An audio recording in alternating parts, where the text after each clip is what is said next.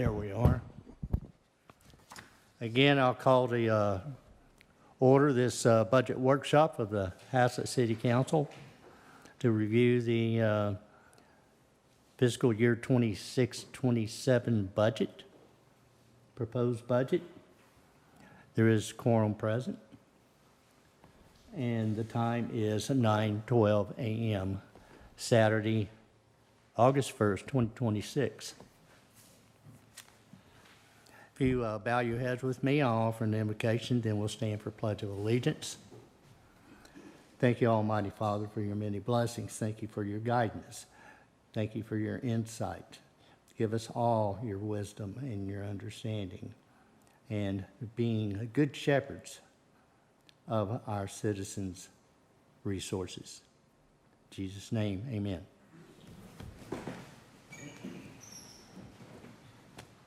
I pledge allegiance to the flag of the United States of America and to the republic for which it stands, one nation, under God, indivisible, with liberty and justice for all.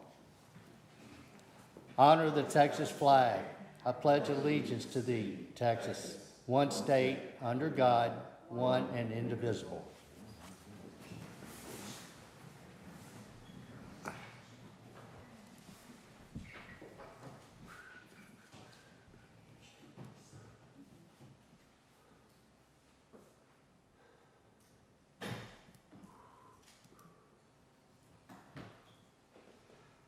All right, James, you might have to come down here to see if I'm doing this correctly.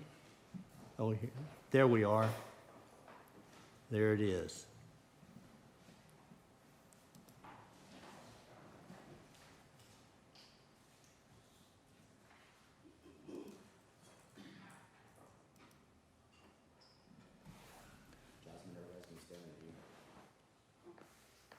Good morning.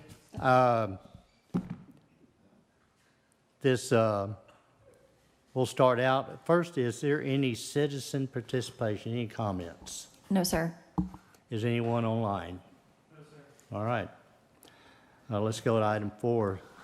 It's the fiscal year 2026-2027 proposed budget. For those online, you can find that link. It is on the website.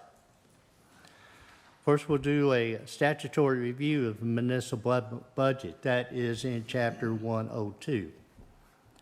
Mr. Mayor, can I ask you a quick question? Yes. It's on. May I ask a question? Is the budget that we were given match the one that's online? Yes. Okay, thank you. Yeah, there have been no changes.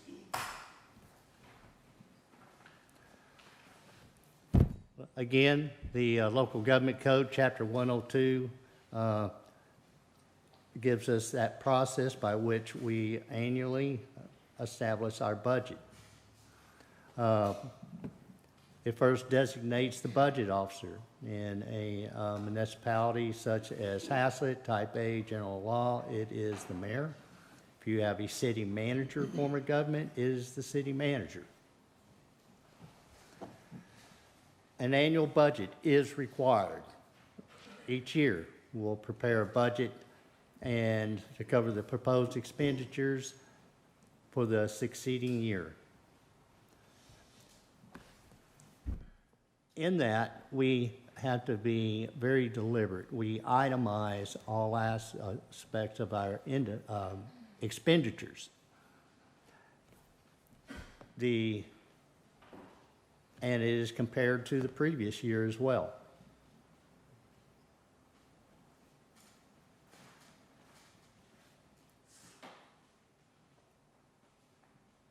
The budget must show definitely as possible each of the projects for which the expenditures are set up in the budget and the estimated amount of money carried in the budget for each of the projects. It must contain a complete financial statement of the municipality that shows outstanding obligations, cash on hand, funds received from all sources during the preceding year, Funds available from all sources during the ensuing year. The estimated revenue available to cover the proposed budget, and the estimated tax rate required to cover the proposed budget.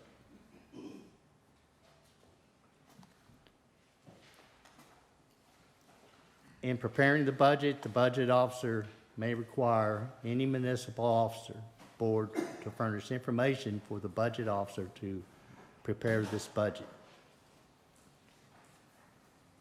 And again, I'll thank all those who did participate in this. It was a good review. Public hearing, and you'll go to your calendar is in your book.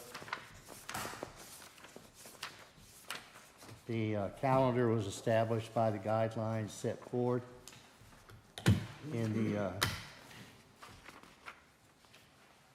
statutes, but we'll hold a public hearing on that proposed budget.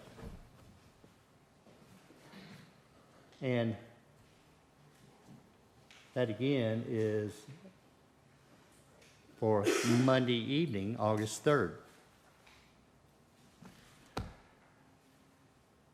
The governing body shall set a date for the public hearing, which we did, after the 15th day that it was submitted to the municipal clerk.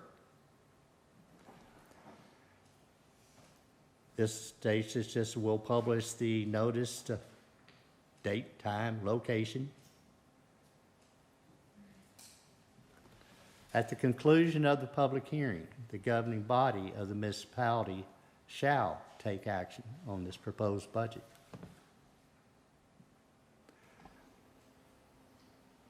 Mr. Mayor, Yes, sir. may I ask a question? A couple of slides ago, didn't it say that you were supposed, not you, forgive me. A couple of slides ago, didn't it say that it was supposed to show the tax rate somewhere in this that covers this budget? Yes. Isn't that normally in the letter at the front? No, Do you know where that is located in this budget? it's in this presentation. So we'll get there? Yes. Okay. And then also, when we were at our conference this weekend, they had said if the tax rate adds $1 more, even for the property tax rate, the property tax money that is raised, that you're supposed to put that in 18-point font in the letter at the beginning. Yes, but the letter that I wrote in for this budget is not the letter they're speaking of. Okay. So you're going to provide another letter? The budget officer's just a letter to the citizenry and the council. Okay. That is all forthcoming. Okay. Thank you. Adoption of the budget.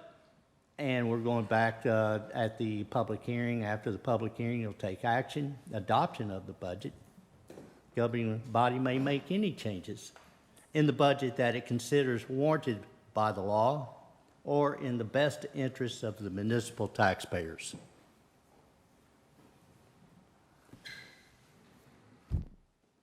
And it gives guidelines that goes into this letter. It's a publication that you're speaking of. The adoption of the budget, if it requires raising more revenue from property taxes, it requires a separate vote of the governing body to ratify the property tax increase reflected in the budget. This vote is separate in addition to adopting the budget covered by Chapter 26 tax code. I just put a little, this tax code just outlines how these tax rates are determined. It outlines duties of the county appraisers and timings when that information is submitted to the city. I'm sorry, I have a question. Yes. Going back to 102.007A, you said that we have to take action on the proposed budget at the conclusion of the budget public hearing, which is on Monday? Is that correct? Am I understanding? So we have to adopt the budget on Monday in 2 days? You don't have to adopt. No, you'll take action on this proposed budget. You can make changes then. Well, we can make changes today. No. Yes, we can. What we are doing right now is a presentation. I know, but we do have the right to make changes At the today. end of this Throughout. presentation, what we will do is have a discussion, and we'll take note of all that the council desires to hear. Throughout today, to we see. can, as you're presenting, we can make changes and have discussion, but my question is, so it has to be, the action that we have to take tomorrow is to, or not tomorrow, Monday? The actual adoption is on the calendar for the 17th. Okay, We used to be able to have the budget hearing and on the same day as adopting, and also is the same day as adopting tax rate, and now we can't do that. They have to be on separate dates. So the budget hearing is Monday. We have it scheduled for adoption on August 17th. And so on Monday, you have to take action, but your action can be to postpone adoption until the 17th. thank you. Well, actually, if you'll refer to your calendar, these are statutory timelines. So going to Monday evening's meeting, all that is a public hearing on this proposed budget. Yeah, it was just me understanding the verbiage, just asking for And clarification. then on the 17th is the following council meeting. That is when the budget is adopted. This incorporating any changes that the council desires. There's a tax rate hearing, and you adopt the tax rate. Understood, I was just asking for clarification, because it said we had to take action, and I understand. Well, the actions for that action they're speaking of is the 17th. I understand.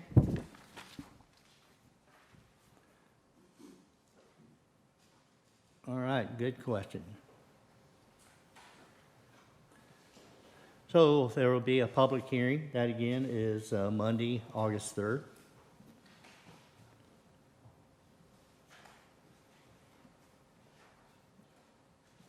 The conclusion of the public hearing, that doesn't mean immediately after the public hearing on the same day, but on the 17th, you'll have to take an action to adopt the budget, a budget.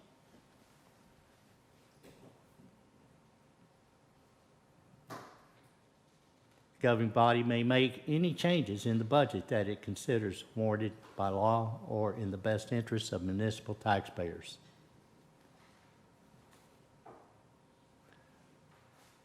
Again, if it requires, the budget requires raising more revenue, there's a separate vote besides adopting the budget, to ratify the property tax. And that is again on the 17th.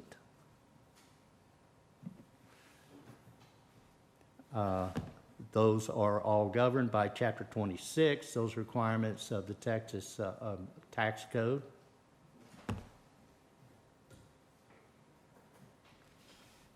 On the final approval of the budget by the governing body, the governing body shall file a budget with the municipal clerk. If the municipality maintains a website, it'll be posted there.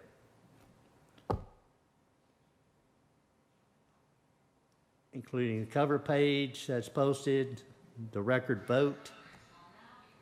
The record vote being, are we good? But I asked that everybody silence their cell phones. The record vote is taking, that's a roll call vote by name. And that's posted on the website as well. After the final approval of the budget, the governing body may spend municipal funds only in strict compliance with the budget, except in an emergency. Are these amendments to the budget? Is that what Pardon? that's referring to, amendments to the budget? There are amendments to the budget.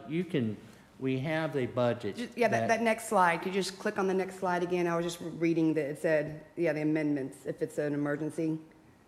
An Okay. emergency is things that, such as a catastrophic storm. Right, it said grave public necessity or changes for municipal purposes. Right. Because there can be two. Okay, just making sure. Okay, thanks. Well, grave public necessity. Grave public necessity. That would be, say, taking funds from the reserve.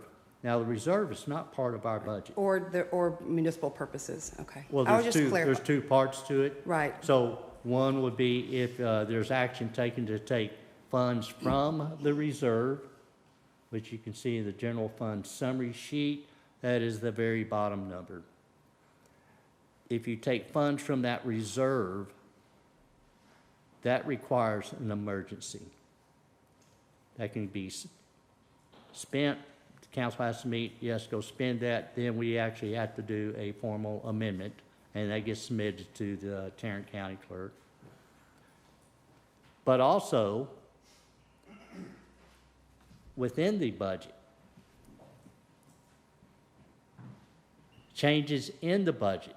So we have an area of the budget which does not include reserve funds, that is the budget. Monies can be moved around inside that budget. That doesn't change the reserves amount. So that's the difference. Changes in the budget and amending the budget. Two different topics. Again, here, it does not prevent the governing body of the municipality from making changes in the budget for municipal purposes.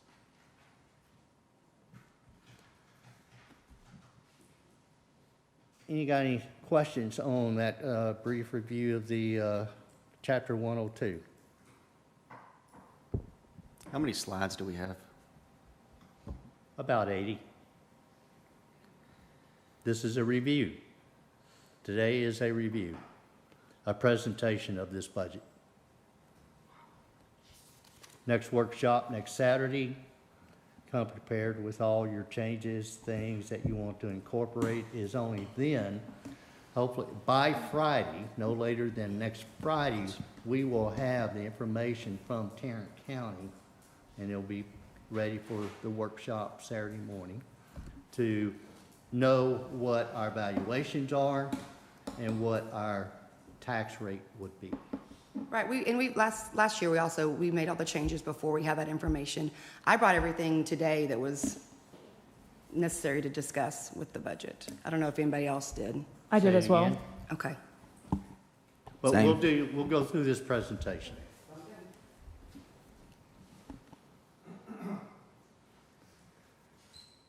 Our financial statement, previously in the previous slide, again, required, but it makes absolute business sense when you're looking at a entity's finances. Our outstanding obligations, our cash on hand, funds received in 25-26, funds available for 26-27, our estimated revenue for 26-27 for the proposed budget, and the estimated tax rate for 26-27 proposed budget.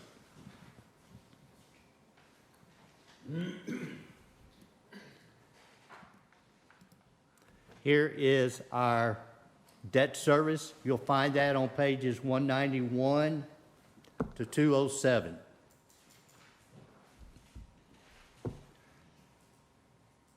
We have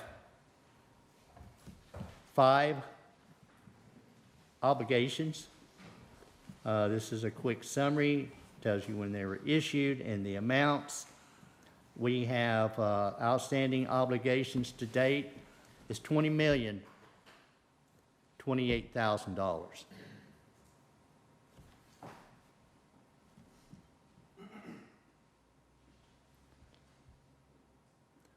You know, I might mention that you probably might be well served if you sat at the dais and could see your screens.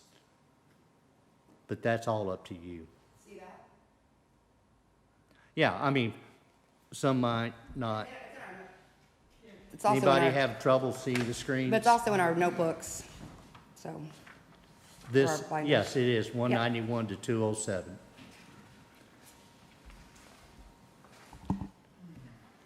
Our cash on hand, beginning balance, which is 46,063,678, and our ending balance we're projecting for this is for 26-27 is 40,369,984.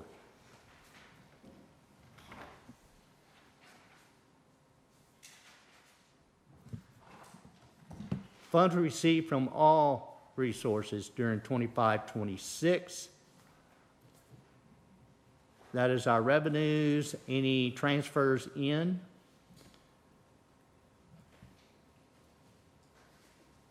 At current, we are at a $11,002,130. By year end, we expect to be at $10,853,994.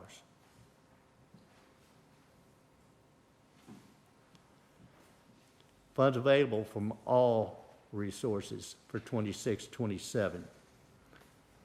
Again, the same items, revenues, and transfers in. We expect to have $26,368,083.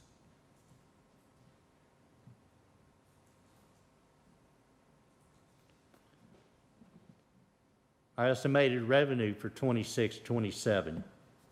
This is revenues from this one category. And that is $11,179. $11,179,776. Mr. Mayor, can you go back one slide? That total available, where is that in our, you said on page 15? Page 15.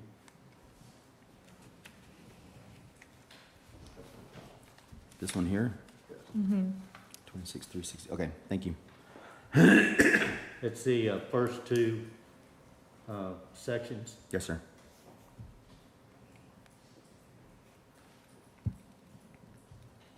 Has everybody found that in their budget book? Any of the previous slides you want to correlate with your budget book that we can go back and visit on, just make sure you've got it and you know where it's at. All right then.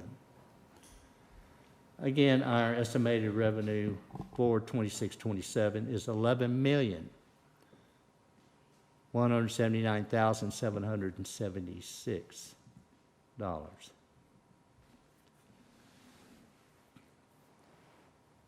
For that, we are estimating a tax rate of 0.334824 per $100 valuation.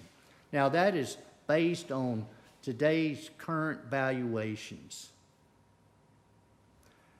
When we receive the information from, and that's the best we can do at this point in time, prior to receiving the Tarrant County information that's needed. And that's not in the notebook, correct?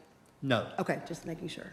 Okay. This is based on current valuations, based on adding $400,000 to the ad valorem tax, which is the second line down on your budget summary. It says property tax, that's ad valorem. So that's showing the increase? Yes, as you can see, last year, or the projected year end, on the budget summary sheet, is $5,842,000. We added $400,000 to that. I see it. That's where the $6,242,000 came from. And then question for you for the sales tax. I know we don't specifically see breakouts by business, but does this have QT into consideration? Because a little curious. I know we're declining because we're not selling as much property, but I'm not seeing any type of increase. Is QT sales considered, or did we? We don't know what QT is going to sell, and the state will not release that information to us. But we didn't have any But sales for we this have year? estimated what historically the sales tax, and it is in here, if you, sales tax was what is the fifth line down. Mm-hmm. But I'm Yeah. saying, do we have an estimation for what we think, or did we not have any sales for this past year? We have an estimated sales tax for this budget year, for 26-27, of $3,256,452. And I'm asking if that business was taken into consideration for this sales tax. Was there All any? businesses were taken into consideration. We don't get information I know specific. So how do we estimate for that? We just, it's a educated estimate. There are no hard datas to go out there and find that the state releases. The state holds this entire database, but it's confidential. But did we have sales tax from this year for them? We should have had about half of a year worth, correct? So did we just, and that's included in our decline. okay, that is included in the decline, okay. So we expect to have projected the year end of 25-26. This budget year is $3,300,000 in sales tax. Okay, I was just making sure that was taken into consideration a full year. There's some sort of estimation there. It is. Okay. Mr. Mayor, I have a question, or a couple, I guess. Total available resources, and maybe Marcy can help as well. In the current budget, it was 31.9 million, and in the proposed budget for next year, it's only 26.3. And where that's under available funds, all resources? Yes, sir? And which item are you looking at? That it's 5 million, roughly 5.5 million less than the current budget that we're in 2026 to 2027. It's 5.5 million less. So, but all the numbers above it in revenues are all roughly the same, little changes here and there, but not 5 million worth. So where'd that 5 million difference, 5.5 million difference come? That's coming from, if you look in the, transfers in to close Fund 19 and the 25 year. Remember, we used to have a Fund 19 and a Fund 9, and we consolidated those. 9 went into water, but 19 went into the general fund. Okay. So that raised your available by that amount? Last year? Yes. Okay. And then part of the decrease in this year, if you'll look in your operating expenditures for this year, they went up quite a bit from last year, mostly due to some of the raises and expenditures we had. And so Where is that? on operating expenditures. Right here on your budget sheet, Okay. Chris, right So here. Okay. the prior year, you had 6.7 in operating expenditures, and then in this year, we're projecting 8.892, and then in the coming year, 9.9, and that's part of the reason. And then the capital is now showing in here, so if you see capital outlay, those capital outlay expenditures at the bottom, those are also coming out. Okay.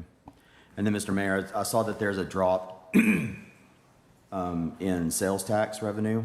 In our budget we're in right now, 2026, it was projected at 3.5 million roughly, and it's only coming at 3.3, and the next year it's only projected at 3.2. Correct. So my question is, what are you doing to bring in businesses? Because we all knew that eventually our housing was going to quit being built. And you, in a letter to all of us, said that in this budget actually, that we're going to be built out by 28, 29. So I know that we have had less houses built this year, but we knew that was coming. And so we need to be doing something as a city to offset that. So I wonder what you've been doing in the last year, I guess now, to bring in businesses so that we can offset that, since we knew that was coming. Been working and communicating with several different developers who own property, who are in that business of retail and have those contacts, working with them to see which businesses and very specific requests of check this business, check that business, please.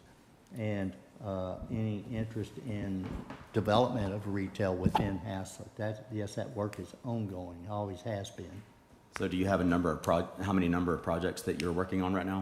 Of retail development, Yes, sir? there is no retail development underway right now. 0. How many warehouses do you have going up? We have, there are probably 3 different projects at various points of being developed. The most recent is the Ironwood project on Harmon and Keller Hicks Road, 67 acres, large project there. We have, there are several in the industrial area just north of Haslett Parkway that are, they have not submitted their plans, but that's underway as well. Is that Fort Worth or is that Haslett there? That's Haslett. Okay. I do think this is part of the problem with us only having a 1-year out budget. Most cities have a 5 to 10 year plan. I do know that the declining sales tax is a concern, and obviously industrial is, but anytime you're doing industrial, you're going to see a dip because you're going to see the sale of the land, which will send you up. And then it takes a while for the property value to increase on that industrial land, like 2 to 3 years. So you're going to see an increase as all that property was sold off, and same with the houses before that property tax starts to go up. So it won't be as severe, I would believe. I would need to see it about 2 to 3 years out. We're kind of in that dip, if that makes sense, of the properties being sold, whether to industrial or homing, and the property value increasing over the time.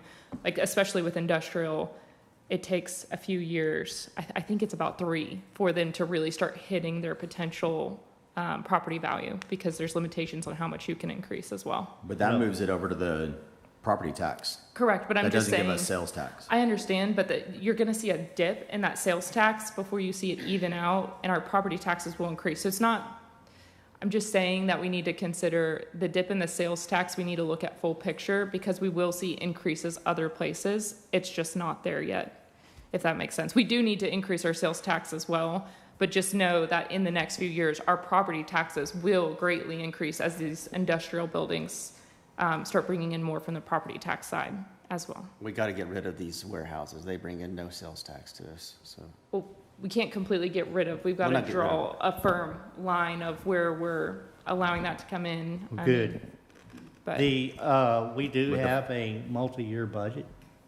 Well, it's not a budget, but it's an outlook of capital projects. It includes employee growth, demands, and things of that nature as well. But the fact that Yes. he has 0 projects in retail, 0, I is know. incredibly bad. And we need to start looking at the full The- 5-10 year, even if he and- says we have one, we okay. don't see one and it's not posted.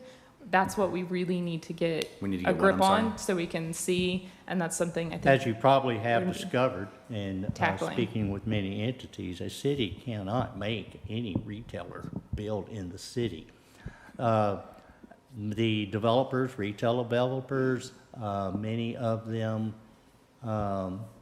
as an example, there was a request to change zoning from ag to industrial for a property just on Westport Parkway, and it was denied because it was felt, well, we need more retail. Well, right across the street from that is a 10-acre corner lot that was on the master plan for retail, and no one's inquired about it. So it is a matter of the market. When we say the market, the property owners, they understand what the market is as well. And they will, a industrial development may be willing to pay several $100,000. If you're actually up near the runway, it's over $800,000 an acre. But a retail endeavor will not pay those kinds of land prices. Certainly a residential developer is not going to pay anything like that as well. So it is a market-driven topic, and the market for Haslett, Texas, like it or not, is for industrial development. Sections of it, not all of It it. is for logistics focus, but that is what all the large developers see. Even the retail developers that we work with, and they have, anyway, going back to that story, that zoning request was declined. And the comment made, well, we'd like to have some kind of retail or fast food, maybe a Brahms. Well, one of them went out and contacted Brahms and sent all our data, our traffic counts, Who did, who did that? everything. Who did that? Westport Parkway. I know, but who contacted Brahms? It was representatives of Brett, I believe, and Oh, they, Brett Brahms Pettigrew? is not. And Brahms came back and Okay, said, yeah. well, That wasn't for that. maybe That's 3 or fine. 4 years. Okay. I know one of my suggestions is going to try to put back an economic development director so they can Yes. take on that job of going out and trying to get some retail and make Haslett look attractive, because there are some areas that I think really could benefit from that. So. And it'll market- be and along marketing. Haslett Parkway when that gets finished and opened up. These developers, the retail developers, there's some very nice places along Haslett Parkway that could happen. You say that we can't make somebody come, and that's very obvious, but we got to first call them. If we sit here and never call them, never reach out, Recruit. never make cold calls to restaurants and commercial develop people to come, we're never going to get anything. And I know that's What what makes you we. think that calls are not made?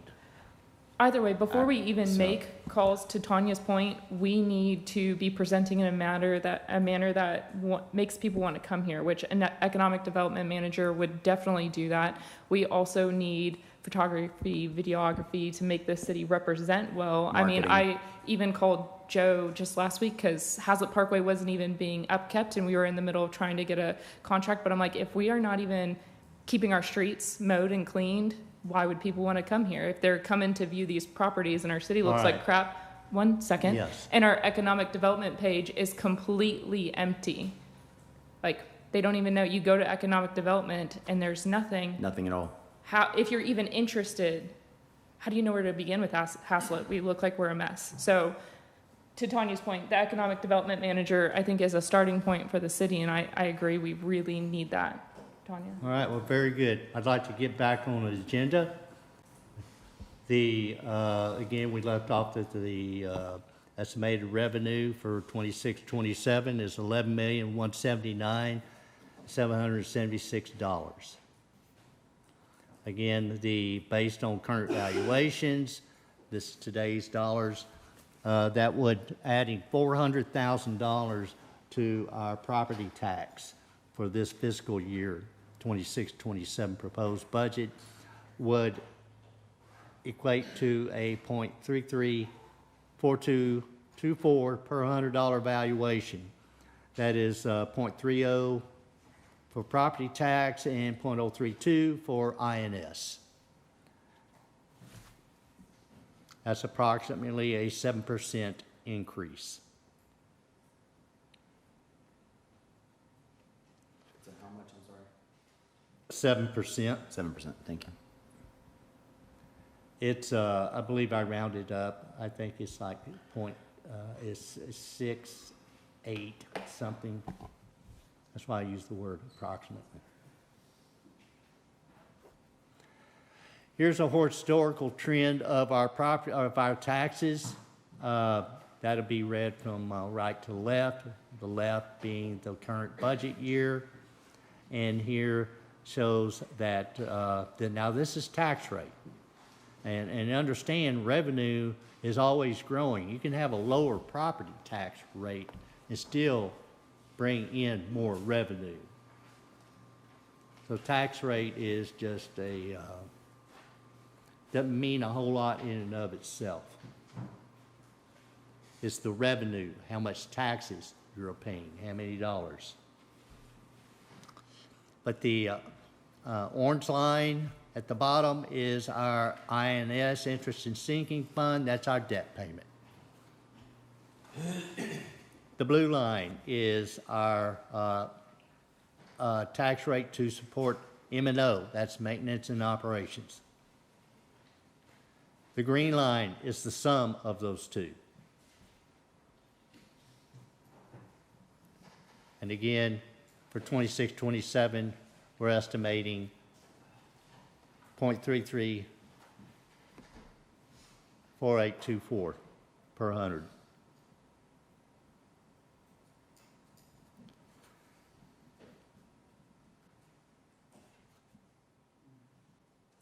Let's get into city departments.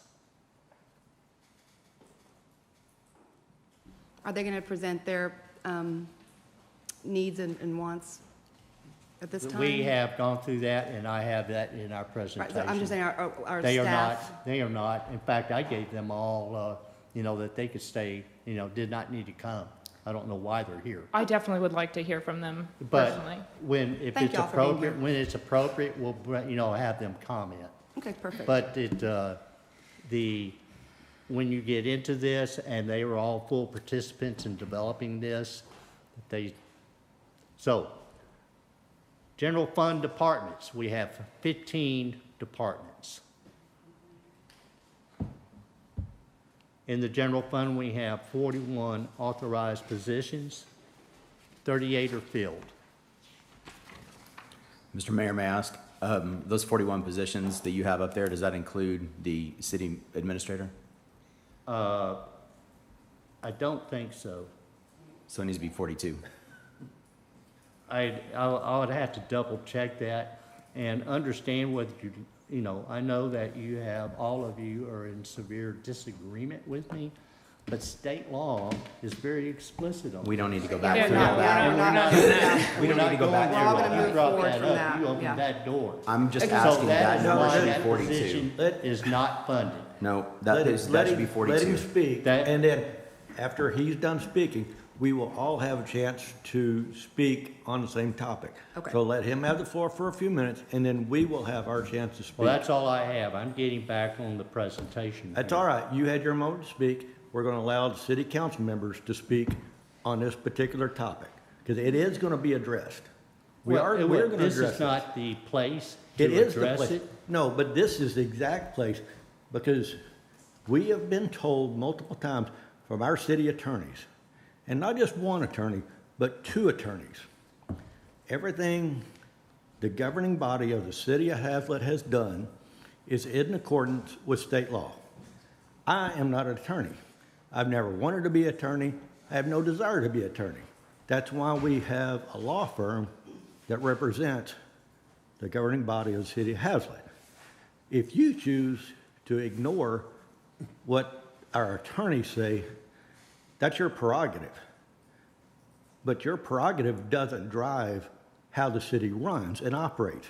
You need to get on board with our attorneys represent. Because if I'm not mistaken, you can correct me if I'm wrong, you're not a certified lawyer. I don't think you've passed a bar exam. So that doesn't make you an attorney to represent state law. Now, maybe you've read Black's Law, whatever you've studied, but according to our attorneys, which is a firm that you hired after you dismissed a prior one, we've had two attorneys from that firm specifically state this is a legal binding position. Everything we've done is according to state law and state statutes.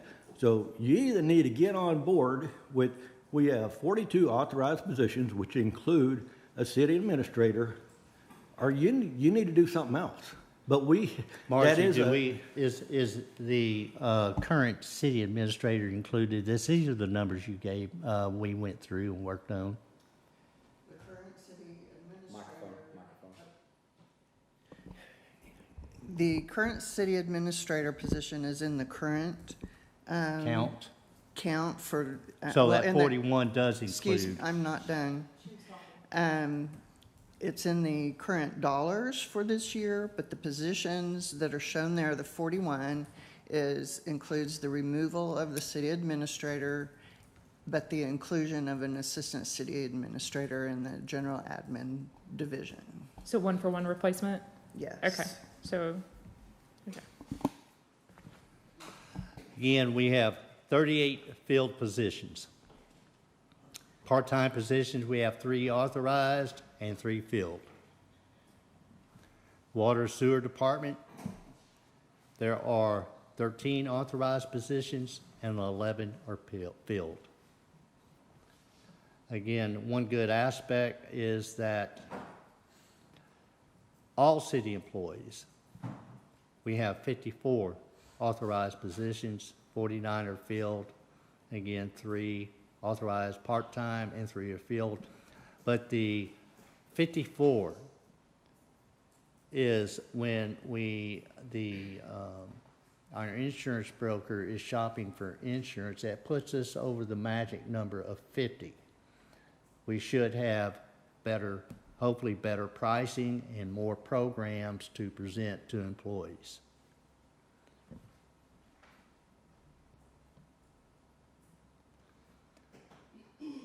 Of the general fund departments, there's 15, and here are those lists of those streets, and we will go through each of their budgets.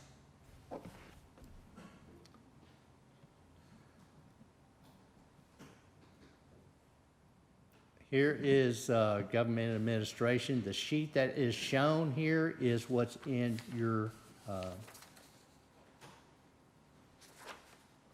binder.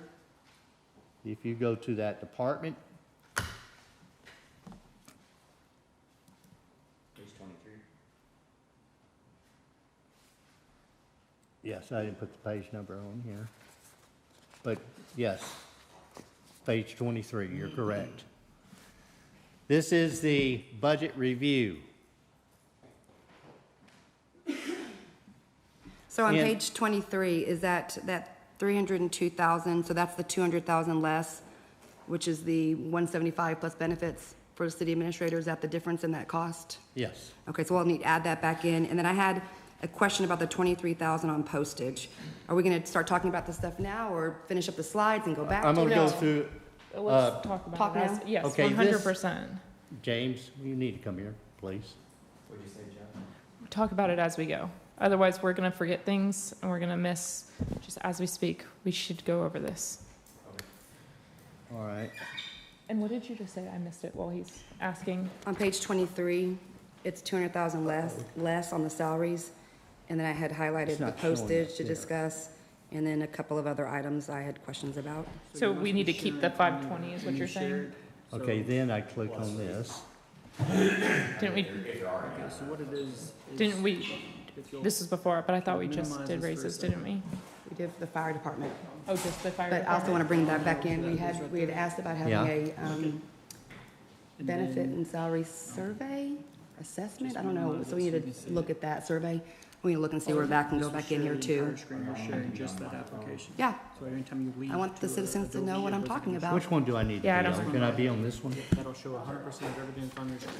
Well, Great. so shouldn't we go line by line for the Alright. pages after this? Because isn't this what totals up to be page 23? All right. Yes. Okay, so, All can we right. start on page 25, since 23 is the summary of pages 25 through, looks like, pages 32? Can we start on page 25 and go line by line? All right. City departments, here we are again. This will be government administration. There we are. This is the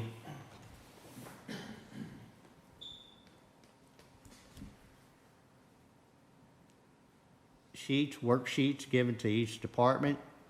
We sat down together for the initial review, and for many departments, this was gone back and forth 2 or 3, maybe 4 times. Not many, you know, some were just a one time, they were straightforward. These first several sheets, it's all about personnel, and finance department updates all of those sheets. Can we pause and go back up and start at page 25, please? Because I know several of us have issues with that first box right there. Right. So here I've included, I did take out the human resource generalist, that's not needed. We have a city secretary / human resource person. The city administrator prorated, all of that was taken out, and assistant city administrator was included. Okay, so let's rewind right here. First of all, did you have any issues with this? I was not talked to about that part. This is the general government administration. The city secretary is not involved in this one. Okay. City secretary has her own budget sheet. Okay. I know, I thought she apologies. was HR. Yeah, I thought she was too. That's what I thought this was saying. So that's why it's taken out, because that's, It's covered The title in their now? budget. If you'll bear with me and give us some patience and go through the reviews, you'll see where it shows up. So the human resources will be when we get to secretary? Yes. Okay, but we do need to make some corrections, and I think Tanya already stated one, which is we need to add in the city administrator salary and benefits. and benefits. And we're definitely, I mean, well, I do not want an assistant city administrator. Does anybody? Well, I'm So- confused. That's to help Mr. Ashton? No, that would be for the mayor. Okay, so I But thought. you had one before. Yeah, we have an executive assistant, Vista. Never had assistant city administrator. No, you had an executive assistant, Vista, at Right. 80,000, so she's And you not your decided not executive to use That assistant didn't anymore? work out. When did that happen? I've never been, 2 council's never years been. ago. 2 years? 3 years. 3 years? Okay, well, it's In re- May? Last May, so council, I mean, I've assumed since last May The that, executive was prior to that, So now you just created a position for 140,000 to help you, 125. and you just decided you needed that to But- help you. Yes. but Chris, I'm going back to, I didn't know that Vista wasn't your executive assistant for $80,000. That She's was not. never, There's no one been billed against that. so what's her, I'm just saying. She when- is currently the court clerk. She's, assistant she's moved deputy to court clerk. So you Okay, demoted that was her. never told to council or myself, no one knew that. Okay, that was just my question. That happened in May of last year, Right. and we That were did. never. That moved it. Never informed. Okay, so now you want one again. And why Well- didn't it work out? Well, that's a different topic, not at this meeting. okay, well, that's not Okay. fiscally responsible to our citizens to have a assistant city administrator and a city administrator. Does everyone agree we do not Yes. need an assistant city administrator? Yes. And that we want to add back Right, in the so city? if we Well, can- I'm I speaking, would, but I'm giving a suggestion in the meeting. If you'll note the things, we have folks here that Marcy is taking notes, Mm-hmm. and you'll see this at the next workshop. No, we No, want to talk no, about. we're we're making making, changes we're today. making You'll changes see it at today. the next. We're making We're changes making the today. changes After- today. after Okay, what you we're did not last year? making changes Yes. today. After we what are. you We did are. last year, we're not going to wait for next meeting. We are not making changes Yes, we are. today. We are. We're going Yes, we are. through the presentation, No, we're gonna make and we're modifications. making notes. And is what we'll 4G do. on our That will agenda be the says most discuss- expedient way to do this. That- Our that's not the agenda, most expedient. 4G, So discussion going and through direction to this, city You have No, no staff. sir. right to We take have- opposition off. No, of- sir. No. After no. what you did last No. year, we're not going to wait. Okay, well, this is the perfect time to talk about something I'd like to discuss, which is the mayor Excuse me, madam, stipend. you I have was- not been recognized. I don't have, it's Yes, a you do. workshop. I Yes, was you already do. speaking. You have to be recognized. Okay, I would like to talk about the mayor's stipend. So the question becomes, with having a city administrator and Enter removing services some of these under office responsibilities that we are supplies. allowed to remove. What are you doing? I'm You're not discussing. giving any What are you regard to Robert's rule, any decorum, or anything. This is a workshop. This is a This workshop. about This is a what you wanna workshop. bring. We're allowed to discuss. We have an agenda. This is Okay. a Do you not workshop. respect the agenda or the The agenda does not process? say allow the mayor to present his budget workshop without any conversation. It does not state that. We are allowed to This discuss. is a presentation. No, it's a workshop. It's a workshop. It says, This it says review. It's called a workshop. It says but review this of first budget. part of it It is does not a say presentation, it says presentation, review of budget. and I would Okay. expect you would have the regard to see the presentation and make your notes, and then the following workshop have those We're gonna work detailed through it. discussions. That's not how a workshop wish goes. Jeremy Maybe in was your here. mind, but that's not how it goes the rest of the world. So we are making I changes don't know as we that go. you've seen the rest of the Okay, world. so for the, Mr. for the Gilbert. mayor's stipends, I just wanted to kind of Pretty sure you speak haven't to council. We cannot change the current mayor's stipends, but the question is, there's an election coming up. Do we want to make any modifications starting at the next election? With a city administrator, it greatly reduces the responsibilities on the mayor. He got the stipends because we didn't have one, and he was taking on those responsibilities. The mayor's responsibilities and council's responsibilities, although different, are kind of equal. So I'm either Those type of discussions and, what, are you gonna, you think you're gonna take a vote or something? no, we're talking about the budget, and this Okay, would be a well, part of the it's budget. duly noted, it's duly noted, just, we have bullet points that, okay, you're opposed to a mayor's stipend. I'm not saying You I'm want a opposed. I'm trying city to have the administrator conversation with council about where they sit Instead, on in lieu it. of an assistant, then we can move on. Okay. Mayor Meg, Hulsey. she is talking. Do you, have I any have a respect question. No, for anybody? I do, but no one here is evidently having respect about the order of the But presentation. we're allowed to ask questions about the budget, and You're I'm not- trying to ask I- my fellow I council asked a- members. You asked me a question, I'm I not gave asking you you, an I'm answer. asking my fellow council members where they sit on the mayor's stipends. Is this something after the next election that we want to keep? Is this something we want to reduce and make more equal across council? Because having a city administrator and having a mayor's stipend is kind of ridiculous for a small city, Is it? especially the current stipends we have for our city size. So it's something that we should all be discussing. It should be taken away. Well, duly noted. Okay, can I talk with them, please? No, Tanya? excuse me, madam. I'm asking. I am in the middle of a presentation. You not respect anything of that. I guess not, but. I know Mayor you don't. Hulsey, Mayor Hulsey. This is a workshop. We are all working. I on have this a question. There is this, I need to get through the presentation at the end. If you'll We're- make we're your not doing notes, that. you should see the entire We're presentation. not doing that. We're not making You notes. should, We're no, not doing we that. are doing that. We're This is not. this agenda. The agenda does not say that. It says review of the budget, which we are reviewing together. Excuse me. You did not make this agenda. That's fine. You're not the president of this board. I didn't say I am. She's a You member of are the trying governing to body. usurp that. I'm not trying to use You're your. not not trying to assert that. respecting.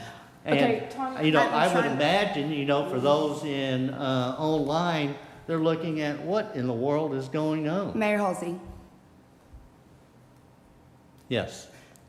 Last year, we had a budget workshop. It was one day. We talked, we discussed, we made changes. Right. And that's what was brought. That Why- wasn't what was brought. Well, I mean, that was what was supposed to be brought. So I would like to do that again for this workshop. I don't understand why we're having two instead Okay. of getting it done at one Because time. it's worthwhile to have these Because it's two. worthwhile. Is is there something better for you Yes, folks we're to do? saying we would Yes. like to Then work through it We- go today. through and look at the detail of your budget? I did. I mean, We I did. think I can speak for myself, and I don't know about them. I went through every single page of this notebook Well, with you la- did with- not excuse go me, Can you through- please excuse let me, her finish? Excuse Did me. not go Can you through please these. let her Excuse me. finish? Excuse me. Let me finish, No, please. she was talking. Yeah, I was talking, and I compared it to last year's budget, made notes on every page, added little darts here, and I'm prepared to do it today and Yes. take care of these things. So if you're going to present, just kind of roll through it as fast as you can so we can go back and go page by page. I Is my disagree. I have request. no problem with you presenting. I think it's great that you've provided a presentation, but when we wanted to stop and discuss something, it's so important that we do that. Otherwise, we forget items or they get missed. We're not trying to stop your presentation completely, but we do want to discuss as we're going. And that's what a workshop is. Yes. When you talk and you collaborate and you talk about things, we don't just let somebody go and all of a sudden 3 hours, 4, 5 hours, 8 hours later, hey, what changes y'all want to make? We forgot all the crap we're talking about. Well, one, I'll make a note, it's not crap. Okay, well, stuff we're talking about. So This is I just- again not a unilateral decision. We are all the governing body. We Right. note that your preference is to do And can I finish my sentence? She's I'm still being talking. respectful. We note that your preference is to go through the entire thing. That is not my preference. What is your preference, Not my Chris? preference. Doug? We are a governing body, and we all need to have input into this As we go. as a workshop. Zach, would you like to work on it as we go? As we go, Tanya? correct. Okay, so the governing body has said we'd like to work on it as we go. You can still present, but when we have questions or changes, we're gonna discuss those. Can we please move on and do it that way? We will, I would ask that you be pointed in your discussion, just state your point. I want to make this change, I want to make this change. Okay. Okay, But, we can I do mean, that. we may have some conversations depending on the topic, but yes, we will try to be as pointed as possible. We all wanna go home today. So back to I the, would just, oh, go ahead. one caveat to all this, and this is what I would like to ask anybody in this room or anybody online. If somebody has the floor speaking, they are not to be interrupted. They're given their time to speak until it's completed. Then the next person can chime in. Let's not. Here. Let's not- And we have, which As he's is, doing it. As he's But- doing See, it. this is what I'm talking about, Mayor. But- Can you not let him Can- finish? This, Can precisely you not to let him my finish? point, precisely to my point, I've discussed this with you multiple times, Mayor. It's your mannerisms to talk over everybody, and I want it stopped during this workshop. Just as I said, if somebody has the floor speaking, they have the floor until they are completed. Then the next person can chime in. But please, hold your interruptions. That's all I'm asking. Here. Because you've done this for years. So let's be polite and courteous to all members in the chamber and online. That's all I'm asking. Can we do that? yes, Thank you. and you will ask to be recognized before you speak. Is that required of a workshop? No. That's part of the Roberts Rule. For a workshop? We don't do For Robert's Rule any in the workshop. meeting. I don't believe for a workshop. We're not that's voting on required. anything. It does, Robert's Rule doesn't exclude workshops. That's interesting that we follow it when you'd like to. But I'd like to go back to the mayor's stipends. So do we? Excuse me, did you get asked to be recognized? Can you recognize yourself? Why don't we follow No. procedure? I don't have, You don't have to? can you show me where we have to follow You Robert's don't rule in the have to? workshop? Yes. It's supposed to be an open discussion. You're just trying to be a dictator right now, and No, it's really no. frustrating. Back No, to it's the- not. Excuse me, madam. You are not running this I'm not meeting. trying to run it. I'm trying are to go back to a trying to run topic it. where you interrupted Mr. it. Hort, how do I deal with this? I know how to deal with it, but people don't, some don't respect that process. All right, let's back up to the front of this not all the way to the front, we're on government administration. And to the governing body's point that everybody has made, let's go to the top and go down the lines. If somebody has a So- question about a line item, give them the floor to speak to it. But you have to acknowledge them getting the floor. You Yes, can't, yes. okay, but They you can't can't. just jump in. Are you gonna do That's that? correct. But you need to acknowledge, if somebody raises their hand or says, I've got a question, I do. then will you stop and say, Very Councilmember good. Wise, you have the floor. On Mr. Hort's suggestion, we are at the top again. Here is the salary items here. And it's been noted that several members, if not all, want a city administrator salary placed back in. And A benefits. assistant city administrator removed. And evidently a mayor's stipend removed. No. But Can I- that may I has to speak? be voted on. May I speak? Yes, ma'am. Okay, so as long as we're gonna recognize, I'm not saying necessarily removal, no matter what, we have to leave the budget, through his current term, which would be about, I'm not sure if he's paid weekly, bi-weekly, monthly. It would be anywhere from 15 to 16,000. The question then becomes, what do we wanna budget for this for the next term? And Mayor, There's no stipend after. May I will answer that. I Well, know it's in the it's- state law. It is, it does state that the governing body shall set the salary. there will be a salary set. It's not you can if you want to, it says shall. But anyway, that is set prior to the new election. in I know, May. but we're doing the budget, which we need In to the budget, it properly. stays as is. I know, but we can change it. Okay, So, may I? yeah, please, Doug. May I? Pardon? Yes. I think what we're trying to get across right here is based on state law, and I don't know the state law because I'm not an attorney per se, but we passed an ordinance for this. We'll need to pass an ordinance to remove it. I think this goes through May, so we'll need to prorate Yes. the Yes. dollars from October to whenever the election is, say May May. 1st. So we'll need to prorate the dollar amount. It won't be 25,000. It may be estimated, 16 to That's what 18,000, she was somewhere in saying. there. Yeah. So I think that's what you're trying to point out. is Correct. We need something less than the 25,000. Correct, and the question becomes, I do think the mayor and council does do work, but they should be more aligned as their responsibilities are different, but also equivalent now that there's a city administrator. I would say the only difference is that the mayor does have the responsibility to complete this budget, which does take time and effort, but we also have to review it. So I don't know if you guys want to do like $150 per meeting stipends for mayor and council. So that means like, hey, if you're attending, you're getting paid, and if not, you're not, or 200 for mayor, 150 for council, or keep it all the same and then put $1,000 stipend for completion of the budget and 500 for the review of the budget. That's the conversation so we can budget properly. I know we'll have to still put this on an agenda before the election, but just we need to be thinking about this because this is next year's budget. I don't think until a couple of years ago, the mayor had a stipend, so I don't know why we ever got a stipend for the mayor, so that can be removed. I It's mean, just it popped up could, a but couple the years question ago. is, do we want to? A lot Like, of- they do have work. A lot I of the mean, other small towns around us have similar things where the mayor is paid like $150 per meeting, up to 2 meetings a month. So you can't just keep stacking meetings and make more money. Yeah. And then the council's paid like $100 a meeting. It's not much at all, it's just a little bit, but, I'm or we okay can with just go to that. zero, I it mean- doesn't matter. I mean, But I'm okay with that, but I don't think we need a 25,000. I mean, I'm okay No. with a weekly. I have a question about a different topic. Please.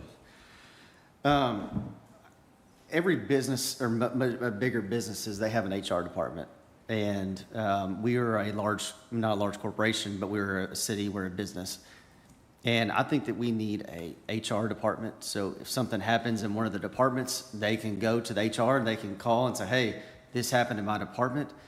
And I think we used to have that, but now you took that off. I think Crystal was coming here to be HR and city secretary, if I believe. I can be corrected. But I think we need an HR department or if Crystal wants to take on that too, I don't know. But I think taking that off, I think every business, every city needs an HR to have, in case something happens. I And think it y'all was can, moved. Yeah, It's it's- been moved. That's been moved to the city secretary's It's budget. still here, it's That just you'll moved. see after this one. okay, well, It's I not think he's been questioning whether erased. It's it's the correct. funds for it are allocated somewhere else. okay, but we do have an HR department. Yes, we do. Okay, I was told that I got taken off a while back, so I just wanted to make sure. No, that's not incorrect. That's incorrect. Okay. So, can we go back to the stipend? Marcy, can you? Excuse me, would you I'm like to sorry. speak? see, this is gonna take so much longer. Why can't we just work together? Excuse me. I'm asking you a question. Why can't we just speak? Why do you need control? It is a matter of just running a meeting. No, Madam. this is an assertion of control. I don't think that what you're saying is correct. Okay. So is there something wrong? I've got a comment. I'd like to speak. It's Is just, that, is that it's counter just to your control and character? narcissistic tendencies. It's okay. So, Mr. Mayor, did may you I have a- speak? Did you like to speak? Yes, thank you. Marcy, is it possible that you could just really quickly prorate if we were to end the stipend on May 1st? What number would we need to put up there instead of 25,000? And can we make that change for when this is re-presented to the public? May I speak? Yes, ma'am. Okay, and then it would need to go from May to October for the If we stipend. do anything else. I mean, do we want to go on the higher end until we can have a full discussion, maybe $200 stipend for mayor and $150 for council, and then we can, that way there's enough and we can have this conversation in a council We meeting? can always reduce it later. Yes, and then I'd like to get like 100, research from other 100. cities and see what I'm probably the only person, I don't think we should get anything. And if we do get paid, it'll be donated back to somebody. But I want to see maybe with Justin or Roanoke or Argyle and get some research from other cities and see what they're paid, and then kind of see what that standard is. I had pulled that Yeah, up when but- I was looking at this. I don't think I looked at Roanoke and then, but Or I the, just think it's surrounding areas. I don't know if any of them do. that's where I come up with So- the stipend of that, like 100, 150. And then that could was- be at a council meeting and Yes. get discussed. Yeah, And I I'm good can with pull that. up in my notes what cities, but I just figured when we actually brought this forward, I just wanted us Yes, to make exactly. room. That's what I'm saying. We do it Yeah. at that time. And Yeah. I'm fine with us all getting nothing, but then I think it should pretty much be the same for the mayor, because when we decided to go to city administrator, which was an exorbitant cost for the city of Hazlet, which is fine if, like, he's doing the task, but that means then we're doing less. That's the idea. Mm-hmm. So either we're all getting nothing or we're all getting a little bit. I agree with that. So do we want to put in the stipends and then we can kind of talk about this Mhm. later? So Marcy, do we want to do 200 and 150 and then? Just for a placeholder. Yeah, so. But be careful, you put a placeholder in, you're gonna get screamed at by people at council meetings, so. I understand. Can you do 150 for city council starting, after the May election, per meeting with a max of 2 per month? That's Do we want to say max of 2 per month or 3 in case there's a times workshop? 12. I would say 2. Okay, 2, That's and just then 3,600. for the mayor, 200 with a max of 2 per month. And then that leaves plenty of room And for us that's to discuss. 4,800. So that is about $8,000. Yeah, and so it will be less Approximate. than. From May 1st to October. I did 12. Yeah. Oh, well, I did 12 months, but Once he fully, once we have a full year of no Right. mayor stipends, it will be much cheaper than the current mayor Than the stipends. 25,000, This first correct. year, I think it may end up being right around the same, but that's because we have to finish paying out what he was given. Mr. Mayor, how does that stipend work? Do you get paid, is that like monthly, weekly? How does the stipend work for you? I get paid the same time employees get paid. Okay, so 25 divided by 12, is that, I guess, do they get paid weekly, monthly, or how's it city employee? By weeks, okay, Divided by 26. okay, It's 961.54 a pay period okay. for 26 pay. Okay, so were you able to calculate that? I'm figuring 12.5. And also, Marcy, were there any benefits like health insurance or anything like that that was included for the mayor position? Okay. Okay, I'm sorry, you said 12,000 for the mayor? That's all the way through next year's budget? Through May plus then the 200, No, I have that. okay. well, that'll be about 8,000. So if you put 20, change it to I 20,000, would. that should be fine. I would suggest that let Marcy do those detailed mathematics Yes, not me. Yeah. behind the scene and not, she's got what you desire, Yeah, and then we can move on to the next topic. I'm just making a note so we can make sure the changes are good for next time, Good. but I agree with you. You'll review that. You'll get a copy to review. I agree. So So, any more items up here on this account number 6010-01? That's the salary item here. yes, Mayor Hulsey. Yes. I would like to add back in, I don't know if 200,000 is an appropriate amount for the salary and benefits of the city administrator. It was 175 plus benefits. So whatever number, Marcy, that is added back in at that account number, please. And remove the assistant city administrator. You have to ask to be called on, Chris. I'm sorry. You have to ask the mayor to speak. All right, noted. So, remove assistant is the, add city administrator at 175 plus benefits. The mayor's stipend will be adjusted. Any other comments on that item? All right. Yes, ma'am. So it's 150 council, 200 mayor, limit 200, correct? Yes, ma'am. Thank you, Marcy. So the mayor, you'll have to continue until the, from October 1 till May. We That's what we we've did already say that. And, but you want to, sounds like you want to add a council stipend Not until presently. Not until after the next election. We're gonna make all those changes at once, because that would be more costly to Hazlet residents if we started that now. That's if we decide to do the change, and we need time to talk about it. Well, it might be good to go ahead and budget for it, That's what we and just just did. because it's budgeted, doesn't mean you'll spend it. That's what we we just said. did. That's what we said.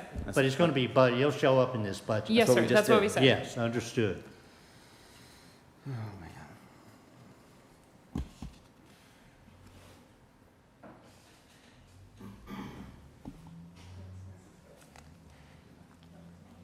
Here, one of our objectives in going through this, finance director and I, was to consolidate various expenditures that had been distributed out across departments. Say, such as, you're looking at this one right here, it says water. Okay, well, instead of each department having an expenditure on water, we have inter-services. Inter-services is a department that provides services across all departments of like needs, such as copiers. Copiers were just spread out across all departments. Well, when a copier needs maintenance or anything of that nature, or the lease payment is paid on copiers, it comes to one department. So it made no sense to run it to all multiple departments. So this is an example of consolidating. Makes everything much more efficient. Mr. Mayor, Yes. we skipped a few pages, and I just had a question, because it says employee insurance and has one employee marked, and I think there's also, who's that one employee on this? Where are you? Oh, is that his benefits, on page 27? Those are the benefits for the assistant. Okay, so that is his benefits, so they weren't removed, okay. And then is that the same Tanya. for, Jasmine, You she what? said for the assistant, So Oh, those for- can be removed. the position he created. okay, so this needs changed back to the city administrators. This will all be updated. So that'll naturally be Do we need taken to out. direct you by Okay. line item, or are you good with the direction we gave earlier? That'll change? Okay, that's all, I was trying to figure Mayor out where we Hulsey. were. Mayor Halsey, Yes. on page 28, I noticed that there was a $23,000 request for mailing out, I guess a mail out. And I guess I had some. And some- I'm going down here. This will be up on that screen. Okay, Can so we- you're two above it? We will, let me get down to it. Okay. If you'll watch the screen up here. So you're at the water line item, the top of page 28. I did have a question, if that's okay. About, where?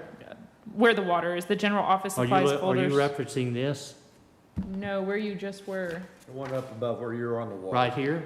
She's on the top of 28. Yeah, that's page 28 for us, apologies. Since I'm going to assume Joe wasn't spoken to about budget, is this a sufficient budget for you, Joe, for office supplies? Is there anything we need to consider as we're going through here? Okay, you're good, you don't need anything. To And answer your question, I did not consult Joe Ashton. I figured, I'm just making sure, since this is the budget for him, that, is there, besides office supplies, is there any other line items you need us to consider for your position? Okay, I just wanted to double check. Very good. All right, moving down. We did make, this is general across all budgets, but this says software licensing for Microsoft Office 365 210. Well, Microsoft Office 365 in and of itself costs more than that. But this was very specific for a program called Bluebeam, which is very much like Adobe Acrobat. The next item, postage. We have in here the charter mailing. It is required that they mail each registered resident the charter itself. This is an estimate of 2,500 registered voters. We did put a package together, both in binding and paper and the quantity, assuming it's I think about a 40-page document printed front and back. And went to the post office, and they gave us this quote of $906 per mailing. And that's where that $23,000 came from. Mr. Okay. Mayor, is it required to send every single person that, not every single household? Because I don't need two at my house. It states registered voter, but we'll get clarification on that from an attorney. Okay. No, we don't want to, I mean, if we can mail one to a household, and that will cover the requirements of state law, then that's what we would prefer to do, all of us. So Mayor Hulsey, Yes. my question is, can it not be a bulk mail that goes out to a zip code, goes, and then there's some sort of disclaimer that this is only for registered voters of the city of Haslett proper, and that would be like a lot less for a cost, I feel. 76052. But it'd be like going 18 to too many people, right? But It'd be can you sending, yes, They had to print a lot of packets. so that'd be a lot of more packets. 76052, there's probably, I didn't know if the bulk mail was a better option than individual, but not if you're sending it to more people, so, okay, there are probably okay. 70,000 people in 76052. Right, okay, so then this number might be There cut, are but- so hold on, I'm talking. 2,500 registered in the city of Haslett. May I finish? So this number might be reduced if we're able to take it to a household and not the 2 registered voters or 3 registered voters or 4 Correct. registered voters at that particular home. Correct. Okay. But this, okay. Mr. Mayor. So out of the 5,000 plus or minus people we have in our city, there's only 2,500 registered voters. Yes. How did we get that data? Because that just seems absurd. I would assume that'd be a lot more than that. That with all the new houses being built, they're not registered in Haslett, or they're like they moved here from McKinney and they're not registered in Haslett, or like how is that? That comes from Tarrant County data. Okay, so that is up to date. There's only 2,500. That's an approximate number. It changes constantly. People are moving in all the time. Can we not? I mean, can we send it to just one to every household? Because there might be some people that see this. Oh, I need to go register to vote. I want to vote on this, but they're not going to get a packet. Like if my neighbor's not registered to vote, but they might want to vote on this, and so they can go get registered. If they're not registered, they cannot vote. I know that, but they might see this packet in the mail, come into their house, and be like, oh, I want to vote on this. I need to get registered to vote. I'm So is almost that- wondering if we could, sorry, may I speak?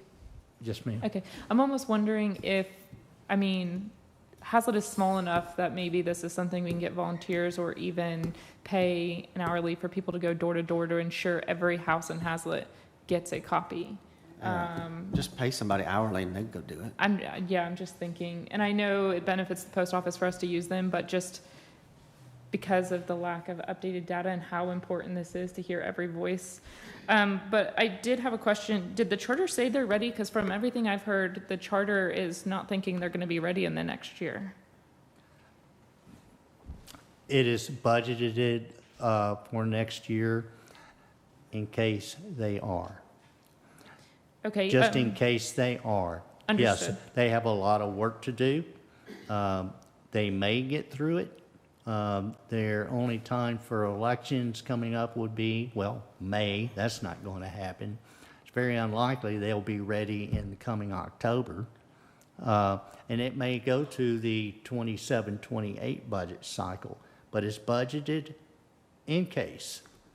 Okay, I thought there was additional restrictions if you didn't do it in the May election, but I didn't see anywhere where there was educational materials because, yes, the charter has to mail out all the packets, but also we're going to need to have meetings to educate the public, printouts, stuff like that.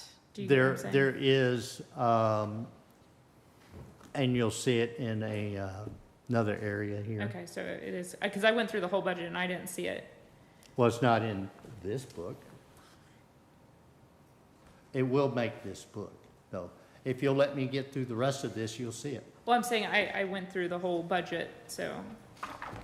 If you'll let me get through this presentation here, you'll see it. But Mayor Oh, Hulsey, yeah, go you ahead. just said it's not in the book, though? It's not in here, It's not in our budget that Yeah. we received. Why would it not but be? you will see it. Because it got, it was Mr. one item, I Crothers believe, asked if that anything got changed, and you said not a single overlooked. thing It had was changed. noted, but it got overlooked. So, but, This- So back to Mr. Crothers' question, this is different than what we were given. The budget has changed. No, You just said it wasn't in there, but we're gonna see it and it was added. if you'll let me get through this presentation. No, it it's a will simple all- question. Is everything in here, is there additional things than what we were given and what's online? No, what's online is what this book is. But you're saying But the you've already made cost changes. for, It's just like you're gonna It's have not in here. changes that you want to make to this. You There have changes are as well? Several items that we have noted, we need to include this Okay. as well. okay. Mayor, Please. Jasmine, Councilman Wise, let's make a list of bullet points that, once we're done with the presentation, we can go back and we'll address in details these type of specific bullets, because I'm somewhat lost in the conversation that's gone back and forth right here about, is it in there or is it not? So I understand what you're asking. So let's just make bullet points, and we'll come back around before we adjourn, make sure we address each and every one of these type of situations. Does that Thinking- sound good? well, It's, Yes. we're still gonna discuss as we go through. He's But that- talking about I the know, it's- specific yeah. item, yes. So, the charter mailing, this is to account for the possible expenditure is placed here. Not to say that there is a cheaper way to do things, we'll investigate that Sounds before it good. happens. Thank you. Okay. Legal expense was increased from 120 to 165. Looking at the attorney's burn rate, plus they have also gone up on fees. You'll see that in your council packet. And that is what is to be expected for the coming budget cycle. Page is he on? School crossing guards, when we first got that contract, there were several crossings added. Also is the duration of time that they're out there. Some of them are out there 5 hours a day. And so this is the estimate that we have. We won't have that, just like a Tarrant County Sheriff's contract. We won't know what that exact figure is until we get close into October. But likewise this, when they get their contract back. Mayor Hulsey, Yes. above that, it says mayor trainings. Was the 6,000 spent on trainings this year, or do you feel that's a necessary number? Where's that? I'm following this. Yes, right above the school crossing guards. Right above it. Directly above it. Miscellaneous expenses, travel, mayor training, mileage, airfare, hotels. I was just wondering if 6,000 was a little high, or if that's something that you do use every year, and if so, that's fine. That's, but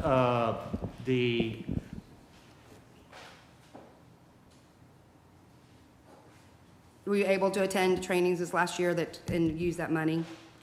Are these trainings just for you? Is this for like when we go?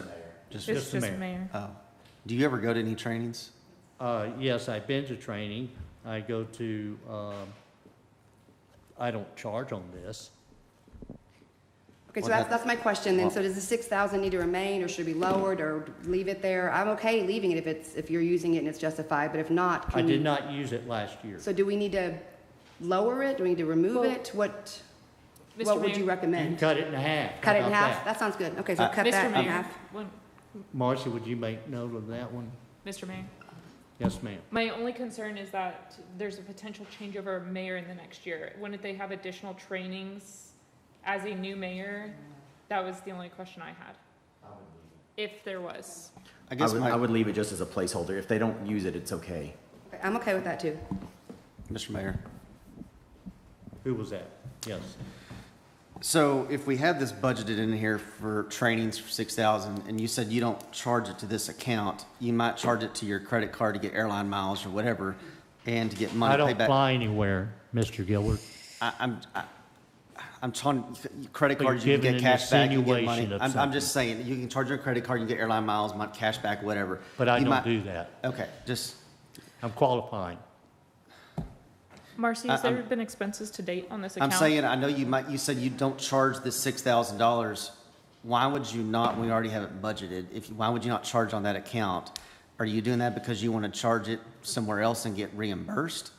I mean, I haven't charged anything to training here, But- or to miscellaneous admin expenses. but you just I told me, haven't. you've gone to some trainings, so why, but I don't charge them on this account. Well, why not? We have it budgeted for you. Or because I chose not to. Are you saying you pay for it yourself? I chose not to. But I'm saying, are you saying you pay for it yourself or you charge it to somewhere else in the city budget? I think that's No, what if I choose not to, I'll pay for it myself. Okay, so you're saying you take the hit. Okay. Not everything I do I charge for. And that's understandable. I think that's for all of us. I'm just asking, do you charge it to get cash, to get reimbursed, or are you paying for it and not wanting to get paid back? Or why, I'm just asking, if we budget this for you, why are you not putting it on this account? That's what I'm asking. Just a simple. Maybe because he didn't go to any. Probably so. Because I didn't travel anywhere to go for any training. There's no airfare, there's no hotels. I didn't drive anywhere. So all the trainings you've done were in the DFW Metroplex. You didn't go to any in Austin or No. San Antonio, No. like to TML like they did? No, I You didn't- utilize online Oh. for 99.99% of all training. You don't go to conferences to interact with other mayors and talk about their stuff too? That's online. Okay. Okay. Marcy, was there expenses against this account this year? Everything in this account is all for the crossing guards. Okay. Excuse me, what was that? Everything was for the crossing guards. Yeah, so we have the 13,000 is supposed to be $666. I think, what do we have in the budget on that? I So- think it's just under 13,000. Yes, sir. So Tanya, did we want to leave the 6,000? Yeah, I'm good with y'all. Just one more year? Just leaving it, See yeah, if that's it's fine. used, especially in a year of possible transition. I wasn't saying there's going to be. I'm just saying, since we have a possibility coming up. And I guess I had one more question about the crossing guards. Have you talked to either the principal at House Elementary or the new principal at Worthington to see if they're happy with the location, they're good with keeping everything the I've not talked to same? with principals. Okay. They generally, if they have an issue, something, they'll call us Okay, up. so that's good. Okay. On the next item, Sir, sorry, before we move on from the crossing guards, so were there any, I know there's an increase, and I realize the contract goes up, and I realize it's for longer, but I don't remember, did we have 5 crossing guards, 6 crossing guards? Did we add one? Did we leave it? I believe we have, maybe, 5 or 6. I don't know the exact count. But we have I one don't in- recall. We have 1 in Ashmore Farms, is that right? There's one in Ashmore Farms. And then the others are at Worthington and Hazlet? Worthington, yes. Okay. Do we know where they are at? Because I also know several of the teachers act as crossing guards for Hazlet Elementary. So I was curious. There's not one for Hassett Elementary. Well, Yes, there is there is. Hassett Elementary. We have Yes, a there map, is. Jasmine. I'm thinking We of do. Schoolhouse I'll find it. Road. Okay, thank you, Tanya. There's nothing at Schoolhouse Road. Okay, thank you. We got the request where to put them from the 2 principals last year. Mayor Hulsey and Tanya and I were all worked on it, and so that's where they're supposed to be. So there's supposed to be one at the 2 crossings on John Day, and then there's supposed to be one in front of Hazlet Elementary, and then I think one on the corner of Hazlet Elementary, There Okay. is. and then one in Ashmore Farms. I Okay. think is where they're supposed to be. Thank you. There is. All right. Moving on. Yes, ma'am. I just want to clarify, leaving the $6,000 in. Mayor's Council Boards Outreach Training. The Metroport Chamber out of this item here was taken out because it's paid from Inter-Services account. what we did discover going through this, it was very, some isolated instances, but it did occur. There would be one department was paying for an item and another department was paying for the same item. Okay, well, this effort that was part of the consolidation effort, is to pull all those like expenses into one spot, inter-services. Mr. Mayor? Yes. If there's an item such as the Metroport Chamber of Commerce dues that could potentially be paid for by the EDC, do we leave it in our budget and they just reimburse us, or do we take it out of our budget knowing they're going to pay for it? No, you leave it in here. It is something, is a membership of the city. Okay, EDC didn't purchase that membership. I understand. Is leave it, you budget it. If EDC can or will pay for it, then we'll credit our account at that time. Okay, thank you.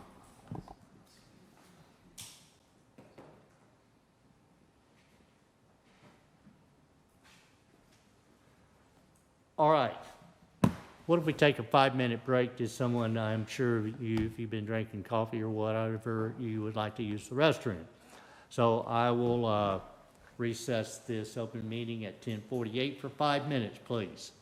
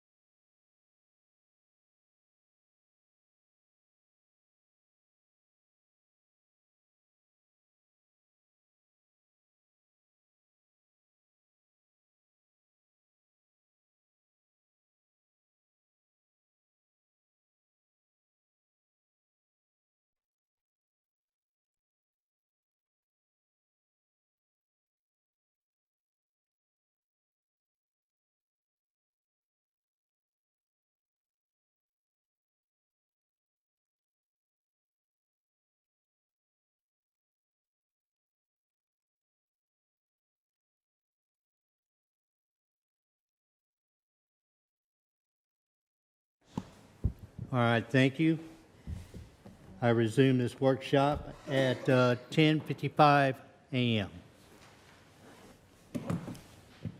We've left off here subscriptions. There was no changes there. We just took out that line item that says IMC or ICMA 120. That's accounted for elsewhere.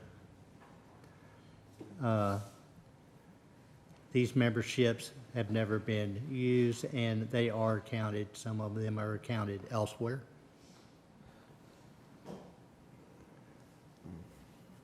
TML risk pool decreased $2,000.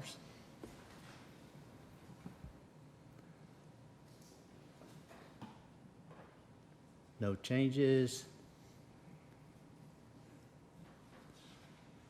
Miscellaneous contingency, that item's taken out. Nothing's been, that's not been utilized for a while. Economic development, we have planning and zoning and land use consultant for the future land use study at $50,000. That's an estimate for the consultant. Wait, Mayor Hulsey? Yes. On page 31, I think we skipped over this really quick. I was waiting to get there, but on cell phones, so our cell phone budget for the city at $600. I mean, my bill alone is like 200 and something for a couple of phones. So how is that 600? You'd think that'd be thousands. That would be better addressed with Stephen or James.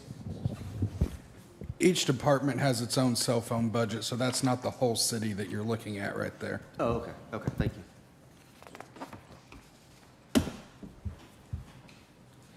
Mayor Hulsey? Yes. On page 32, last year, it was 43,000 budgeted, but you're saying it's, because nothing's in our notebook. So this is one of the changes? You said Page 50,000? 32, what item under page 32? The economic development. Right. So now we need to add, because it's blank, right? Is it blank on everybody's? Okay. Yeah, it's blank. So it's. Yes, so it's gonna be 50,000 for that, for the P and Z Consultant, yes. consultant. Okay, and then do we need to add, is this where money would be added in if we did Yes. have a contracted service with the economic development director? Would, A contracted service, Or in-house? wouldn't it be a position? I think we need a full-time position. Yeah, go ahead. EDC has offered to pay, EDCB, sorry, has offered to pay a third of a new position for economic development. If we would And so like it's type to, A, correct? so if we would like to be another third, we would need to add it somewhere. Would Did this Type where it A go? confirm? I mean, it's in the budget. so let in the me budgets. give you some guidance. Yes, If it is a full-time person, it would go at the very top under salaries. If it's contracted, it would go right here. Okay, so Let's go can, back. can we add it to salaries? I mean, yeah, Yes. that's the question. Do we want city- someone that's contracted or someone that's Yeah, in-house? full-time Full-time is in-house. what's required. I want them only thinking about us. So we'll leave it at 50,000 here for the contract, yeah, P and Z. And we need to go back to page 25 And under add it. salary. I think EDC was looking at 150,000, I think, for somebody, so I think that would be 50,000 per group, right? Well, You'd that have may- to, if it was a full-time employee, you'd have to include money for benefits as well, so. But that would go on the benefits Yeah. line, so, And last time we had one was 2022. Their salary was 115. So Okay. we're I looking think at 4 years 150 would be of, appropriate. you That'll know. include benefits, yeah. Because you want someone we can't have someone On the without low end, experience, but yeah. we also can't have someone on the high end. We need Right, I'm someone. just saying that was 4 years ago, so that's obviously going to have to think be 150 upped. 150 sounds. So we 50, put 50, 50,000 here under salary, correct? Yep. Yes. Sounds good. Yes, ma'am. When we had a previous economic development director, we had it as a separate department. Okay. So I just wanted to ask what the Is that what preference you'd would be. recommend? Would you recommend doing it that way again? It's up to you all.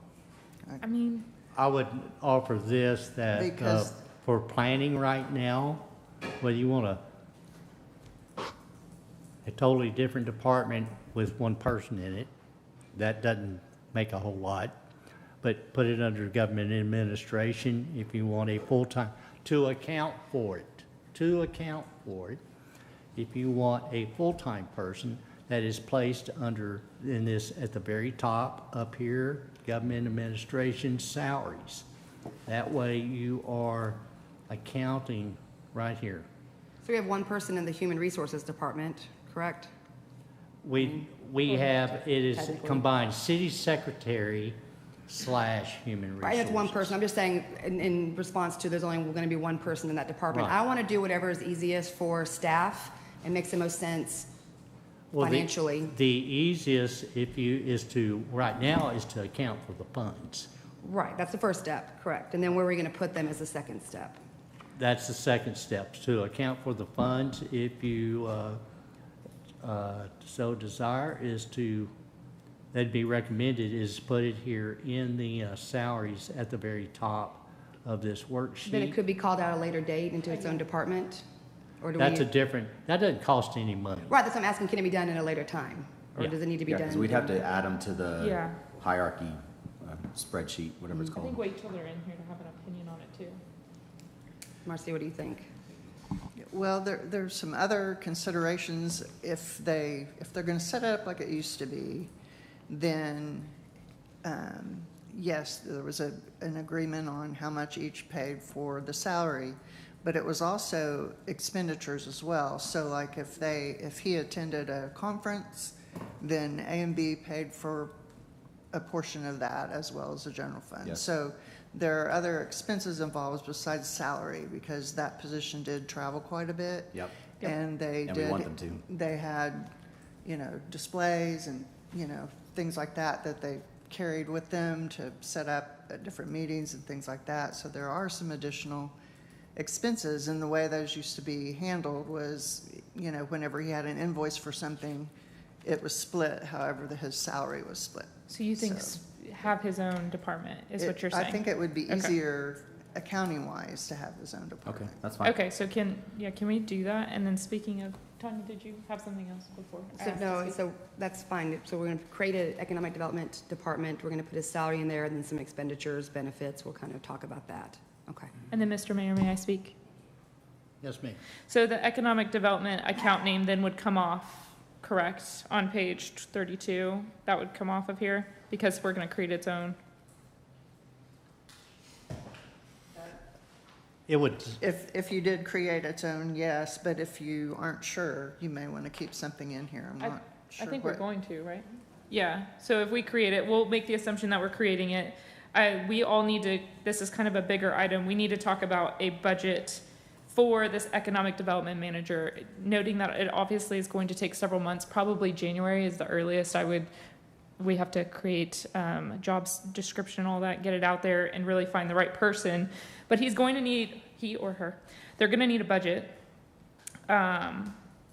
General, so if we're saying 50,000 to match type A, type B for salary, that's 150. What are we thinking for supplies? They also need computer technology, software, cell phone, printing. We need to get Could that video photography done. Go ahead. Could we maybe have Joe come back with that to us with a number, because he would be able to do some research and kind of ballpark it better than, because I don't have any idea how much all that money would be. And I think that's a longer discussion, and we're not gonna be able to hire them, like you said, like tomorrow, so. I did do some of the research because I knew we were gonna have to put something in this budget. It's Okay. not gonna be 100% right. I don't mind if we wanna have him look into it for the next meeting, but it really depends on our vision for this Sure. economic manager in the first year. I'm suggesting, and I don't know how much we have to break it out, that's a question for Marcy, but we definitely need to have at least a $50,000 to $75,000 budget the first year, and that seems excessive. But they have to get all the stuff printed and all that, yeah. Well, and before you can even print, there's a lot of things that needs done for this city. We really do have to update our photography and videography to we have to sell our city. Mm-hmm. Right now, it's a little outdated. Yep. Possible drone footage, graphic designs, the printing, social media, but he or she will need computer and technology, which we know from the recent quote to us that's about $5,000 I would just suggest for getting them started out a $50,000 to $75,000 economic budget, and then kind of see where he goes from there, or, sorry, they go from there. That would be my suggestion, but Joe, do you have any opinion on that, or do you want to bring back a kind of budget, or get with Marcy on an estimated budget? What do you think? Mayor? Am I We authorized to have speak? Can you enough rec- experience. so if we're gonna- Excuse me, madam. Well, if we're, We're discussing, I have the floor now. Thank you. Thank you. you said you would He recognize, looked at me. you said you would recognize. Excuse me. We have enough experience here among all of us to develop a budget Okay, so if you're not going and to bring it recognize to him, you. if you're not going to recognize him, then we're not going to play this game. Can you please recognize him? Excuse me. I'm asking Were you. you asking me to be recognized? Yes, sir. Yes. I was simply going to let Ms. Wise know that, yes, I'll prepare an estimate for that. Yes, ma'am. Okay. Thank Just you, Mayor. considering those items. Mayor Hulsey, Yes, ma'am. and it looked like just in our 2021 budget, we had 74,000 Oh, okay. So, in our general fund, so. and the only reason why I kind of, because I really think it's going to be well over 100,000, but I'm making the assumption that they're not going to be hired for almost. And that was 5 years Half of the ago, year, so- right.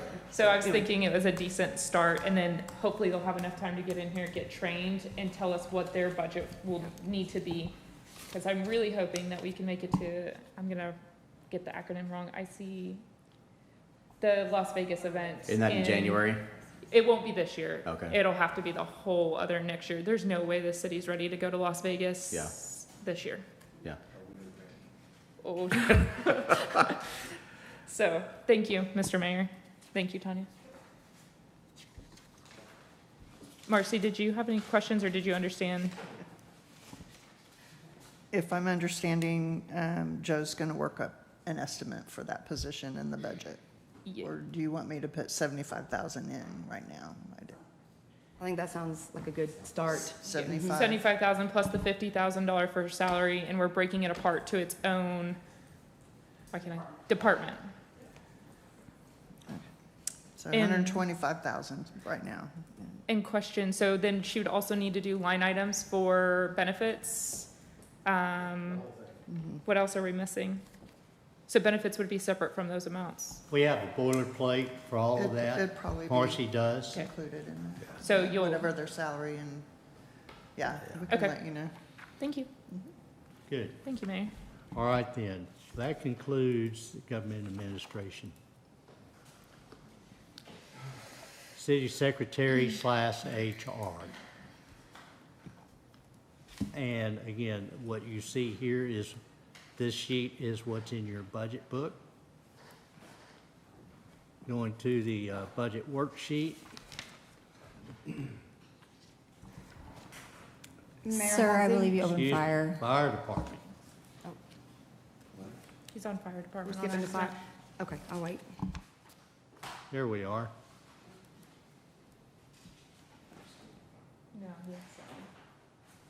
We're halfway through. We're halfway. That's a good question. Would it be a good time to go to the departments, and then the people that are here can answer any questions that we might have for them? So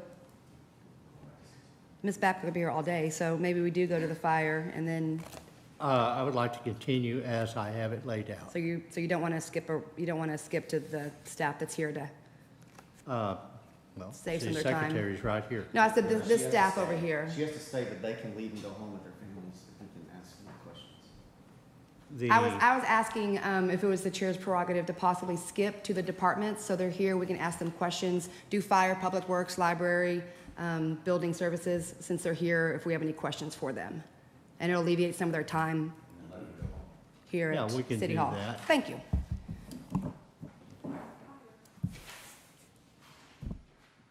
All right, we'll go from left to right, starting with James Tucker, Public Works. So that is page, if someone finds it,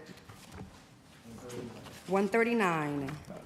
And Mayor, mine is on, I have several sections in I there. know you do. And I was just gonna I say, got I'll, go ahead, sorry. Thank you. Okay. He's saying he's going to be here the whole time, so if we could start with the people that are available to leave, like fire, I think that was the intention. We're here, Public Works won't take long.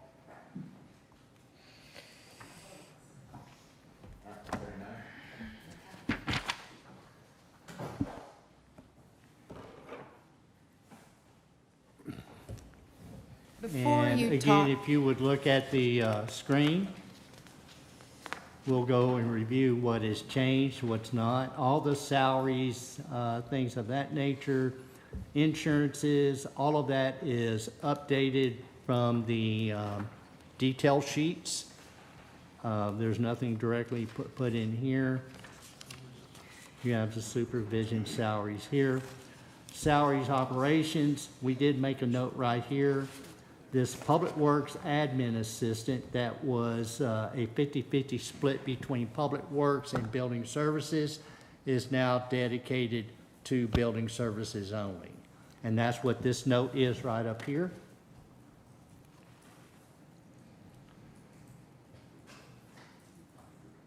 Moving on down.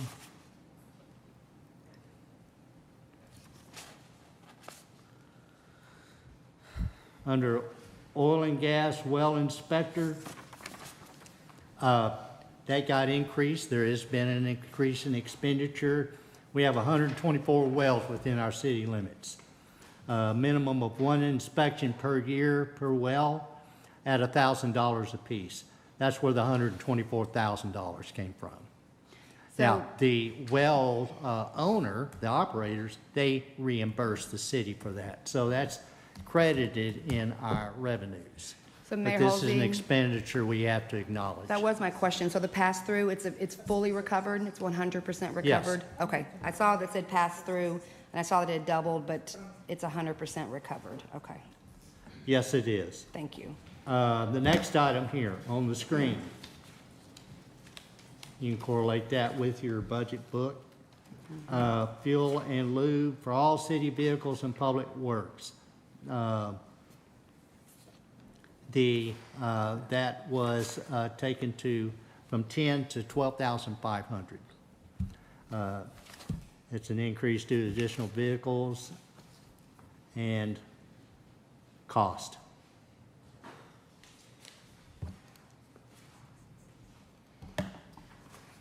Building maintenance. Here's another consolidation effort. We do have a building maintenance person that has been added.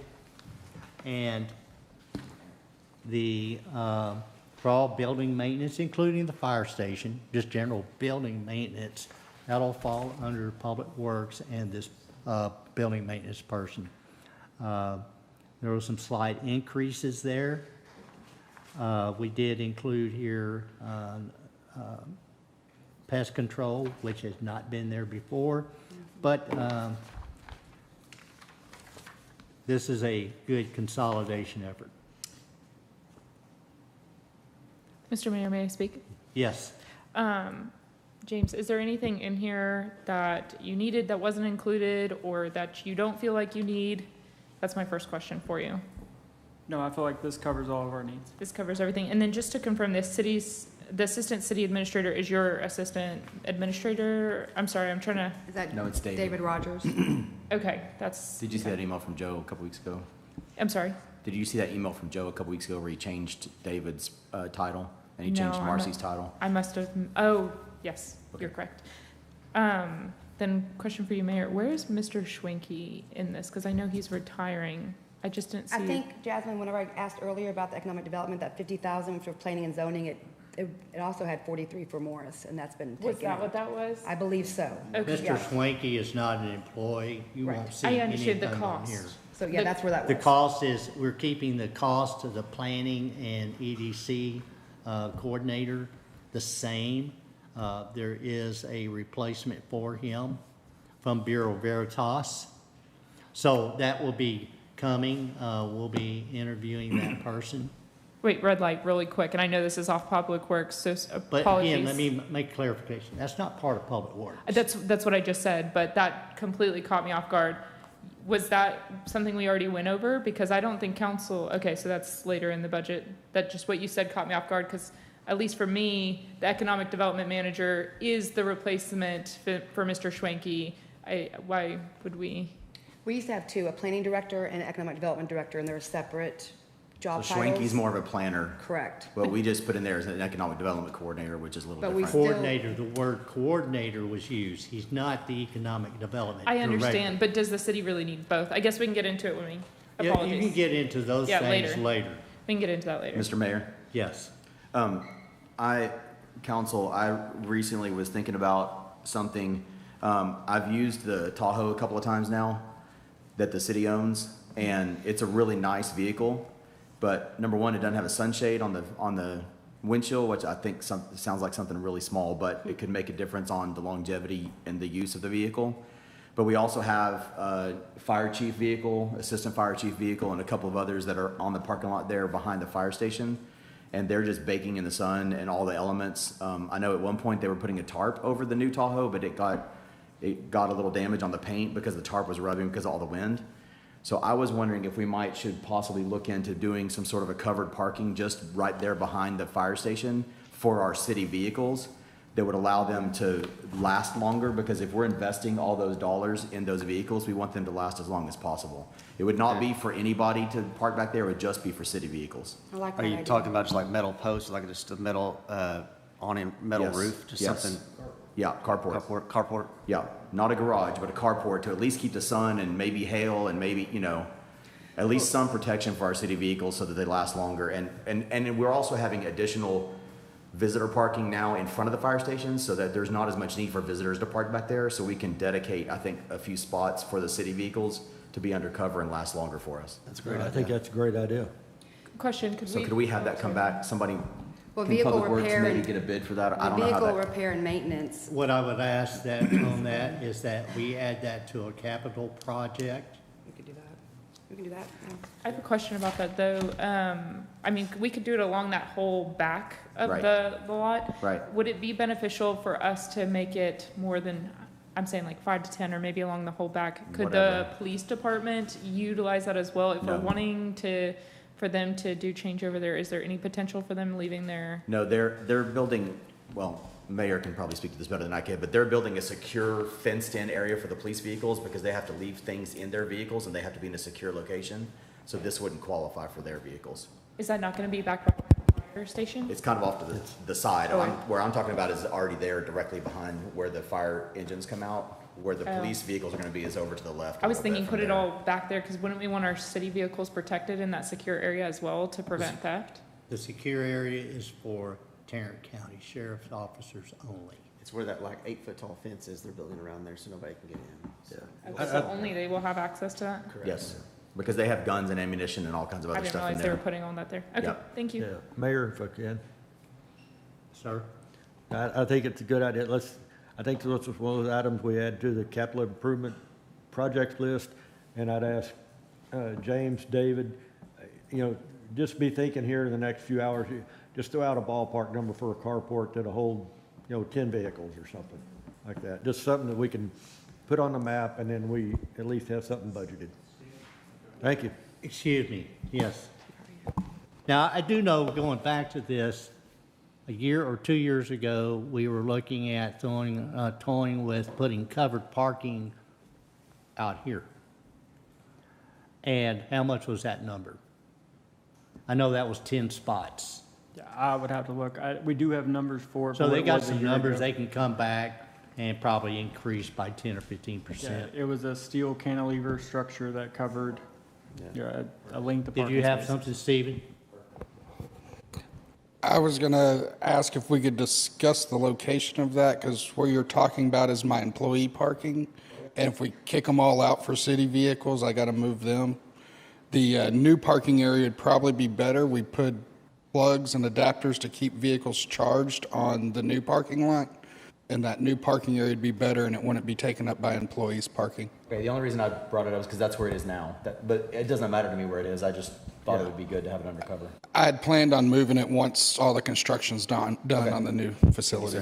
Well, that's good. A project like this, it's not so much where you put it, is how much is it gonna cost to get it and build it. Where you build it is very little cost impact. And then when the hailstorms come, you can move all those vehicles and council can go put their personal vehicles there, right? Just a joke.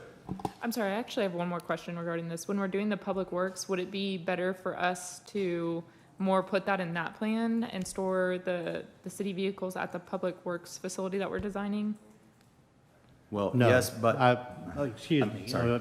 You're asking a question, I assume it's to the chair.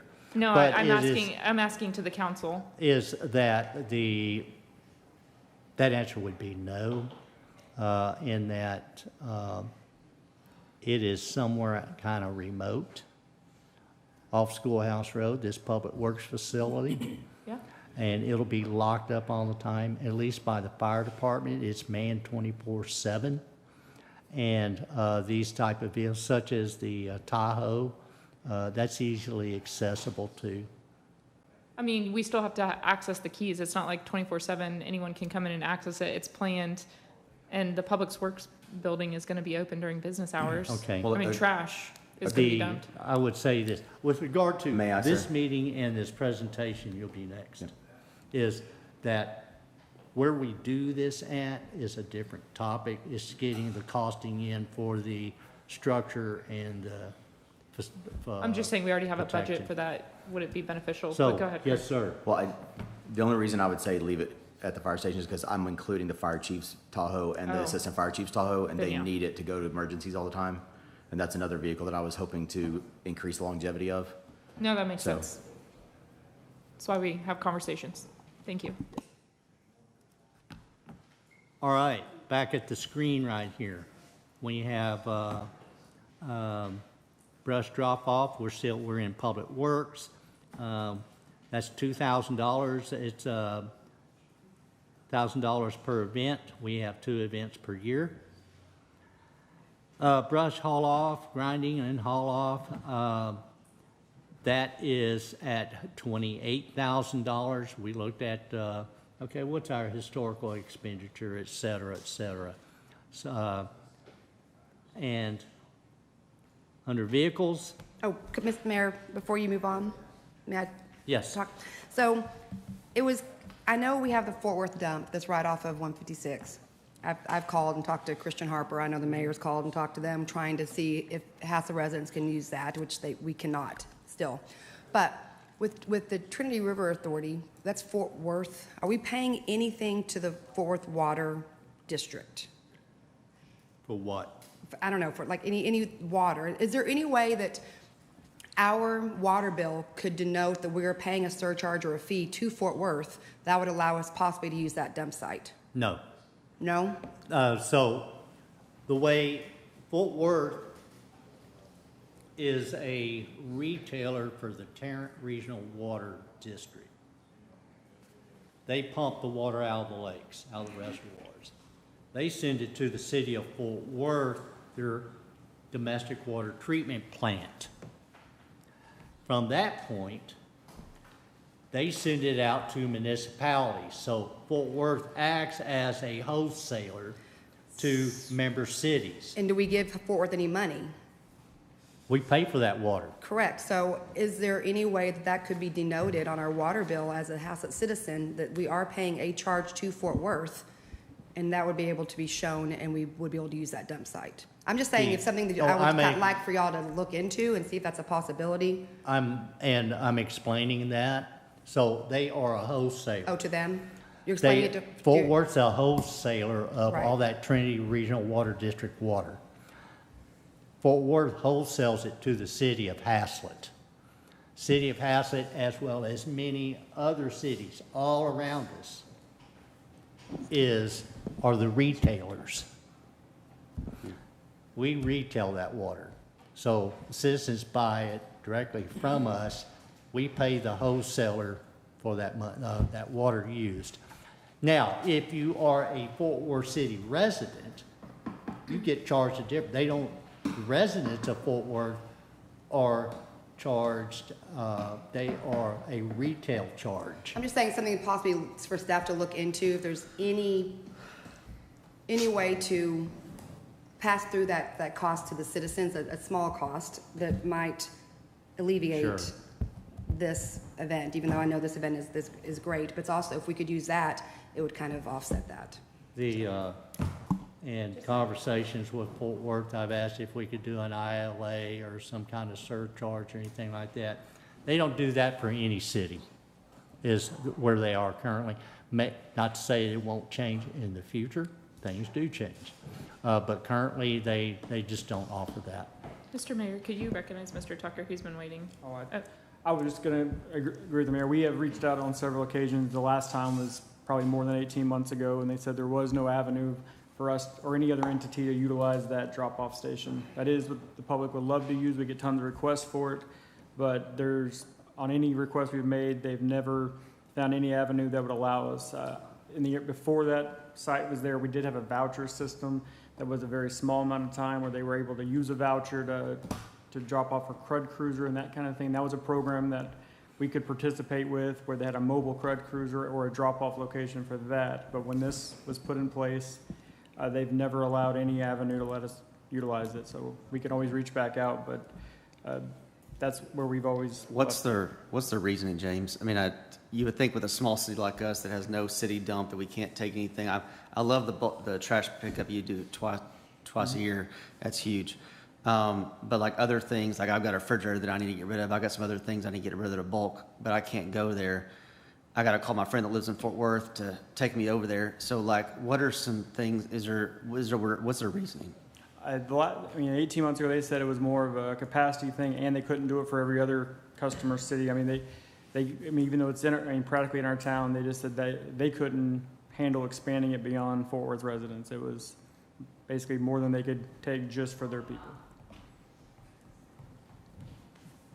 Now, you can set your refrigerator out. If you have a technician come out and evacuate the refrigerator of its refrigerant and tag it, you can set it up out for bulk pickup. I wonder if Our bulk pickup. Sorry, Mr. Mayor, can I speak? Yes. I wonder if this is something that we could speak with other council members about, see if there's any action they can take to try to assist the city. Has it been better, at least since they moved to 2 times a month bulk? Because I mean, for me, that alleviated my issues with it. Yeah, we haven't had any any number of calls of people looking to try to get rid of bulk trash anymore. I haven't fielded many of those calls. In Brush and Limb, I feel like the 2 events is covering the needs. They also can still bundle and set those out twice a month as well. So I mean, it's really kind of seasonal. I mean, people get a lot of vegetation at one time they want to get rid of, but we haven't seen that. Yeah, I think we're meeting the needs.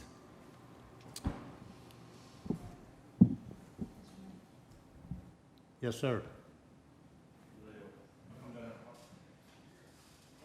That one? Okay.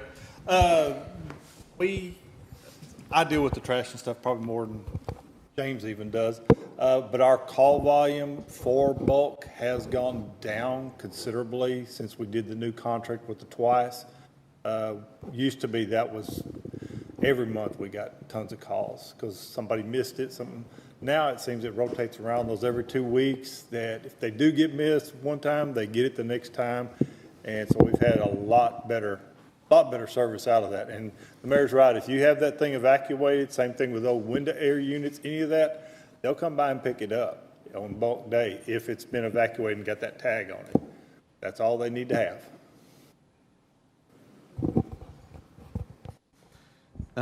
The small town that I grew up in, West Texas, about 2,500 people, we had our own like city dump, and it was on a couple acre site. We drove in that kind of had like a brush pile, kind of like what we have. Drove in, threw the brush over there, and there was a pile for like bicycles and other stuff like that. You could throw them into one of them big rollaway dumpsters.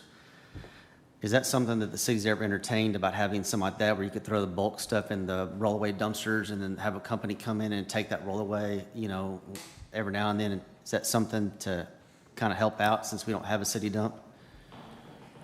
Well, one, I don't think I would recommend. I would not recommend we run a city dump. That's a whole different world and cost. But we used to have on brush drop-off, we would have many dumpsters, 16 or 20 of them out there, where people would fill that up. and it just became a very burdensome type thing. And it was behind the fire station, where we now have parking lots and things like that. It's all been improved. Now, since we have gone to the new contract, we get bulk pickup twice a month, then that's very much subsided. So what's your thought about that? David, where's James? And James, y'all run that. Councilman here's, okay, let's have a bunch of dumpsters. Yeah, it was a big matter where you put that, because it tears things up. Mayor, question? James has it. James and David. So we did have a event annually in the past. It was one event a year that we had, at the most, we ever had 10 dumpsters, and you could basically drop off a variety of things. I believe with the current services, I don't think there's a need for it. It was a very laborsome thing. It's not impossible to redo, but if we ever did reinitiate that kind of a program, it would have to come with some limitations, because we were getting a quantity that was kind of unreal. It was unrealistic. We were in the, like the height of it would probably have needed double those dumpsters, and just the amount of stuff people brought it, we felt a lot of it was probably being imported from out of the city. So it was people bringing things that were generated well outside of this, just the volume that were brought, and then things like tires and things getting thrown out and lost. Those came with an extra cost. That when they were discovered, we also had an issue one time with radioactive pipe that we had to pay for. Some of these things were not set up to deal with. People would bring, try to bring boats or race fuel. I mean, it had some challenges in it. If we ever wanted to go back to that sort of collection event, we would have to put in some kind of stipulation for volumes and be really strict with what was dropped off. So it just kind of grew, and when we finally did away with that and they increased the bulk pickup, we felt like that kind of met the need. And the residents do have access to a landfill, so they can utilize the Republic landfill if they have larger quantities of things. Plus e-waste is a. E-waste is what we did. I mean, that was, we had dumpsters, we had e-waste on site, we had the CRUD cruiser, and we did those big events, and it was, a large collection initiative. And I do believe those dumpsters are still in our current contract for use. We typically use them for cleanup projects, but they are in there for a cleanup event. I just think I haven't seen the need to put that event back on, and if we did, I would want to reevaluate how that program was done and change at least the quantities and what was collected and some level of better control. Yeah, I would just, to what they've emphasized here, the problem with unsupervised just drop-offs like that, we have it out by the ranch, it comes down to the hazardous waste. And that's where people don't realize even paint, left in paint cans is a hazardous waste. It's got to be handled differently than everything else, and you're going to get people throwing gas cans and everything else in these things. But we're not set for that. We have the porch pickup that's in We our do. water bills, and it's so easy just to reach out and get a bag and then pick it up, and it's wonderful. There's a lot that can be looked at. People look at the Republic site, on the website and see what's available for pickup at the homes. Answer your question? Good. All right, back to the screen here. We had equipment repair and maintenance up here. That's very focused on vehicle repair and maintenance. One of our job openings is being advertised now as a fleet maintenance person who will take care of all of this type of stuff. The budget amount here, this is just, did not change, it's just a few minor verbiage changes. Next account, handheld equipment and tools, we just changed that to service equipment and tools. Mayor's quick question here. Yes. So, James, we're kind of back to the repair and maintenance and service and equipment and tools, and really just specifically looking at the winter time, the ice events.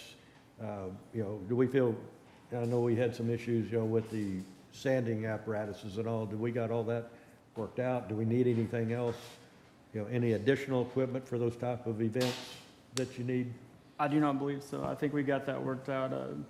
Okay.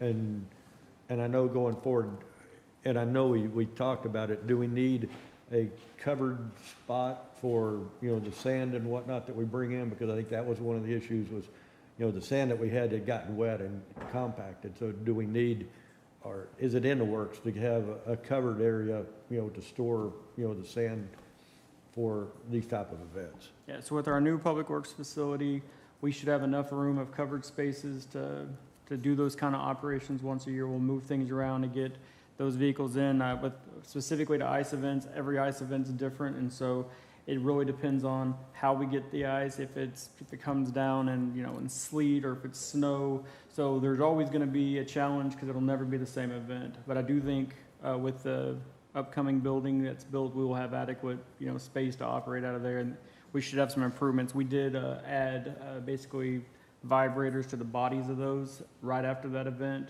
and that, I believe, will eliminate most of the issue. It'll be moving that material that's trying to freeze there. So I believe that'll help the most.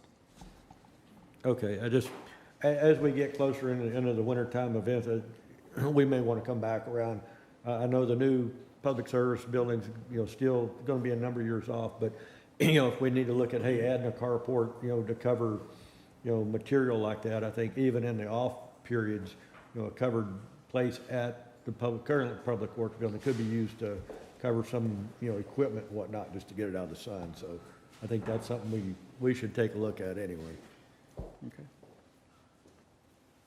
Good. We're getting close to believe there's no other changes here in Public Works. So here we have one under travel. We just made, we did increase, this is account 752099 if you're in your budget book. Mileage, it's training, travel, lodging. We increased that from 600 to 3,100. He's got Public Works has several different folks that need to get to specific training events. Mr. Mayor, Yes, may I just ask about that real quick? sure. James, I assume these are for certifications and that sort of thing?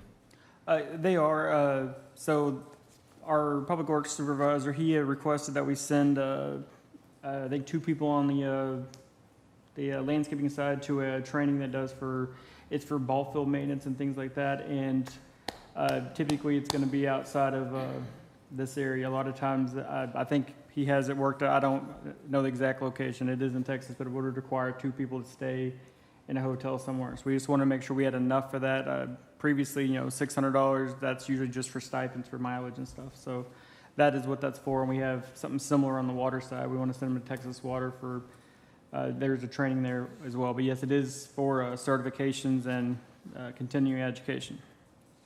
Okay, and then may I ask another question? Yes. Just to follow up with that, James, where is the budget for the maintenance of the baseball fields? So it is in a park budget separate from this. Okay, and we can talk about that when we get there? Okay, thank you, sir. All right. Going through, let's see, that was the last change. That is the Public Works. I had one question. Yes. On the cover page, which is 139, I noticed on a lot of the cover page, or the first pages, workers' comp is taken out. Is it in a different location? Let us get to that page, 139. But I noticed it like a bunch throughout. The way that the workers' comp has, I have noticed over the years, it's like, why is there nothing in there? And it's because of the way the risk pool bills us for that. It gets billed where it falls. And so the worksheet that we utilize to calculate salaries and benefits and things like that, we do have little codes on there to make sure it's being looked at and allocated and everything. And that's what was being budgeted a lot of times, in addition to what was actually being spent. And so I tried to catch it everywhere where it's really not being spent and just put it where the bill actually comes Perfect, out. thank you, okay.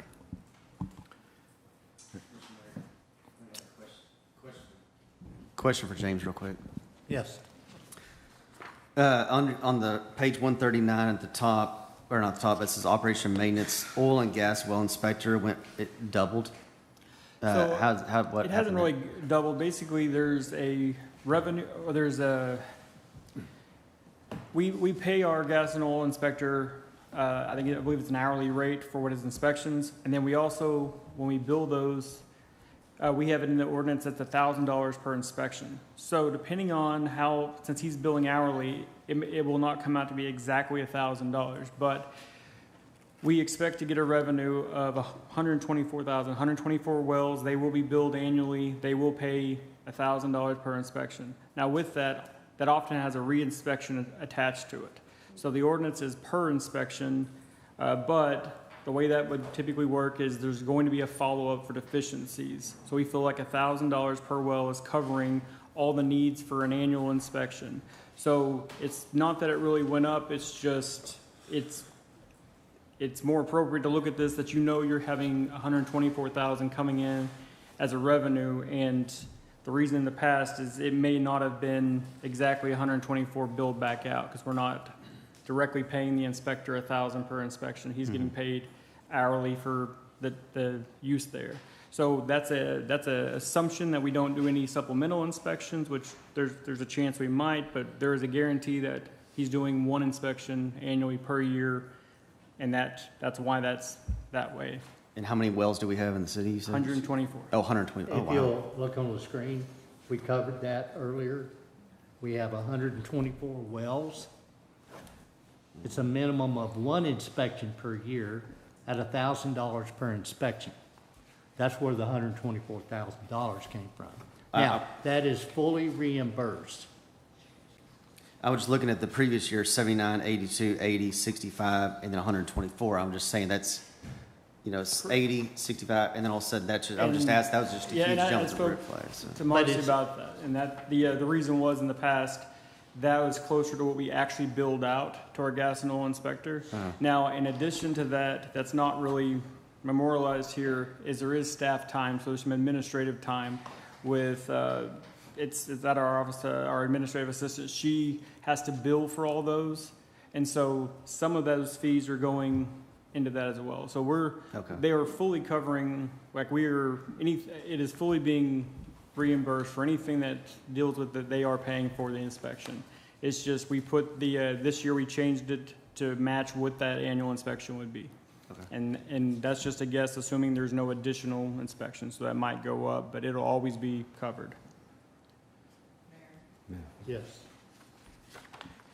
It also, they were kind of behind in the previous years, and so sometimes they were inspecting, but then they wouldn't report it and claim it until the next fiscal year, so it was hard to keep everything tracked. So we did work out a system so that it would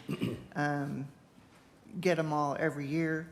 And if you want to see where the revenue comes back that we budgeted, it's on page 17, down at the very bottom towards the subtotal that says total permits and licenses, the $124,000 there on the right-hand corner, or the right-hand side, is where that revenue is budgeted to come back in. Number 4775, if you look on the very far left-hand corner. So it's to more appropriately account the quantity of dollars, but it's fully reimbursed through that revenue. Yeah, it's a pass-through, Zach, that we talked about earlier. It's a pass-through. We get charged and they reimburse us.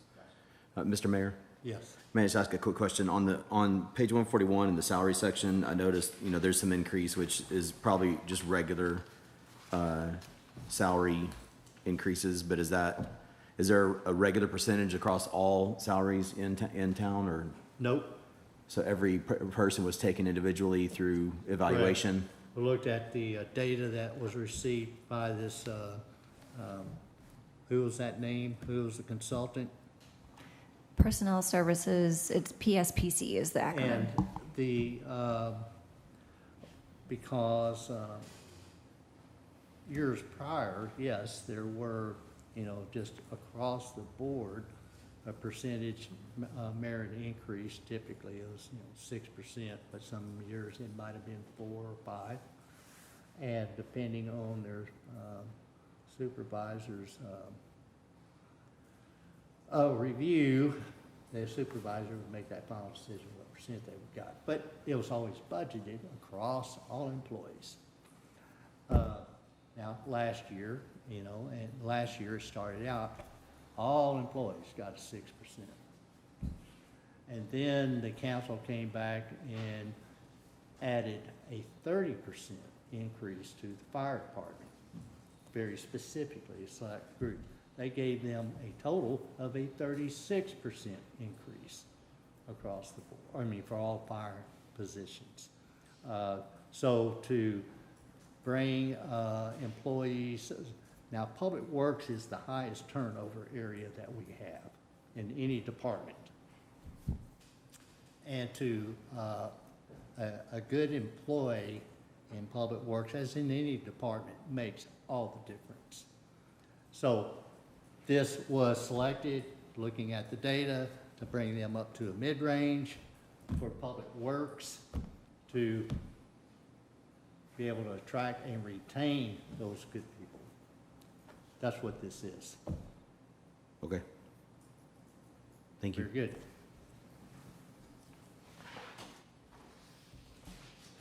Mayor, Yes, sir. along those lines, so who was it that we hired to do that study? It's PSPC.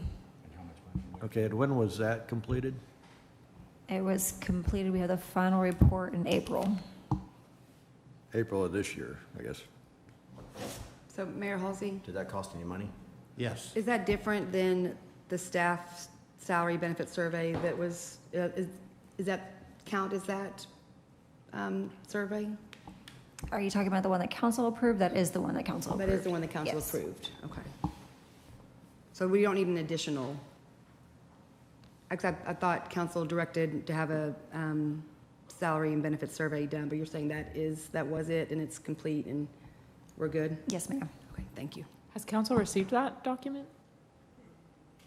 All right. Mayor, may I be recognized? Yes. Why hasn't council received that document?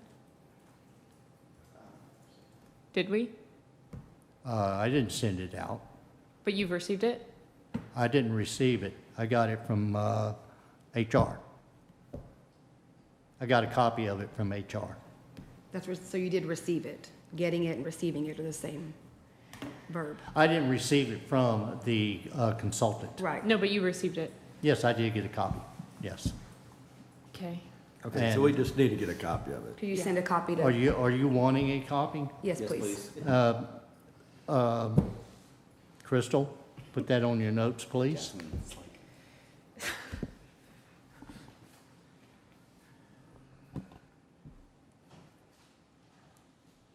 What is it? You're staring at me for some reason. I'm just smiling. We're good. Thank you. All right, that concludes Public Works. Thank you, James. And I need to check about what are the arrangements for lunch? It's here. I would suggest that we go ahead and break for lunch now, because it'll take more than 10 minutes to get through any of these. So, May I make a request? I'd rather move forward and maybe break for lunch at 12:30. Could we- That's just me. Could we knock out the library? I don't think the library's gonna take too long. Oh, yeah, Could I- we can do library really quick. Could I also but make a yeah, request of everybody? Could we have a working lunch? Like, we could just eat and keep working? I'm I okay with prefer that. not to, tell you the truth. It gets in the way. Well, No. but we don't want to be here all day. So Like- this is part of the problem when we wait until the last minute to go over the budget and we're limited to just 2 workshops butting up against a deadline. We unfortunately have to work a little bit harder. I'm for a working lunch. Chicken wrap is gonna be easy to work, eat, and not even Then we will take a 5-minute break for a restroom break. So I recess this workshop at 11:49. Will you be back here in 5 minutes?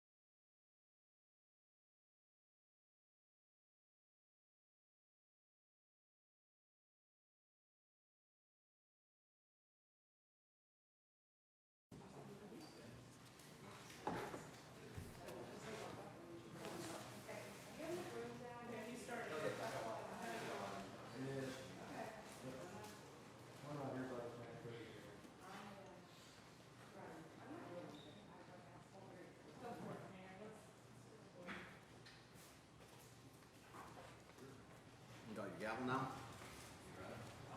Better than.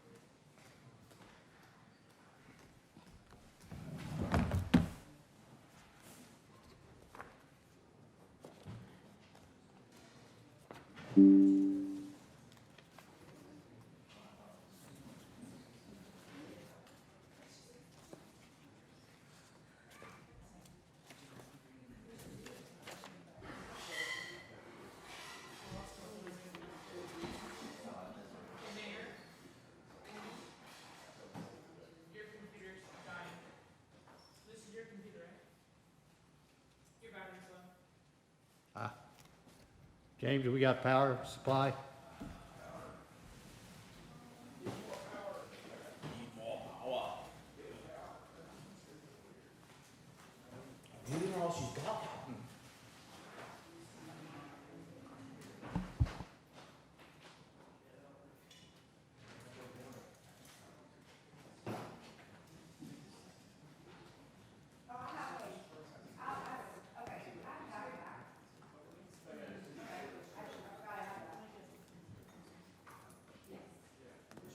I don't need that, I just need somewhere to plug this thing in, yeah.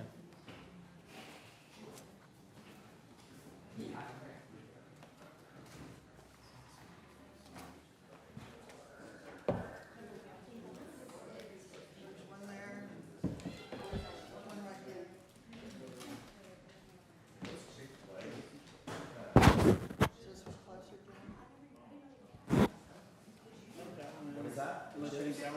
Usually you can only get it at the water lunches or the caterer. You can't get it at the store. Like when you go buy them at a meal, you can't get them.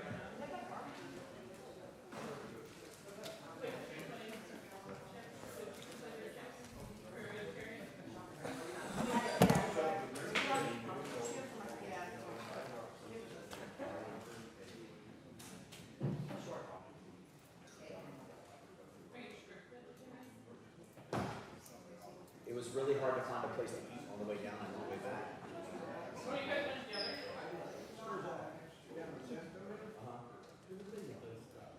She's a vegetarian. Change the thing. I can't stop for her. These are the meat bag out. See the top of the temple on the island. We got there 6:30 to leave. So we didn't get down at 10:00.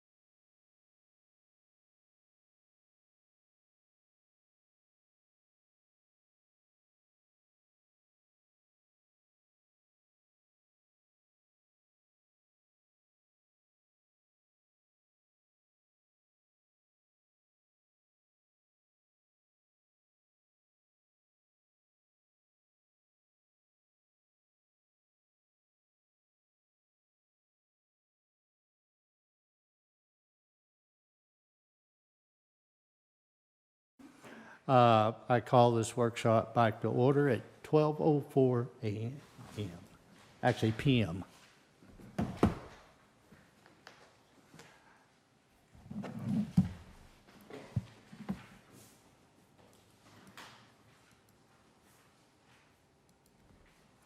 Again, on the screen on the display, we have the library department. So we'll go through the library department. Then we'll take a break. Going to their library department budget review. What page are we on? 89. Thank you. And I would ask that you look at the screen as well.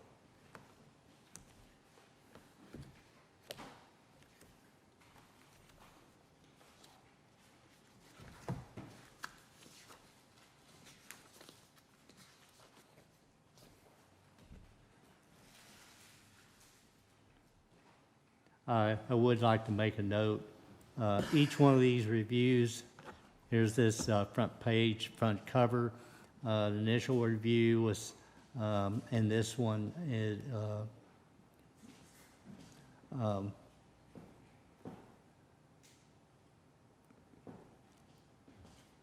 Kelly, Marcy, and I did an initial review, just going through it. The second review, changes were made. Second review, just Kelly and I went through it. Any additional changes were made, it was sent back to Kelly Turner, the library director, for approval.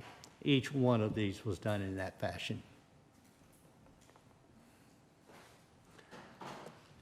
All right, again, this is the front end of the summary sheets, all of the financials, the summary pages and benefits, wages, salaries, all of that is updated through financial, and that's fed from these detail items. Overtime was reduced. It was indicated that that number is rarely, well, just not used. $300 was sufficient to cover their overtime. Contract labor has not been used in over 3 budget cycles, so this has just been eliminated. There was no anticipation or need for contract labor.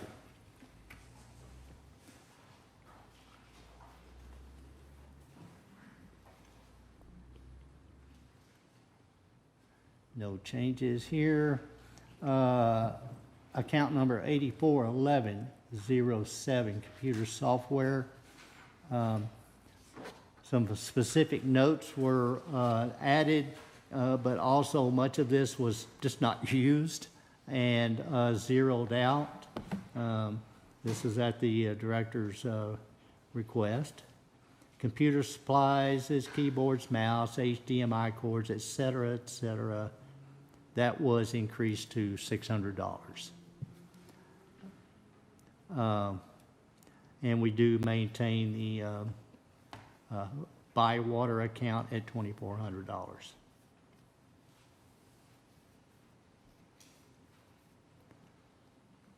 Advertising promotions, just a $25 increase there, but that's offset by the star plaque. That award's been discontinued. Storage unit rental went up slightly, just a couple $100. Landscaping, that's taken out altogether. Public Works takes care of all of that for all our buildings. Actually, I say it's Parks and Grounds, not Public Works, Parks and Grounds. Mayor, just a quick question. Yes, sir.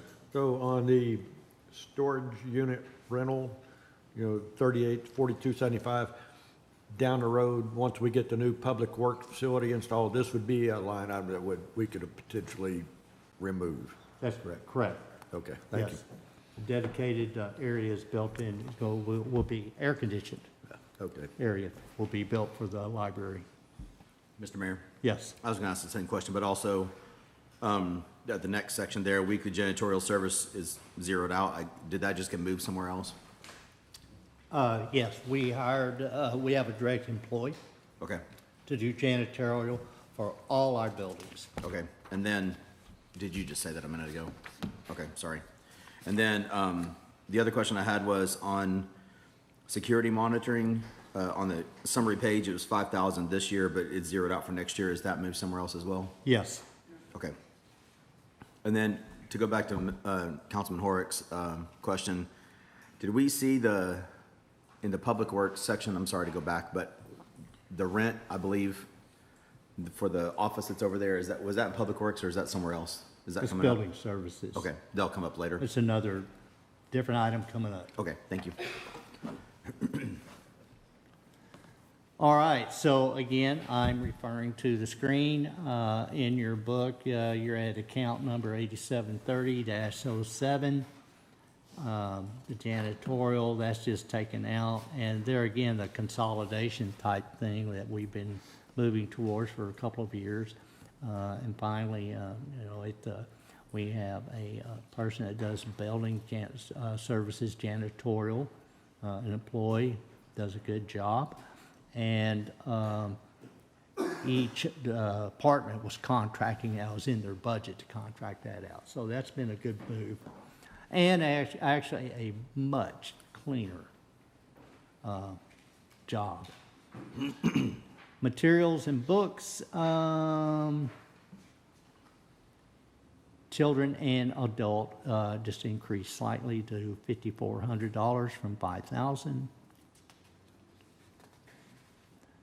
Travel, just a slight increase in travel from $1,600 to $2,000.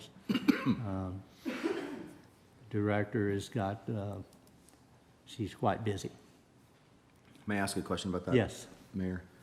Ms. Kelly, are there other trainings that would be helpful for you to do your job and for us to continue to improve our library that we are not able to send you to with this amount, or does this suffice for what you? No, this suffices. This covers also traveling to, when I go to meetings with the other directors in the consortium, we go to different cities Okay. within the consortium to do that. This also covers if somebody wants to attend the TLA conference, that moves around the state. So it's been sufficient. So if you wanted to, is there a big conference somewhere in the country that, like new technology or new library trends or stuff like that, are you able to get that information without having to travel there? Or would it benefit you to go there? Yes, I can get the information without having to travel there, yes. Okay, thank you. All right, good. Under training, training budget's essentially the same. The TLMDA, Texas Library, what's the rest of it?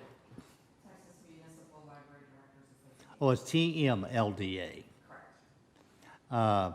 That's moved to memberships instead of under training because it is a membership.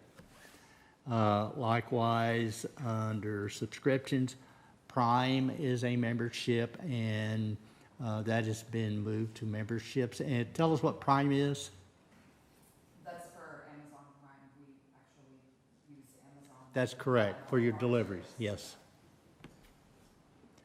We should put Amazon Prime in there. It is. It says Amazon Prime. At the bottom of page 97. Oh, okay, I'm looking at this sheet right here. Yeah. Very good. Under memberships, you can see, okay, Texas Municipal Library Directors Association and Public Library Associations, that's been added. Amazon Prime, there we are. Walmart Plus is a membership. We utilize Walmart. Mr. Mayor, Yes. there's a person on our screen that says Mike Rhodes. Is that somebody in this room? Oops. Oh, that's Kelly's? Okay. Okay. Can I also ask another question? Yes. I know that there are a number of small changes throughout the budget, not just the library budget. Could we maybe just skip over the $50 here and $20 there and just focus on the bigger ones? Because I think a lot of them are just adjustments and. I will scroll through here and I won't stop unless it's a significant value. How about that? Thank you, sir. All right. Unless somebody has an objection to If you're you know, give me if you would take a look so you see what has changed here. Security, someone had asked about that. Monitoring, that was moved to inter-services. I do, Mayor. Yes. Back to liability insurance and property insurance, just a general question. Did we need to put it in the description as well? Because for all the other accounts, we have the account name, and even if it's the same, it's still written in description, and the description was left blank for these two boxes. Does that matter? It's on page 98. What account number is it? 1-6320-07-00. A little slower. What's that? That's, yeah, it's 6320-07, and the one. There's nothing inside the box. I'm just asking if that mattered. It doesn't really matter, but we can add it. Okay.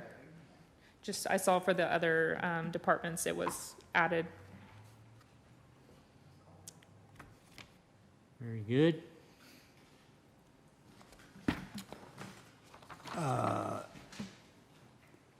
I'm at 84, account number 841207, internet connection, said charter business. All of that's been moved to information technology. That is, again, a consolidation type thing. Information technology takes care of all information technology type needs for all the departments. Yeah, Say it again. It's because it's been removed. It's been moved. I'm just making a note here what has moved that you don't see, but it was, only if you're aware of it here. And Mr. Mayor? Yes. Will this this slides, can this be provided? We'll email you the slide deck. I also think it should be published on the city page if we're allowed to do that, because I think it's important for residents to see this as well. We can. Okay. And then can I also ask a question? Since we're getting to the end, was there anything in here that you feel is missing, that you thought about after the process with the mayor? Most of it is great. I would also like all of you to have a copy of the survey that was done, the study that was done for the salaries. My librarians are not where they need to be. And Say it again, ma'am, I can't hear you. She's saying that the salaries of the librarians are not where they need to be, so can we go back to that? Continue. on page 91. I would rather not have the pay increase at all if we could bump them up instead. And I'm perfectly fine with that, because they are, as far as everybody else on staff, the library assistants are good where they are. That's pretty average, but we're really very close to the bottom of the barrel as far as those librarians go. And they do an amazing job, and I'd like to get them closer to the middle of the barrel. For which positions? I'm sorry. For the adult services librarian and the youth services librarian. Do you know off the top of your head where that should be? I do, and it would be ridiculous to ask for it all at once, because the middle of the barrel is probably somewhere around 70. So for the adult services, it'd be about 70 For both of them, for both of them, for youth and adult? yes. And- But that would be silly to do all of that at the same time, but if we could. Could we add 5 this year? Where the study Well, hold comes on. in. How It- many, I'm sorry, but what about, did you say anything for the full-time and part-time? Are those on par? Those are on. And what about, I know you're speaking about yourself, but library director, where? It's pretty close to the bottom, but that's. What would I'm be? okay with that if I can increase them instead. So they got basically a 3% raise, is what I'm doing the math. That's what it looks like, 3%. Yes, one is at 2.9 and one is at 3%. Okay. And what is the library director, just so I can, for the middle, like you put the other? 125? We use the data that from the survey. Okay, she's pulling it up. Can we give her just a minute, because she's also taking minutes? I got a question. How many adult service librarians and youth do you have? There's just one. Just one. Oh, okay. Yes. Okay.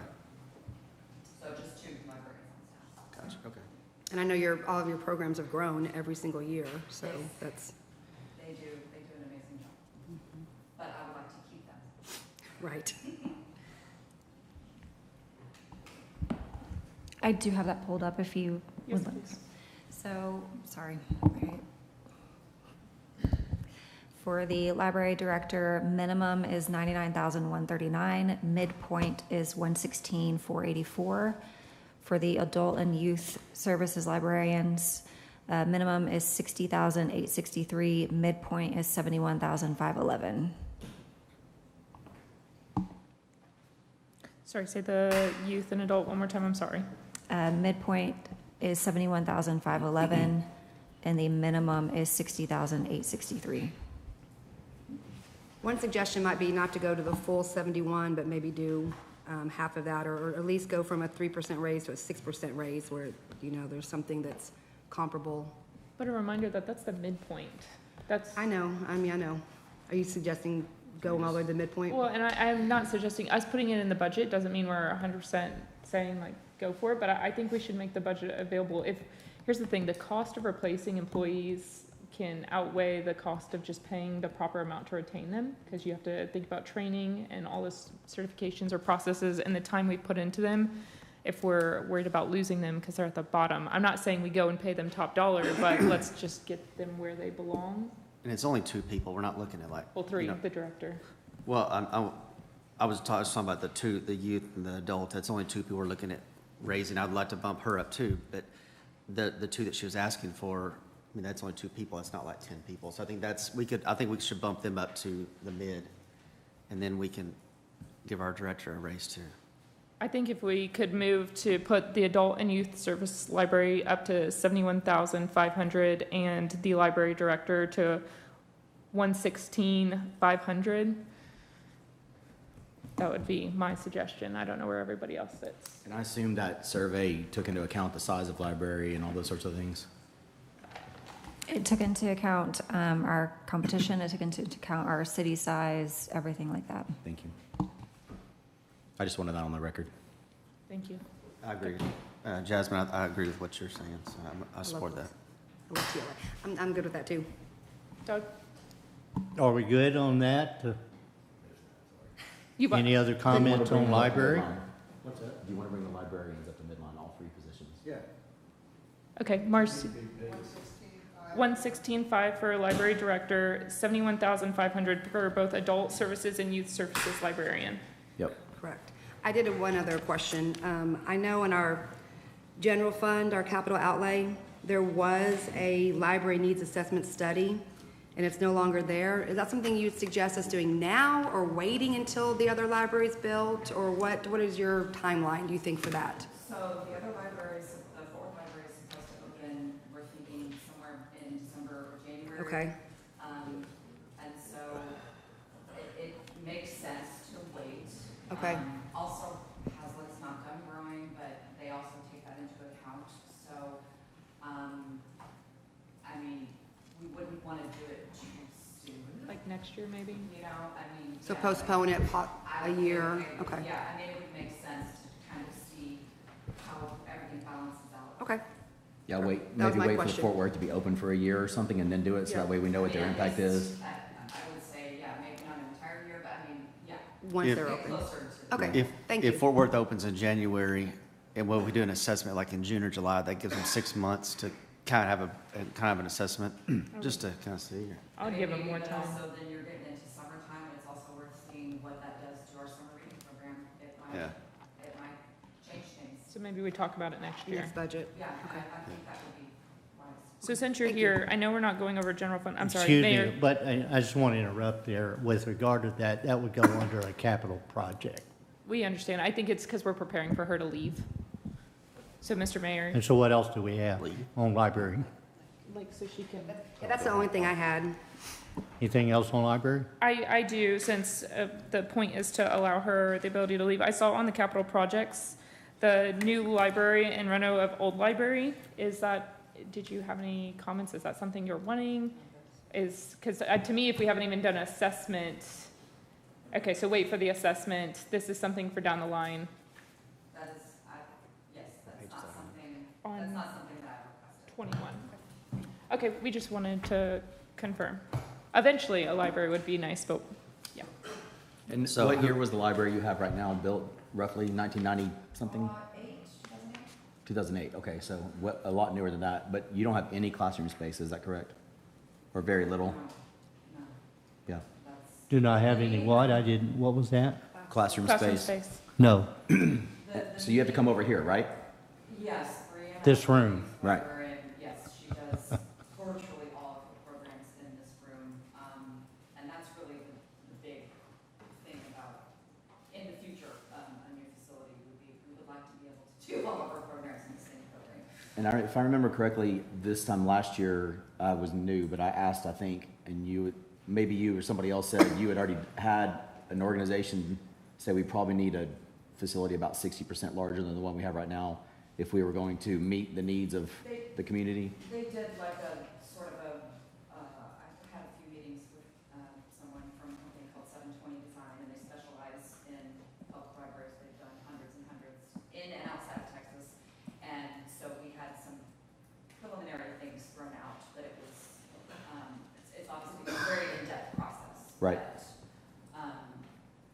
yes, they definitely think that we would need more at some point. Thank you.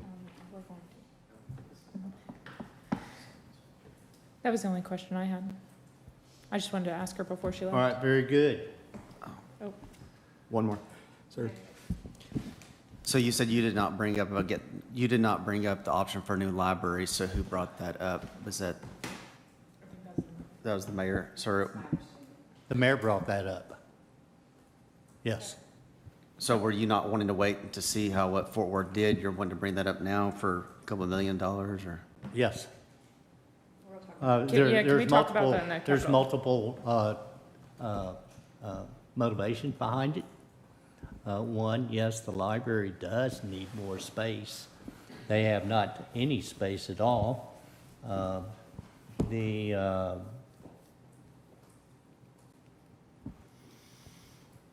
Mayor have to Hulsey? travel over here for, any of their shows or presentations.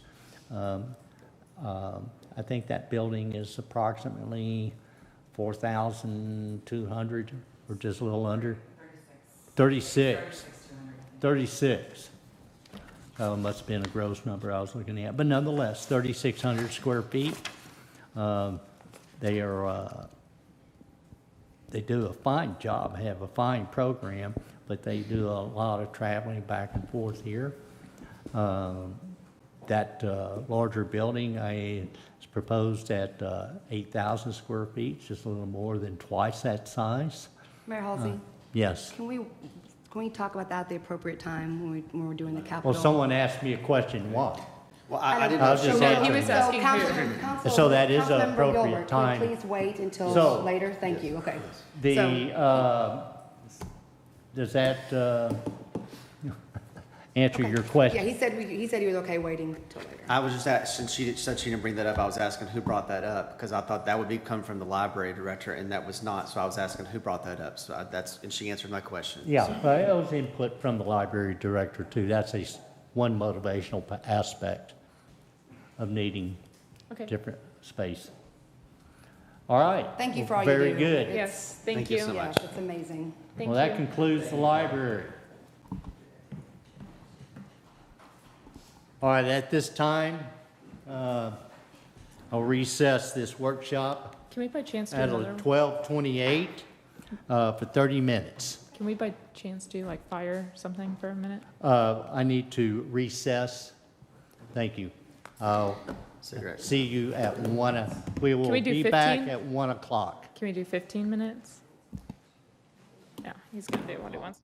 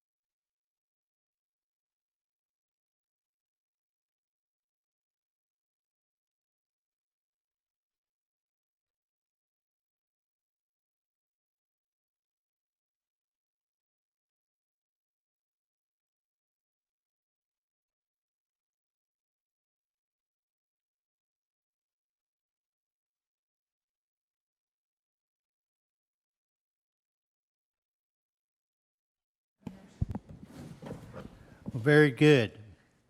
I resume this workshop at 1:03 p.m. Next, we have, will not be the library. I'm looking for building services here. Page 113. Here we are. Again, what's on the screen is that which is in your budget book. Going to their worksheet.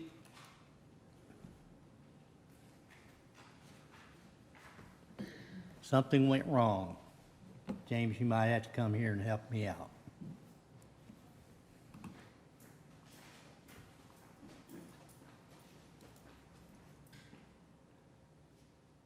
Let's try that again. Is this, you got everything going here? Correct. When you clicked, if you did it not show that up there when you clicked it?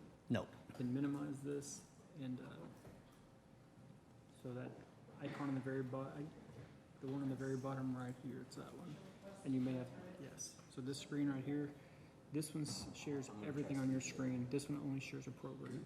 So I want to show everything on my so this screen. top one right here. Okay.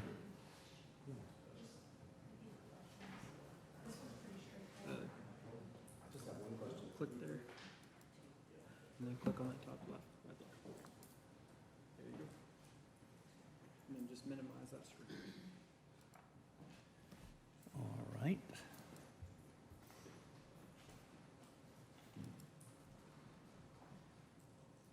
There we are. Building services, that's Mr. Mike Thetford.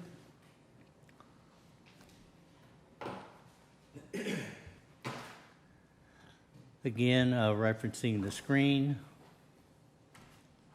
all the salaries and benefits are updated by detail, fed by the detail items.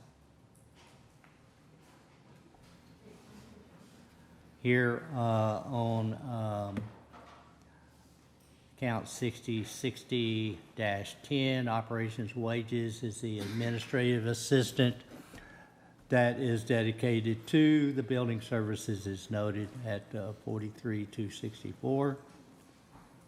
I'm sorry, Mayor. Can I speak? Say it again. Can I speak? Can I speak? Yes, ma'am. Okay, the wages, I have a different number than what you've got up there. Say it again. If you scroll up for the, under supervision wages, building official, I think Yeah, our I number, do too. our numbers are different. No, go up. Stop.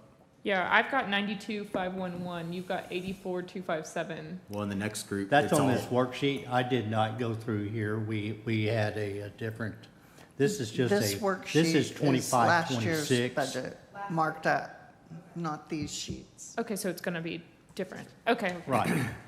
Understood. This is noted just to show you what specific changes. The salaries and things were updated from a different aspect. Right. Mr. Mayor, Yes. could we again on this one just go through and just see what questions we have instead of line by line? I would like to go through here and show you what we've done Okay. according to the each department heads. Okay. But not every $50, just the big ones? That's right. Thank you, sir. Overtime was increased to 25,000 from 19,000 to 25,000 due to the increased workload, code enforcement, plan reviews, and permits. Mr. Mayor, would it be appropriate to ask a question now, or do you want me to wait? Please go ahead. Is there any way that we can hire someone else so we can reduce the overtime? Because overtime is wasteful money for a city, but I understand sometimes there's some flexibility and give and take. Is there a way that we can? We have discussed that with, I have discussed that with Mr. Thetford, and we, of course, when you hire somebody, it's going to be much more than $25,000. It'd be 3 or 4 times that by the time you get all the benefits in it. So this is the director's preference. So Mayor Hulsey, Wait, can I talk? keep going? Yes. I was gonna say, is this something we keep an eye on and we look at and we see if it gets to the point of where it would be comparable to have another employee versus the overtime, but I don't think it's there yet. Can I keep going? Could I just ask a quick question? Is there a specific role that tends to eat up more of the overtime than another role? Like, is there a particular task that seems to take up most of this overtime? Right now, so my position is building official, so I have, a little bit of overtime. I think we can, if we look into possibly, making the salary, I think that would take care of that. Code enforcement has had a little bit, of overtime. That's the two main positions getting most of the overtime at this point. Did you say you're not salary or you are? He's the only department head that's not salary. Oh, wow. You know that in the section that we have, Marcy, we upped payment for the So if we were to, director, building, excuse me. Sorry. Building services director, and to appoint him a salary. Yes, that's in the budget. That has been done. That's What has what's been in done? your budget. I'll ask you about that, 'cause so move him to 92.5 makes him salary? That makes him salary. So he would come off of, he would not have overtime down here? Correct. But would this 92.5 cover what he's making now plus overtime so that he's not Yes. actually taking a pay cut? No. Absolutely. Would it? Would it, For- Mike? Would that? How much of this overtime is normally you? It fluctuates a little bit. I mean, this definitely takes care of any potential overtime I would need. But if you threw a number, like, would you say about 10,000 overtime? I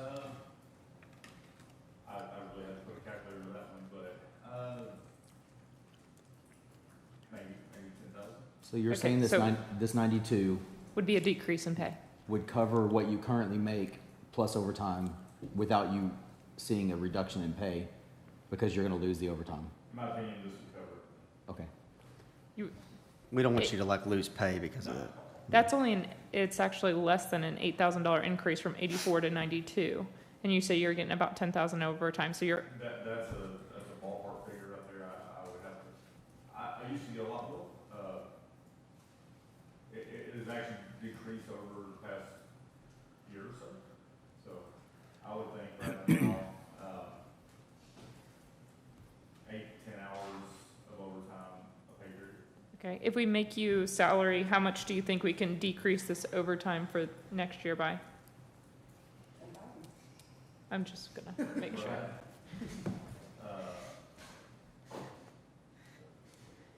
Crystal, while he's looking at that, can you tell us I was the about to say the numbers? same thing. Yeah, the numbers. On the salary survey, is this position on that survey? Yeah, I think the 25,000 for this, the request for 25,000, I think that might be a little high. I don't think it would need to be that much. I think when we did this budget, that was with me thinking I was gonna still be hourly and need that. I think this could probably be reduced some. How much, Mike? We need a number. If we make you salary, where do you think it could be? 15,000? It could be 15,000 or reduced by 15,000? Make it 15,000. Make it. Thank you. What did we use of the 19,000 last year that was budgeted? The Marcy's 19,000, pulling it. that included his overtime. Right, so what did we use of that last year? How much of that did we She's actually pulling up. use? Is it in here? Oh, yeah, it's on the dates. It's the one before, isn't it? Sorry. 16,143.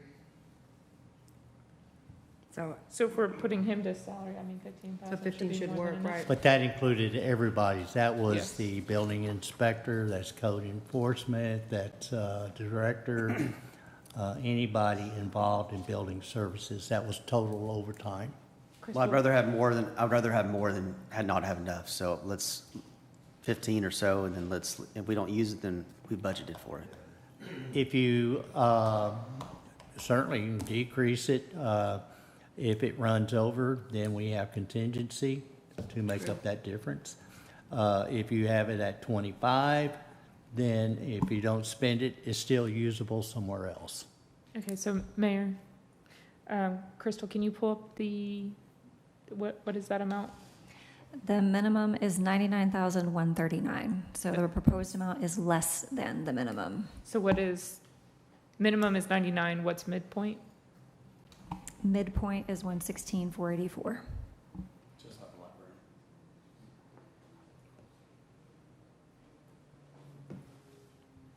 So we're at 7.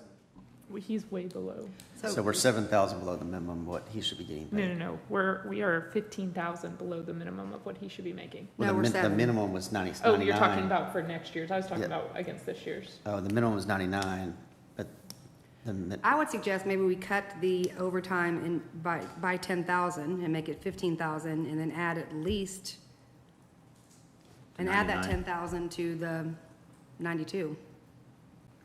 There's a possibility, or at least go to 99. At least get to 99. I like where you're going, Tanya. I like the cutting Marcy, the. Marcy has something to offer. I was just gonna let you know, in the current year to date, through July 10th payroll, he already has $12,273 in overtime.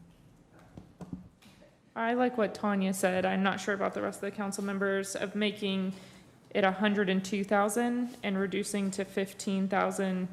We're not changing the budget. We're just rearranging it and making him a salary employee. Anybody else? I would offer to, Marcy, if you make note of that, make that change and present it. 1025? Yeah, just add 10 to what he's got there. And then drop by the 10 on the other one.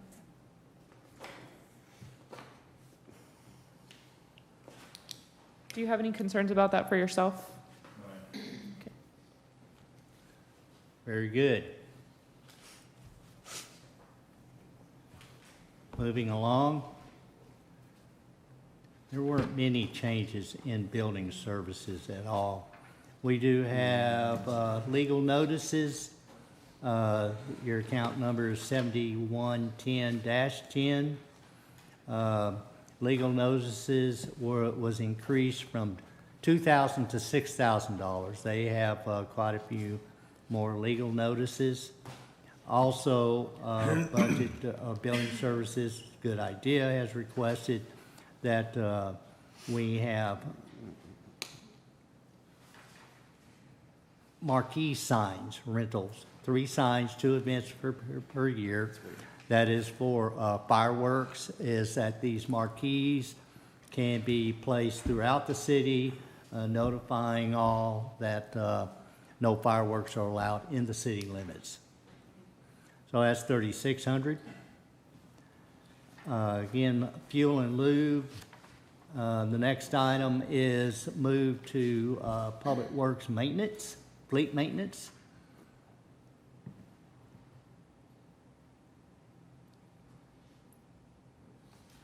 Mr. Mayor, can I ask a couple of questions? Yes. I don't think we've gotten there quite yet, but I'm kind of ahead of where you are. Mike, under inspections, third-party inspections, plumbing inspections, no licensed city inspector, it dropped from 90 to 64,000. Is that because of an anticipation of less houses being built? That's just historical data from this past year. We just mirrored that to this next upcoming year. Okay. And that's where we got that information. And kind of as we go down to the next section, some decreases there as well. Plan review for residential new home projects, that is kind of because we're planning to be not quite as busy. Yeah, same thing, historical data, from what we did this past year, we over budgeted this current year. Okay. Didn't use that much, so we're just trying to reduce that down a little bit and maybe increase the commercial payments. When you say we have a third-party inspector basically that does the plumbing, no city licensed inspector, is it ever a good idea to have our own licensed inspector that would bring that in-house, so to speak? It doesn't have to be a plumber, but somebody who can do those? Like, how does that work? I'm actually working on that myself to gain that license. Okay. And, so that is in the works right now. I just need to take a test and get it there. So, but in the time being, we need to have a third-party plumbing inspector. The state requires that. So if you got that certification, would this go completely away, or would you get a piece of this in your salary as an increase because of the certification, or how does that work? Yeah, I mean, that's what, that's what we need to look at. If he's taking on additional tasks, then we just need to make sure, okay, there's some kind of compensation. That's the plan, is to meet that certification. Okay, so we'll need to revisit that after Next you year. get that, okay.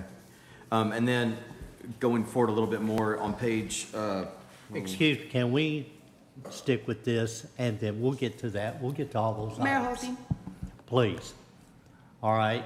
Oh, We're Mayor at Hulsey? fleet fuel, yes, ma'am. I just feel we did all this. We looked through everything and we came with questions, and then you're spoon feeding us what we already know and have in front of us. Well, And I we're appreciate reviewing- the added clarification, but I feel like it's only if we need it. I mean, I'm not trying to be a drama queen or anything. I just feel that I devoted the time to look at this and come prepared with questions, and now you're showing us the same thing that we have, and we've had for a week. more than a week. Well, you haven't had this. You made Which- changes, you which, redlined. I mean, I that's have a- last year's budget, so I know exactly what changed. We So should I- have had this. I do have that, it's just on here. And then I looked at everything and then Understood. wrote down what changed. Okay? Do you understand what I'm saying, though, how this is a little redundant? I mean, you're not trying to be a drama queen or anything, but I know. I think we just go quicker, and if none of us have questions, we move on. I think that's all we're trying to do. All right, we're about to finish up building services here. Thank you for your So consideration. the, computer software 8411-10. Mayor, you said Yes, you would ma'am. acknowledge this. Okay, you were at Fleet Fuel. Why did it drastically decrease, especially with the increased fuel costs? Where's that at? Okay, here. It was the fuel. You're at Fleet Fuel and Lube. Well, Yeah. lube is taken out. It's moved to Yeah, we Public understand that. Works Fleet Maintenance. That's not the question. The question is about the cost for fuel. The cost of fuel, if you see right here, that is explained. There was a large amount there for fuel, and we estimated, they have 3 vehicles, so we just took building service, Mr. Thepper estimates they drive 20 miles or less a day, but so we use 20 miles a day, 5 days a week, 52 weeks a year, times 3 vehicles, that's 15,600 miles total for all 3 vehicles. And estimating each one gets 20 miles per gallon or better, times $3.50 a gallon, and times a 1.5% escalation. That's where we got the $4,100. I know, I can see your writing here. I find it very difficult to believe that 3 vehicles are only going to cost $4,100. Do you really feel like that's enough? At the time we discussed this, I did. You still, with increased fuel prices, you still feel like, I mean, do you think it's? I believe so. Okay. That's all. I had a question for that. Mr. Mayor? Yes, sir. How come the city council did not get all these red lines and green lines ahead of time so we could have seen all your changes that you've made and changes that have done? How come we did not get that? I mean, like, in the last week or so, that would have helped us being able to see the changes that you made, because you told Chris earlier that everything that we're looking at in our book is the same what you're going over, and that was totally fabricated. Because everything like that right there, those green and red lines, is not in our book. So why did we not get that ahead of time? This was the basis for the change. These were to work up, and all of this was then coordinated with finance and updating the new budget. That's how that worked out, and this was to be. which is fine, but it would have been good information for us to have. Well, we will email this out to you. It would have been beneficial before. Before, That's it all. would have been great. I don't care about getting this next week. I care about getting next week. We could but have this been- halved this meeting if you had just sent this out before. Yes, that's This correct. meeting would be half as long. But Well, anyways, yeah. If it were ready a week ago, that would have been fine. Even 2 days ago. 2 days ago. I mean, but for us to, you told Chris that what we're looking at here is what's going to be on the screen, and it's not. And we've already said multiple times, we don't need every line read to us. We just want to go through the highlights. I agree. And that's what we're doing, computer software. Okay, We Mayor. don't need to hear about computer software. Excuse me, Mayor. excuse me, madam. But you said you would call on us. That was the agreement with me, asking to be acknowledged. You would respect it. I want to go back to where he was of the third-party inspections. Is there a cost to you getting your license? Just a testing fee. And how much is that? I'll have to go back and, it's a state test, it's quite less than $200. So sometimes cities reimburse for fees like that. Do we have a line item already that once you pass the test that you can be reimbursed through the city? The city pays for all my testing here. Okay, so it's already taken care of? And do you have to travel to go take that test? It's in Austin. So we need to reimburse, we need to pay for that travel. Do you have that? I have traveled. Okay. Okay, so it's all already covered. That's all I just wanted to make sure, because you're doing it for the benefit of the city. You shouldn't have a cost associated with that. It's all built in. I appreciate it. Okay, Is that thank- something you'd like to get done to be licensed? That's what he said earlier. Oh, okay. On the building services, office rental and electricity, the 41,900. What page? What page? Sorry, I'm on page 124. Would that be a cost that would go away once we built the Public Works building? Because my original understanding is that we would move the parts that are in that office next to what was Froth, but now is some other name, I don't know, Big State or something. Free State? That would move to the new Public Works building, is that correct? That's fine. So then we would not have that expense anymore? Okay, thank you. And I want to also, for rental office liability insurance would also go away Yep. on page 118. 118? All right, very good. And That's thank at you. the end of the building services, I believe. I will be picking up and have right here. But that's what on we're the screen. asking. Excuse me, We're madam. asking that we don't do that. I know what you're asking, and to take this presentation in order just to show you certain things, I need, please indulge me. A lot of folks went through a lot of effort to put this all together. The iWorks annual contract is $18,000 and it's under building services, computer software.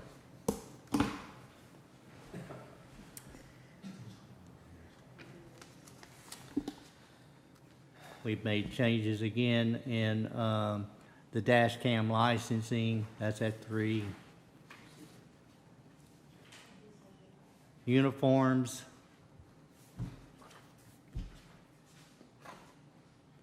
Here we have, you were speaking to plumbing inspectors. That is, again, all these were based on historical data and what the anticipated workload is in the coming year. 64,000 and 16,000. Here we have plan reviews for commercial projects. Commercial projects, particularly warehouses, the talk on the street, people that are inquiring on the front end. We anticipate a considerable increase on that. It is the commercial plan reviewers that do those plan reviews for those kind of projects. That's been increased to 148,000. From 50,000 to 148,000. This says 150,000 to 148.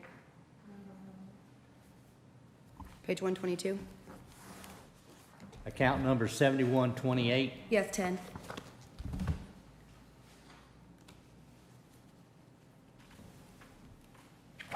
This says 150 to 148. Our book says 150. You look at I last don't know where year's. 150 came from. I do That's a too, 'cause, typo. yeah, last year was 15,000, so, yeah. We're going from 15,000 to 148,000. We're going from 50,000 to 148. Still, that's a threefold increase. Correct. What are you planning? Mr. Thetford. Yes, sir. So last year, in this current budget we're in, we grossly underestimated what those fees were gonna be for, plan reviews.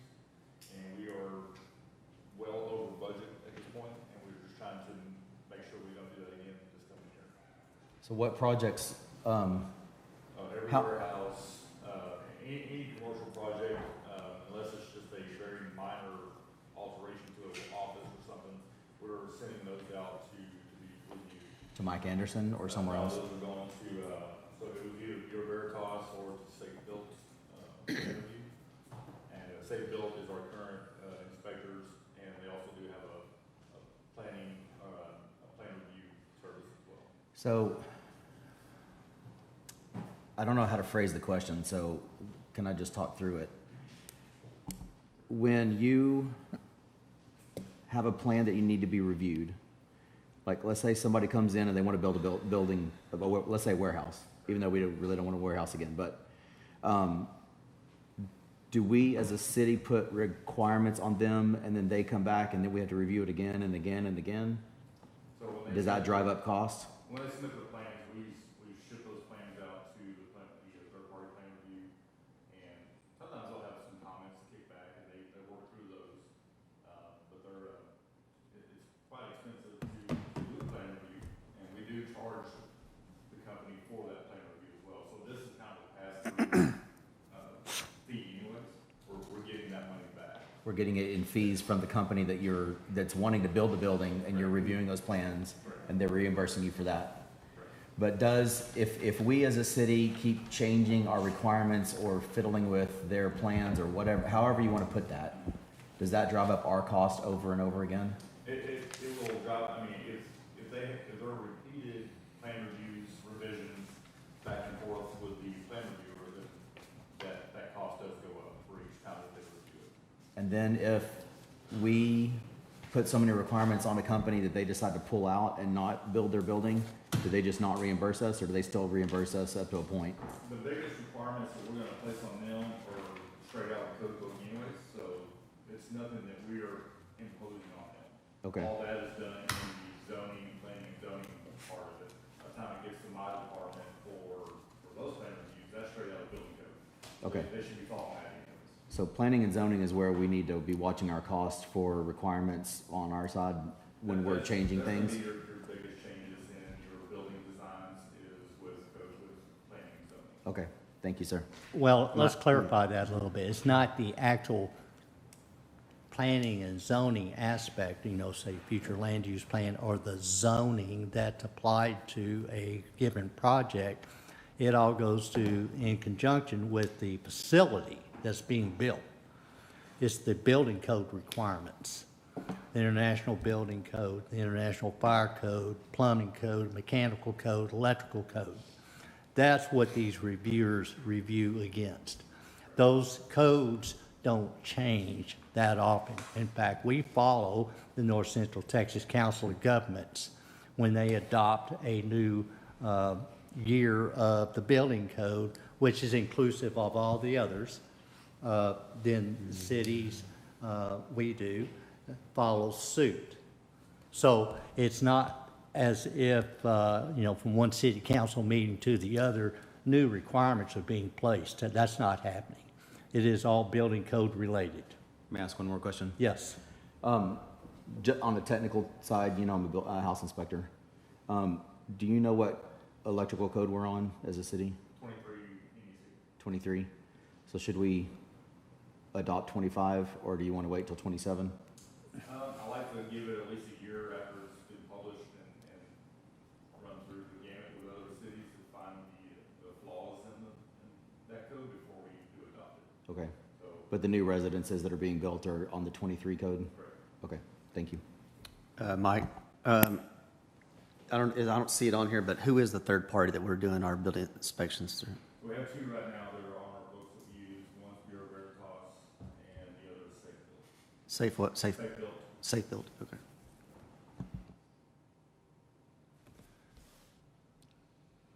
All right, good.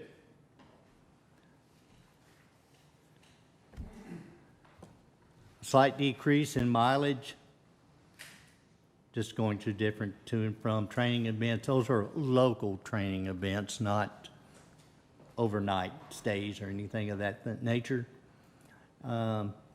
Training for the building instructors, again, recommended by the director. These were all decreased. and actual, just what is actually taken advantage of. No changes here. Office rental and electric. The office rental space is $38,500 a year, with the office electric at $3,400. That lease is a triple net, meaning we pay for the rental of the office, we pay for maintenance and utilities. Mr. Mayor, Yes, is that a yearly lease? that's yearly. Okay, so when we build our new building, then we can get out of it pretty quickly? Yes, Bill, there are aspects to look at whether that is cost efficient. On the surface, it would be. In fact, I recommended that we do this 3 years ago. That's where it came from, my recommendation. That we do what? Build the public works facility did not have a combined office of public works, administration, and then move building services in it. It didn't start out that way. Then I recognized, well, if we build an extra space in there, another 2,000 square feet, in addition to what public works administration would need, we could save this office rental. Did you just say you recommended that? Yes, I did. Thank you for your foresight. Let's continue, Chris. Okay.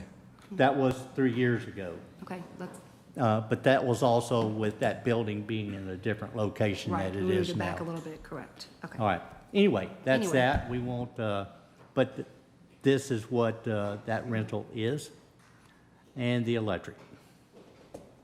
That's the end of building services. We have All Do you have American. any questions on that or There's- comments? There's animal control as well, and All American Dogs does a great job, and they respond quickly. Any issues with them?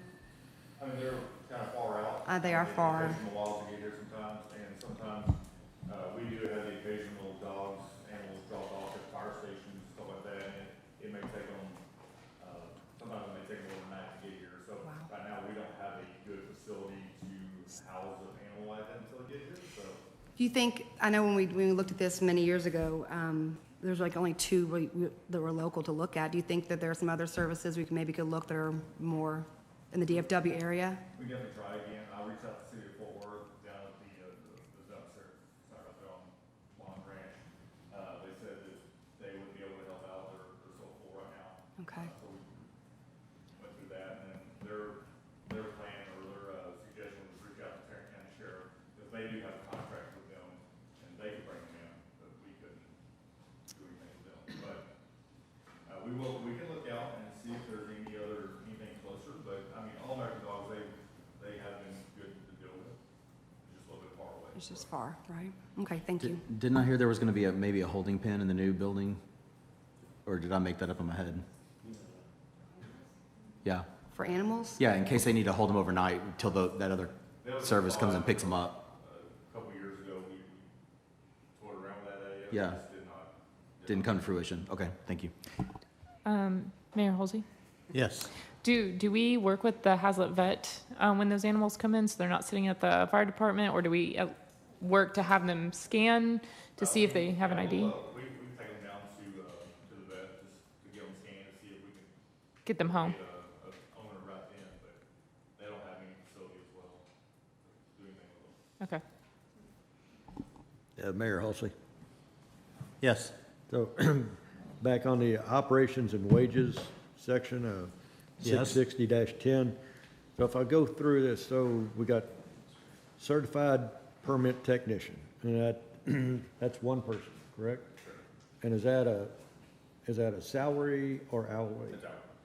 That is a salary position? Hourly, I'm sorry. Okay, then we got building inspector, one position, and that's hourly? All those positions are hourly that you see. Okay.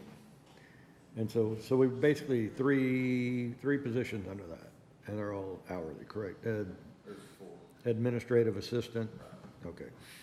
And, okay, on those 4 positions, did this come up in the yearly reviews to see, you know, did they get increases? Do they need increases?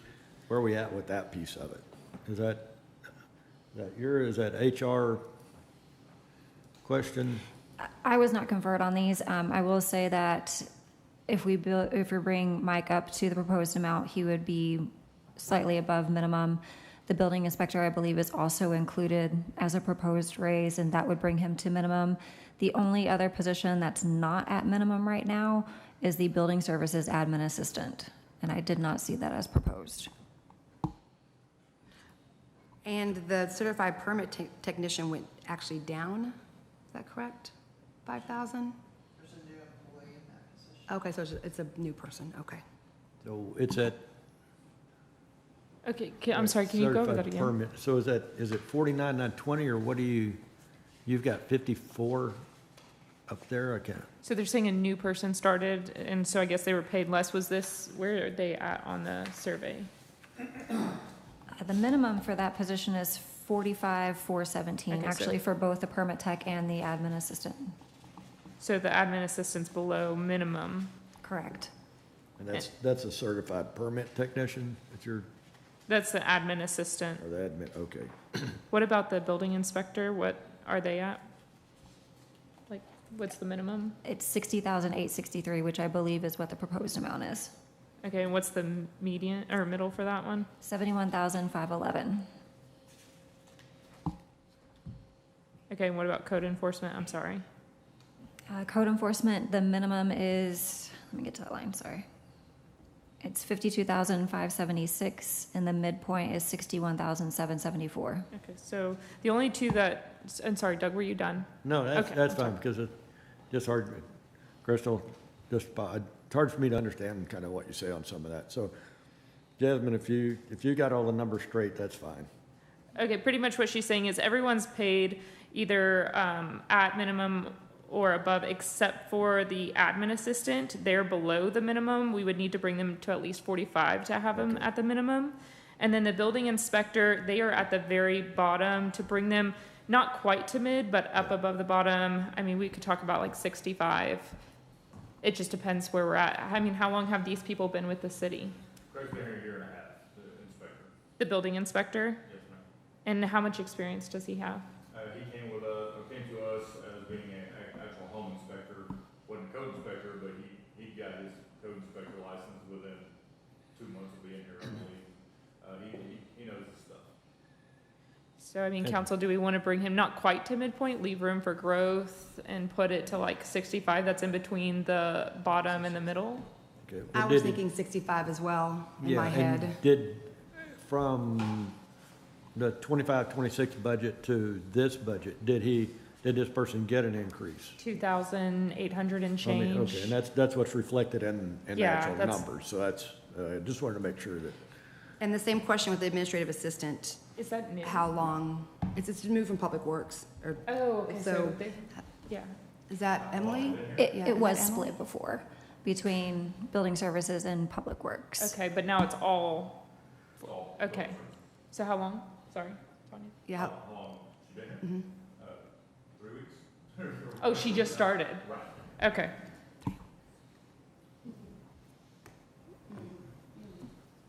I don't like that she wasn't hired at minimum, but if you just started, it's and what's minimum on that? 45, so it'd be another 1,700 and, That is tough, because we haven't seen yet. What experience, level?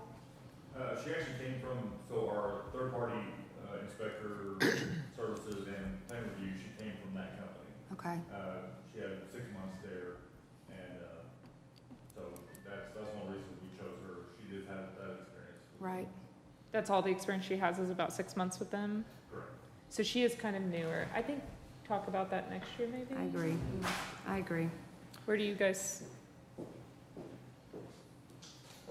Any raise in this budget wouldn't go into effect Until until they- October 1. okay, so she'd be working, and it doesn't have to go, is it at his discretion of when he gives it, or how does that work? So if we put it to 45 and say 9 months in, he decides to, If you put it in the budget, it'd be up to Mike to decide when they got it. I would like to have the flexibility to be Yeah. able To put her. increase that as needed. I like that at 45. Okay, with not an immediate implementation, but with your ability to do so in the year. Yeah, That's the 3 months first and then see what that is. See if she wants to stay around. Got it. Yeah, I I could would see say, maybe on a position like that that's new, I could see doing like a mid-year review. You know, obviously you got a 30-day trial period, that, okay, it isn't gonna work out. Then maybe for a position like this, you do a 6-month mid-year review. See, do we get them up to the minimum? You know, if they're qualified, doing a great job, certifications and all that. Hey, Go ahead. Go ahead. Mike, what's the lady's name that, the other inspector that goes around, you mentioned her name to me earlier? Pam, what's her title? Oh, okay, that's her, okay. So where do we settle? We weren't done quite yet, if that's okay, Mayor. Crystal has something to add. I want to see what Yeah. she had to say. I would just say from an HR perspective, if we are going to move people to minimums, people need to be at minimums. We should not have anybody below a minimum. Okay. Good point. Can I do a follow-up question? So you hear us talking about the building inspector, bringing them to kind of between the midpoint, and the admin assistant, the ability to bring to midpoint.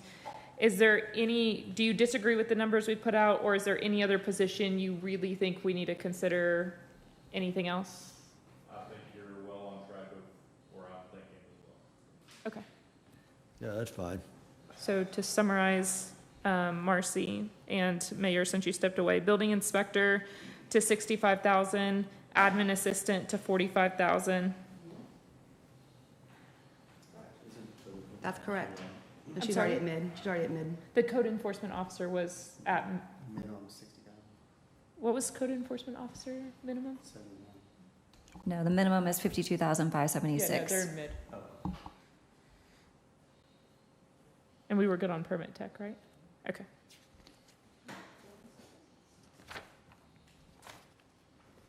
Thank you, Mayor.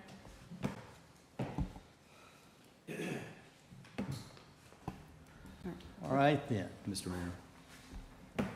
Yes. All right, let's move on to the fire department.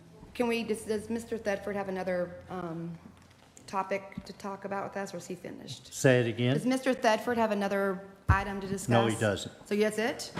Oh, I thought there was One more question. Okay. Does he have perfect. any items in the capital? Okay, so you'll be free to leave after this? All right, thank you. Thank you, Mike.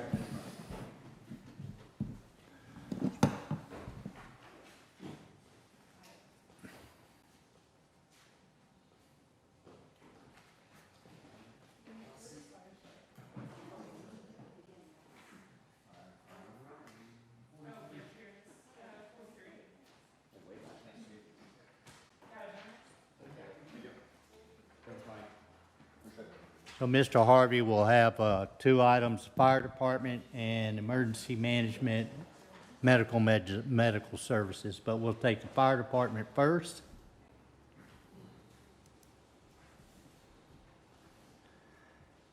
All right.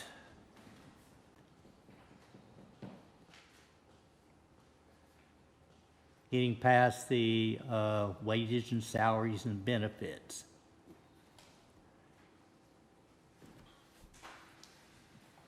So we have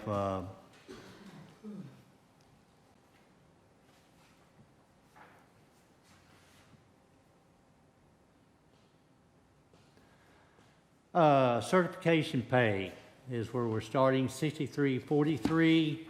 That certification pay was decreased from 30,000 to 18,000. As Chief pointed out, that is for paramedics, is for 3 firefighters, not 5. Mr. Mayor, red light, we skipped over all of the salaries. That's right, we did. Why are we skipping over them? I definitely have a question about the assistant fire chief, new item. Can we go through this and we can come back to that, please? But it's at the top. Can we go through this and come back to that? Thank you. I'm asking, why are we skipping it?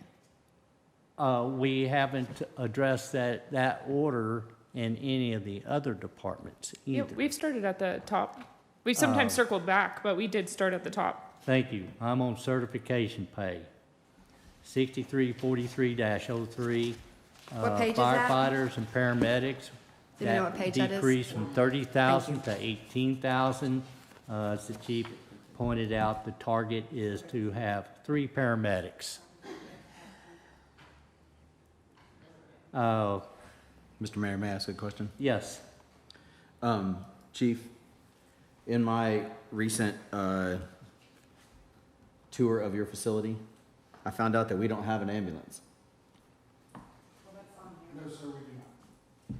So but we do have a vehicle that looks like an ambulance, right? It could not operate as an But it cannot operate as an ambulance, and why is that?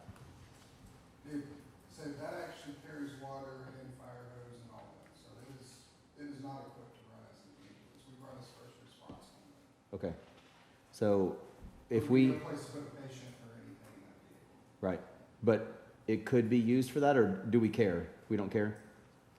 Because we have other ambulance service? We have other ambulance service that is, We're contracted with the city of Fort Worth. much more cost efficient to use their ambulance service than it would be to create our own. Okay, that's what I want. That's a good thing to know. Thank you, sir. Yes, that's, going back 2 years, that was a very large discussion among all the municipalities with the MedStar group. Right. There were 14 municipalities involved in that. City of Fort Worth being the very largest, taking up 90% of that service. And each municipality was given the opportunity, you want to start your own, go right ahead. But it would have been over $1 million to start up, and very expensive to maintain operationally year after year. The most beneficial, cost efficient is going through with Fort Worth ambulance service. They've been very good. Do you have any complaints? No, I have no complaints. It's actually been an upgrade since it was MedStar. What we're taking it over has been. They have quicker response times. They've been very good. And so these 3 paramedics are just firefighters that are on the truck? These are firefighters that are on the truck. Yep. They do get credentialed to act as a paramedic prior to the ambulance arriving there. So any citizen in severe need gets earlier care taken. Right. Thank you, sir. And that's the role of first responder. All right. No major changes. I'm under cell phone. That's Okay, health, I had a question about health and wellness. on Same. health and wellness. Yes. Where's that at? What Right number? under- Here we are, health and wellness. 634503. There My only you- question was, and it was brought up by a citizen, so I'm gonna ask, is that, do you feel that the gym membership are you using it? And would there be ever an opportunity to have a workout room maybe at the fire station to offset that cost? I will tell you that they're at the gym almost every day. Okay, I do like them being at the gym. It gets them out in the public, and I think that is point. a benefit beyond them being physically fit. With the current facilities, even with the add-on, there's nothing that had a room for a gym. devoted to that, We would- okay. We would need to add more space, and then with the equipment offset and repair on it, I think we're getting a pretty good Great, deal. perfect, that's what I I will actually relay. Thank had you. a follow-up, Mayor. Yes. I was confused by it because it says 50 a month times 5, but it says it's for all fire personnel, which would be 15 employees. So does this actually service all the employees? So, anytime worked out a deal with us, they charge us 5 yearly memberships, and all career and volunteer members can use it. That's how many set on our largest truck, and so they charge us 5, and every member can use it. Okay, and they allow access. Is there a point at which, if the department keeps growing, that we need to consider an increase in that, or is that pretty? Part of this was that we couldn't have we weren't giving free gym memberships to the volunteers. They need to come up, they need to be on shift on the fire truck in order to utilize the gym membership. So it's not a free membership for all personnel. It is on-duty personnel get to go to the gym. Okay, I love that. Thank you. All right.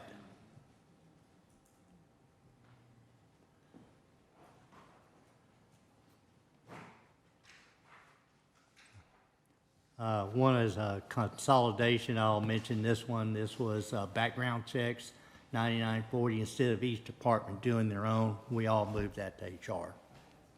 That was a consolidation effort department-wide.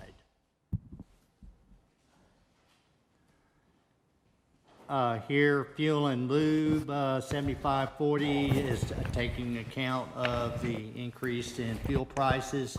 It's gone from $28,000 to $35,000 a year for the fire department. Mr. Mayor, may I ask a question? Yes. I know that our fire trucks are fairly new, but are we planning for, at some point in the future, the time to replace them so that we don't have to come up with that money all at once? Like, Yes, how does we that do. work? We have a 10-year replacement plan for the fire department that will be presented to you after this budget cycle. And those will be, there are two, with fire department equipment, we have, I'll say the 10-year lookout for, I'll call it the wish list of all departments, inclusive of infrastructure and everything else, is over $100 million. It's more than $10 million a year. But when you pare that down, now some of that can be cash flowed. That's one of the reasons, okay, we got that reserve. That's what we'll use that as kind of a savings account to purchase equipment in the future or projects, whatever that may be. Other decisions which will the council will have to confront, and we'll be working with Hilltop. We've been talking for some time, Marcy and I, of how to, a possible structure to put in front of you is doing bonds to purchase these large equipment items or project cost items. But to answer your question, Chief has his 10-year replacement plan. And how old are the engines that we have now? How old are they? I don't have that in front of me. We have a few pieces that are coming up, but they're not the big expensive items. The big expensive items are, you know, like a ladder truck. What's it, almost $2 million? About 3 now after. 3. So, you know, the Now, last just- one that was purchased, I believe, was close to $1 million. Now that's how much they've gone up. 2016 and 2017. Okay, thank you. And in fact, So we that already had was 10 years for one of them. Okay. in the financial statement we started out with earlier this morning. That was one of the bonds, very specific for the ladder truck. Okay. Here in truck repairs, of course, we got the Chief's new Tahoe. We're just adding $1,000 a year for any kind of repairs, maintenance type items that might have to occur.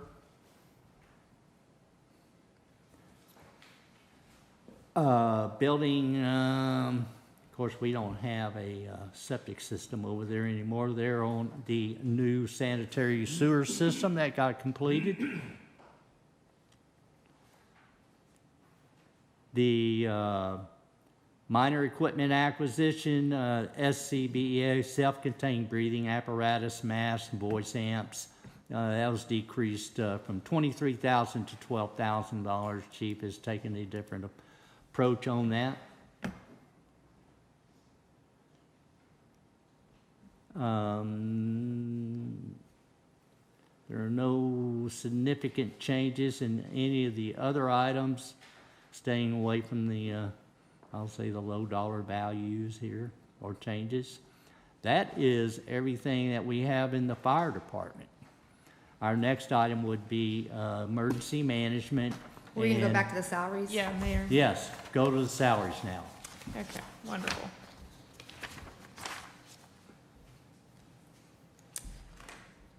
Mayor. Please. Okay, can you explain, I was already asking earlier, but I still don't quite understand. So it makes it look like we don't currently have an assistant fire chief, and are we hiring one? Or can you explain that? So before my predecessor left, he had promoted me to the assistant chief. It never changed in the budget. So I've now promoted Dennis to my old position, which was fire marshal / assistant chief. The budget always reflected a division chief because that was my original title, but when Kurt promoted me, it did not get changed in the budget. And so this is just updating the name in the budget. So this is just clarifying. So we're not adding any additional employees. There's still 14 employees in the other column, and this is just separating out his specific pay. It's 12 in fire shift personnel plus 2 for the administrative side. So 14 total on career, including the fire chief and the assistant chief. I need to make a clarification when you're finished. Okay, and the only other question I was gonna ask Crystal, just for record, if these align from that study? Yes, they do. Okay, go ahead. With regard to the assistant fire chief, the way our ordinance was set up is the fire chief could appoint a captain, not an assistant fire chief.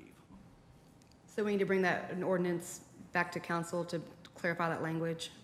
That is being updated currently. Okay, perfect. And, but in the budget, you see, under supervision salaries, I added assistant fire chief, fire marshal. That's why that's there. So as you approve this budget, you're approving that position at the same time. Okay. And that salary. So what you're saying is you're not gonna bring the ordinance change to council, you're taking this as the green light to change the ordinance, just to be clear?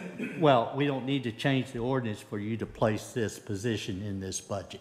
I know, but you said that you But were it's coming, the ordinance change is coming, it's being worked on. to council? Yes. Okay, Yes, Yes. we Yes, are ma'am. working on a whole fire department ordinance. got it. We are many years behind on our ordinance. You're not alone. There's other things. So that's why you see it in this budget, is to, that way, Dennis Seltzer can be, his formal title is captain / fire marshal. When this budget goes into effect, when it gets approved, his title will be assistant fire chief, fire marshal.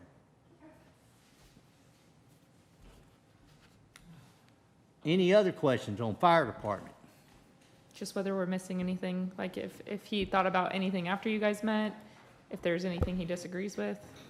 The only change I have, and I spoke to the mayor about this on Friday, is Fort Worth revised their cost for ambulance service. The last number they gave me is now $77,000, with the stipulation of it's probably going to go up again. So the mayor and I talked, and we're going to request it to go to $80,000. So from 75,000 to 80? Yes, Okay. and that is just an estimate based off of, they told me it'd probably be mid-September before they know the actual number. Kind of So you'll see that leasing in, services as there's well. a few things that we will be adding as to updates, that's one of them. Okay, so is there, as we're going through this, are you telling us any other items that you plan on updating? Or are you gonna highlight them in a specific way? I'll have a bullet point, I'll tell you specifically what administration's added.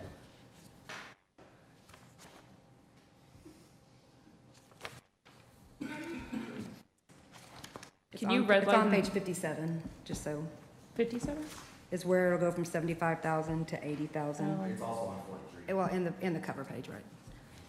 It's also on 43. The cover page, correct. Yep. Can you redline any changes from this document you already gave us? Because we're also requesting Marcy make several changes that we've decided on, and then you seem to have several items that you've discussed or have ideas about Correct. census. Can you redline that and send it to us before the next meeting? The, Marcy will prepare a budget with all these requests in it. Mm-hmm. Those changes will be noted, highlighted, or however she wants to do it. You know, what page number, what the topic is, that will be included in that fashion. Okay, that's all I'm just saying. Any changes from this document we received, I'm asking that we receive a red line. or highlight. However is easiest, just making sure we're calling out every change, whether it's his change, our change. Yeah. Are you asking by Monday? No, Or next By next Saturday. next Saturday, I think would be appropriate. You just said next meeting, you didn't specify. Next workshop meeting. The next meeting. Good call. Well, that's next Saturday, so you'll have it then. Perfect, thank you. All right. Let's move on to emergency management and EMS. EMS is emergency medical services. I'll just make a disclaimer here, and which is, as Chief has requested that, and which is appropriate, take emergency medical services, and if we'll make a note of this, we place that in the fire department, not under emergency management. Emergency management is a different animal. Emergency medical services is all of that with regard to first responder services, which is a fundamental task of the fire department. They are the first responders. And that is emergency medical services. But right now, it is here. I believe it is all in, under emergency management. So you're saying just to clarify, you're saying the emergency medical services, EMS supplies and equipment, that 11,200 is going to be moved back to fire? Yes. Got it, okay. And I had no questions on this, this All right, section at emergency all. management, just going through this. The emergency management coordinator is part-time. That is Mr. Garrett Kemp. He's a full-time firefighter. But he's excellent. He's had formal training in this. He has actually a degree in this, doesn't he, Chief? Yes, sir, that's what he went to college for. Yes.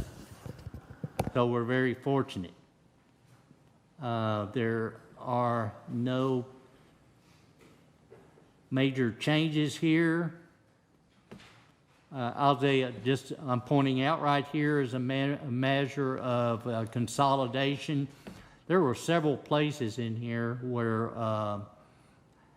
North Central Texas Council of Government memberships were being paid. So we got, instead of multiple departments having that in their budget, it's all consolidated into one place, inter-services. We pay that one membership. Now, the fire department has their own. Now, COG has specialty programs, and one of them is this CASA. Do you remember what CASA stands for? It's the weather radar. I can't remember exactly what. Yeah, that's right. But it's a regional weather radar, and that is a membership you can subscribe to with COG. But that's a specialty membership in COG, but that remains under the emergency management. Okay. I do want to say, it's the collaborative adaptive sensing of the atmosphere. How'd you not remember that? Wow. I'll do better, I apologize. That's crazy. We have here under account 8530-03. Now that is with regard to the 25-26 budget account number. Is where it's documented that the Fort Worth ambulance service is increasing to $75,000 a year. That will be changed for your next budget review to $80,000. And that will be placed under operations of the fire department.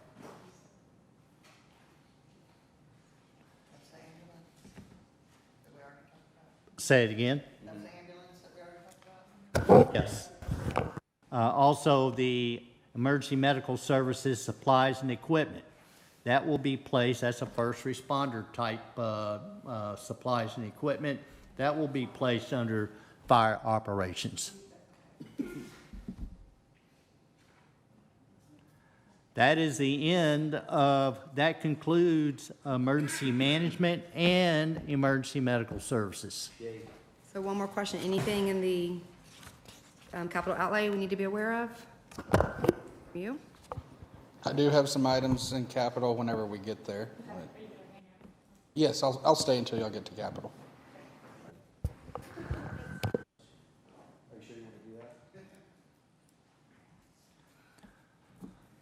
All right.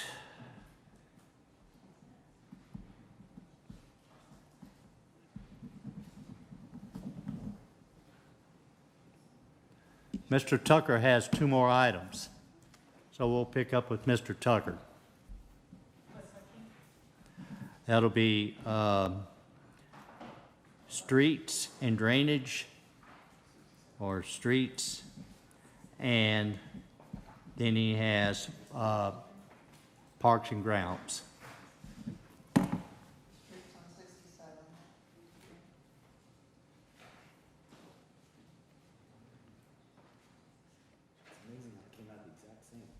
Street Department.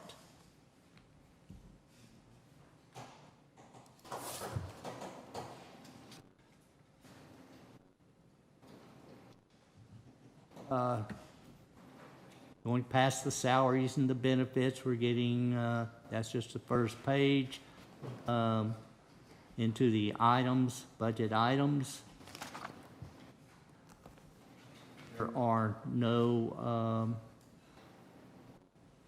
significant dollar value. There is none. There's just no changes here. So we're good, right? I only had one question about the right-of-way contract mowing. Am I good? Sure. It said for the areas to include Hazlitt Parkway, L center medians, and sidewalk areas, Westport Parkway center medians. What about intermodal? That's done by, they maintain that. The companies, the Hillwood, Hillwood, yeah. Intermodal? Yes. Mm-hmm. Yeah. So this would include the new section of intermodal that is south of Transport Drive. Everything north of Transport Drive has traditionally been handled by the Hillwood, the property association. They do all of intermodal all the way to the city limits, and then on Westport they do pretty much through the intersection headed to the west, except for there's a small section starting from around Sun State. Those little medians, they'd be included in that as well. But they don't do the south intermodal between Caraway and Sweetgrass, do they? They do not. So who's taking care of that? Because So that section there, I do not think that is included, that section there is included in this. We would internally handle that. okay, so internally. Yes. Okay. We could look at incorporating that in there. That was not a part of that original scope, but yes. I mean, to me, it doesn't matter as long as it's being taken care of. I don't know what kind of equipment the city handles, but right now it's kind of a mess in certain parts of it. I mean, the road's blocked off, but people still walk it. Yeah, That's between Caraway and Sweetgrass you're speaking of. And also between the warehouses and the corner of Sweetgrass, that's empty. That's what I'm talking about. Like where the road's blocked between the warehouses, between the past. That's very much still in a transition kind of thing, right? I understand. That's why I'm just looking for the future, because we're looking at the next year. I was wondering if we have a plan to take care of that. So that section there, we haven't looked at that internally to take care of. Usually ordinance would require them to mow all the way to the right-of-way line. This was specifically to address the medians that ran all the way down the center, and then we were also going to go to the right-of-way line on the edge until those develop. Once they develop, the development would take care of it all the way through there. That other section you're talking about, since there is nothing built there, we would typically mow that, and we can look to take care of that, but it was not included with that. Just maybe something to put on your notes to look at. I understand. Go ahead. James, I think it's on page 70 on 641004, street lighting. What can you, I have a question, but can you tell me what that street lighting includes? So these are for all the the, I guess, the street lights that the city doesn't maintain. So this would cover the, basically all the ones throughout town and the neighborhoods.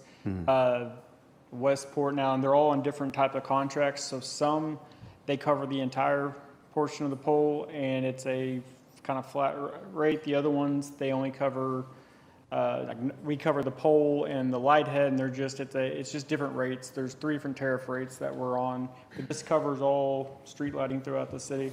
So this is not residential? This is Oh, only... it would be. Oh, would it be? Okay. All lights.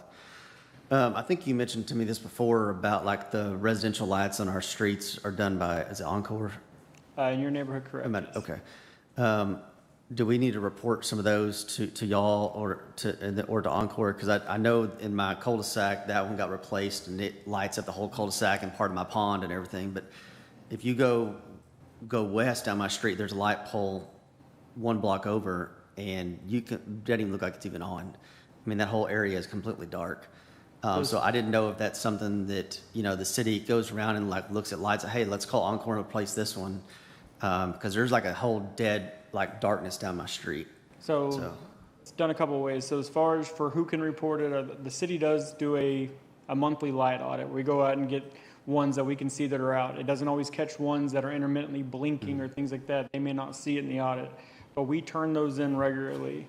Anybody can turn them in through the both Encore or Tri-County through the GIS. Like they have report a street light. There's like 3 different things and they'll actually notify you when it gets done.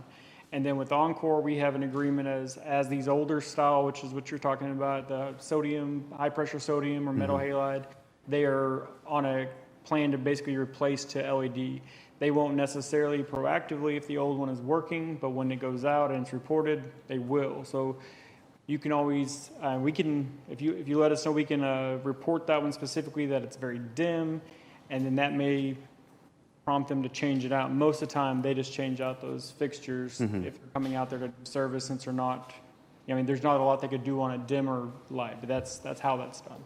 Because ours went from the old style to LED, and I mean, it's a huge difference. I mean, okay.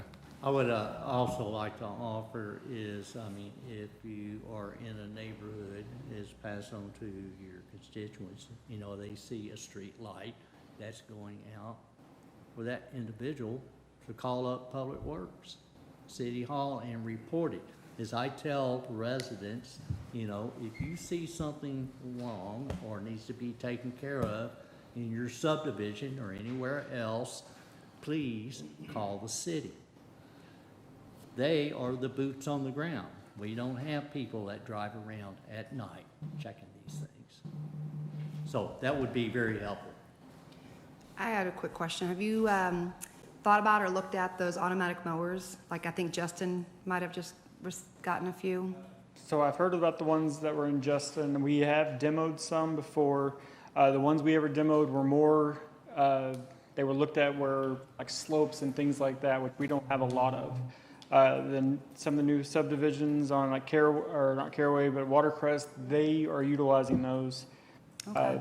I don't think they're to the point that we would see a benefit from it yet. Okay. I think there's a place for them eventually, but I think the really good versions were cost prohibitive, and the ones I've seen from Justin, it didn't seem like they hold up, and maybe they will over time. I just think it's too... Let Justin try it out first and then see if, okay. I just think, the technology is coming and it might make sense, especially for sports fields. We've also looked at striping, things like that, and they are getting they're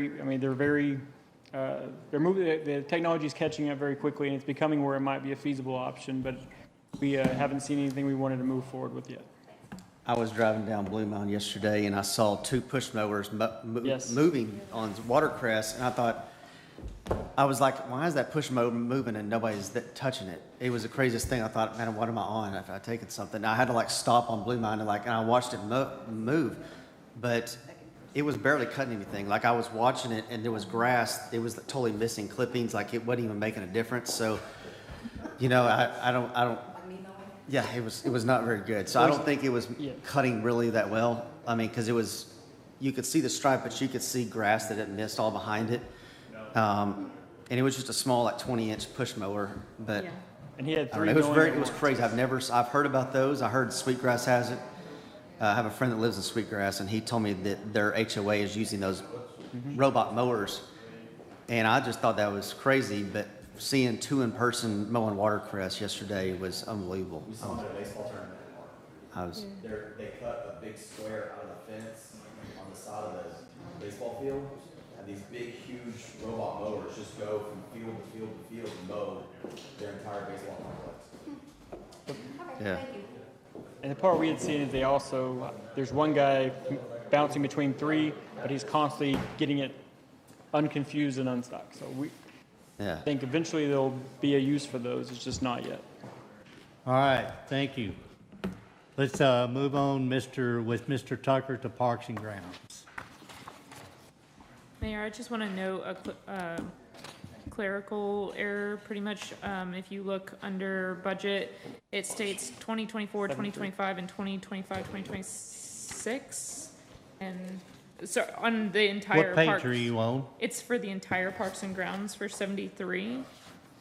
All the columns, for everything else, it says 25, 26 projected year end, 26, 27 request. This one still has last year's dates of 24, 25 and 25, 26 request. It's just a small error.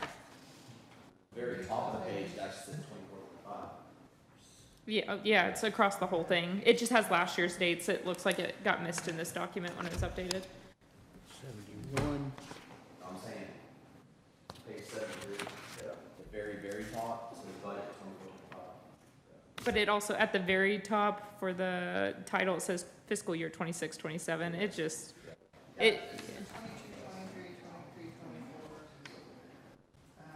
the columns. Yeah, minor. I just wanted to call it out so we can get it corrected before next time.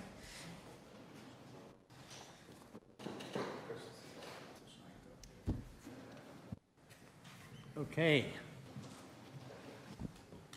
Parks and Grounds.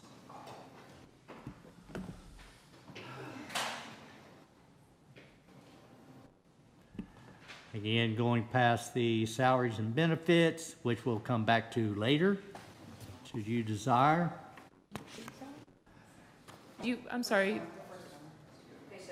Oh, okay. Never mind. My apologies. I believe there are just I don't know that there's one change under fuel and lube. That's 7540-05. The account number, we went from 20,000 to 36,500. They go through a lot of fuel.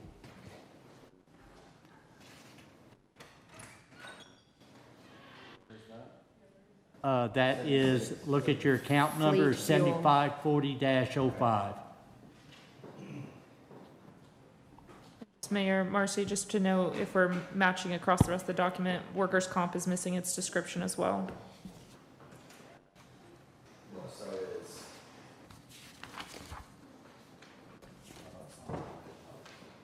is. Is that under fuel and lube? No, it's right above it. All right, I'm on fuel and lube. Very good. I had just another item down here, then we'll go back to that.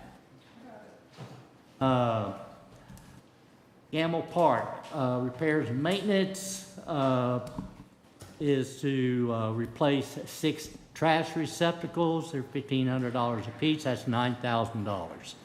That's for Gamble Park. They're specialized type fixtures.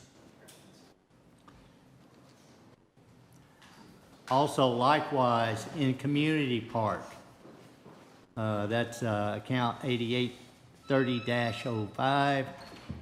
There is 12 receptacles. That's $18,000 for Community Park. So $27,000 for trash cans between Community and Gamble Park. These will last a very long time. Plus court reserve that we use for the tennis courts going up slightly. They're going up $2,000 a year. But that's been a very successful piece of equipment. The cellular devices, very last item, and went from $2,000 to $600 because we only have one person that has a cell phone that's involved in parks and grounds. Are you at 6430? 6430-05, yes, And ma'am. it went from what? It went from $2,000 $2,000 to $600. Is that what y'all says, your books? Yep. Mine says 3,500 to 2,100. Yeah, but he's Page talking about 79. the first line item in that. Oh, gotcha, not the total, the Yeah, not the total. 2,000 to 600. Thank you. Thank you. Mayor? Yes. James, I think I had talked to you in one of the breaks, and you said that 2 of your employees are going to get certified to maintain the baseball fields. Is that correct? There was a training opportunity we were going to send them to specifically for turf grass. For turf, but not for the grass. Well, Okay, baseball field grass. sorry. And when is that training going to happen? I don't know what the date is. It's our public works supervisor has found that, and so I don't know the date offhand when it is, but Okay. Do you have any idea what it would take to, money-wise, I mean, to recondition the 2 fields that we have, 3 fields that we have at Firehouse? Because they're in pretty bad shape. and Yeah. I don't readily know what that would take offhand to do. They definitely would need to be pretty much stripped down, and then They really do. yeah, and then we have to look at irrigation as well while we're at it to make sure that's adequate. We'd have to get a good number on that. It'd just be a guess if I gave you one. I mean, I would think at a minimum 50 to 60,000 to resurface and fix for each of them. And how long, if you fix it like that, how long does that fix last before you have to do it again? Well, Years? I don't think so. I think it really depends on how much use it gets, and those fields get a constant amount of use. Yeah.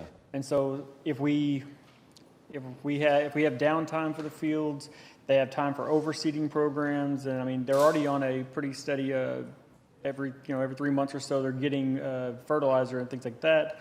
But some of that is just the overuse. The fields are just constantly people on them, and that just beats the grass down, allows for other stuff to come through. So it's hard to quantify how long it would last. I think we haven't done anything that in depth and since they were put in. So Well, there are some cities that lock down their fields for like a month, let's say, whatever, so they can regrow. Do we have that kind of a schedule going on, or can we get that kind of schedule going on so we can have better fields? Well, before you say, we did have a schedule. We do have a schedule for that. That's in the HSA scheduling. We have a shutdown period. This is very specifically for reseeding and that kind of work. But is it not happening, or it is happening? So we struggle with the amount of programming on the field. So they usually, when we say HSA, they think of it at different areas. As far as for baseball has a shutdown window, but when they're shut down, there's an All-Stars, and then when the All-Stars are not there, there's another version of that, and there's flag football, and there's just so many activities that it seems that very rarely does it actually ever completely stop. Well, They're just well used. So it's hard to get a very, very comprehensive schedule there, and I've yet to find much of gaps at all. I mean, We need to do something to fix those fields. I would say this. They've got to be in better shape. They can't be the way they are now. And if that means we have to scrape them off and start over again, even if we're going to do a master plan that's going to be in 2 or 3 or 4 or 5 years, if it's $50,000, I think that's what money will spent to get those fields up to a decent standard until such time as we can do the full rebuild. So is there any way that you can come back to us with those numbers, and we can maybe put a placeholder in now, but then, finalize for those 3 fields that are behind Firehouse, because they're in the worst shape that out of the ones that I've seen. They're worse than Nance, is what I'm trying to say. Before you go, I had something I wanted to add to that. So I think it was 2 years ago between you and Mr. Rogers, a whole program of enhanced care for these ball fields. And we scheduled a certain time. What I do want to say is that one of the things is the city has to be able just to look at HSA and say, no, it is shut down for this period of time. We have to maintain it. There's an expectation. We have to have the time to do this correctly. So it's a matter of saying no to HSA to do it. That's one of the major difficulties is no. Would you agree? We own the fields, right? We own the field. We own the fields. We do own the field. We have a contract with them, which I get, and I'm not trying to kick them out at all. Oh, no. But for us to maintain our fields and to have them in That's good right. working condition, there's got to be a schedule and there's got to be some cooperation between the city, the HSA, the teams, and everybody else. There's got to be a shutdown time so these fields can And it's been regenerate. scheduled. We have a schedule for Are you that. But talking it's about not. the infield or the grass? The dirt grass. or the grass? The grass. There's a time where you have to plant the rye, you have to Right. overwater, you have to. Right. I mean, it doesn't change. It's the same every single year. But it's not happening, is what I'm saying. So Like those fields are in really bad shape. If you go over there, the grass is growing all over the grasses, not the place. field, not the dirt. The grass is growing all over the place. The running lanes for first and third base, Need to be recut. they need to be recut terribly that- bad. We bought a in piece of such bad equipment shape. very specific to do that. We're not doing that? No. They are weekly dragging those fields. They're adding conditioner, and they cut the baselines. Now there is some of the problem is there's lots of activities and things on that. The HSA, they also do maintenance there as well, and so sometimes it's kind of a fight back and forth. Our hope is to get them better trained so they can do a higher quality job. Like I said, the grass is definitely it's greening up. They're getting, things like ants and stuff haven't been a problem. We've gotten those removed this year. They're making strides to improve it. It's not as fast as I would hope, for sure. I want to make one other comment about the use of our fields. And this is very specific to HSA, because they're the only people that use it, is it's overused. For any given day, during the season, from sun up to sundown, they are just beat to the ground. They're just wore out. And I have spoke to HSA, of course, this is a great place because these fields are in their backyard. I get it. Is that there has to be some management of field use. Yep. We only have a certain amount. It's our asset. We have to manage it. And if it comes to a point, okay, here's the games and the number of games you get to play. If there's an expectation, you want to keep a quality field. It can't be overused like that. That's one of the things that we're confronted with and always have been. So it's the amount of overuse of the field. It's overused. And then also just saying no to this shutdown period. I'm sorry, you got an all-star game, you just need to find somewhere else. We have to have this time to do our work. So can we add $50,000 just as a placeholder until you give us solid numbers on what it would take to redo the fields?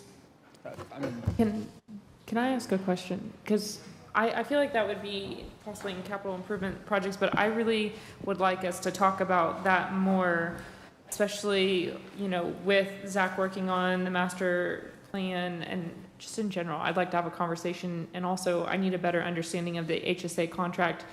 Do they give the city anything for the wear and tear they are? I'm sending it to you right now. Beautiful, thank you. I have it pulled up. No, what they do is in lieu of the city of Hassett having a rec program, paying somebody to run ball teams and games and things like that. They provide that. They do all of that. And they have the contract is they have a schedule. These are all public ball fields, every one of them. When they have a schedule and they schedule it out, they send it to the city as the contract is written, they get that priority use. It's blocked out for that time. And typically, say during baseball, softball, I generally run to, 5 to 8 o'clock every evening. And then all day Saturday and most Sundays. Yeah, I had baseball with kids. I do understand. I'm just wondering, they're putting a lot of wear and tear on the field, and I'll read over the contract, but at what point do we ask them to contribute? Because I know there's a cost to HSA. I've had kids in HSA. I have approached that topic several years ago, multiple times. It's been not particularly successful. That's wherein lies the part of that is realizing that majority of the players are Fort Worth. I know that City Keller traveled that road. They went to the city of Fort Worth and said, the majority of the people that are playing in our Keller ball, associations is all from the city of Fort Worth. And they go, yeah. They go, how about we have an interlocal agreement? You contribute the amount of money because we're spending all this money to maintain these ball fields. And Fort Worth said no. Okay, that's not what I'm talking about, and I feel like we're getting off task for today. So what were you talking particularly? I'm saying, in general, I'd like to look down the line at HSA and what they contribute, but for his, it sounds like it's a capital improvement project. And in general, I think we need to look at what all, we keep throwing money at Firehouse Fields, and I just feel like when we get to capital improvements, we need to kind of look at that and figure out what we want to do in the next year and what we want to plan for down the line, if that makes sense. I'm not saying. Well, what I'm suggesting is we get them where they're more usable now, even though we know we're going to be improving them greatly, hopefully in the next 3 to 5 years. But this is just kind of a stopgap. I mean, it's something that a lot of people who take care of baseball fields will tell you this has to happen every so often anyway. And it hasn't happened in a long time since they were put in. So it's well past due to have this rebuild. And I mean, it's not a complete rebuild, but it's scraping it and replanting it and fertilizing it and and making the drainage right, which will help us down the road as well. Once again, are you talking about the grass or the dirt infield? I'm confused on what you were. I think all of it, yeah. All the above.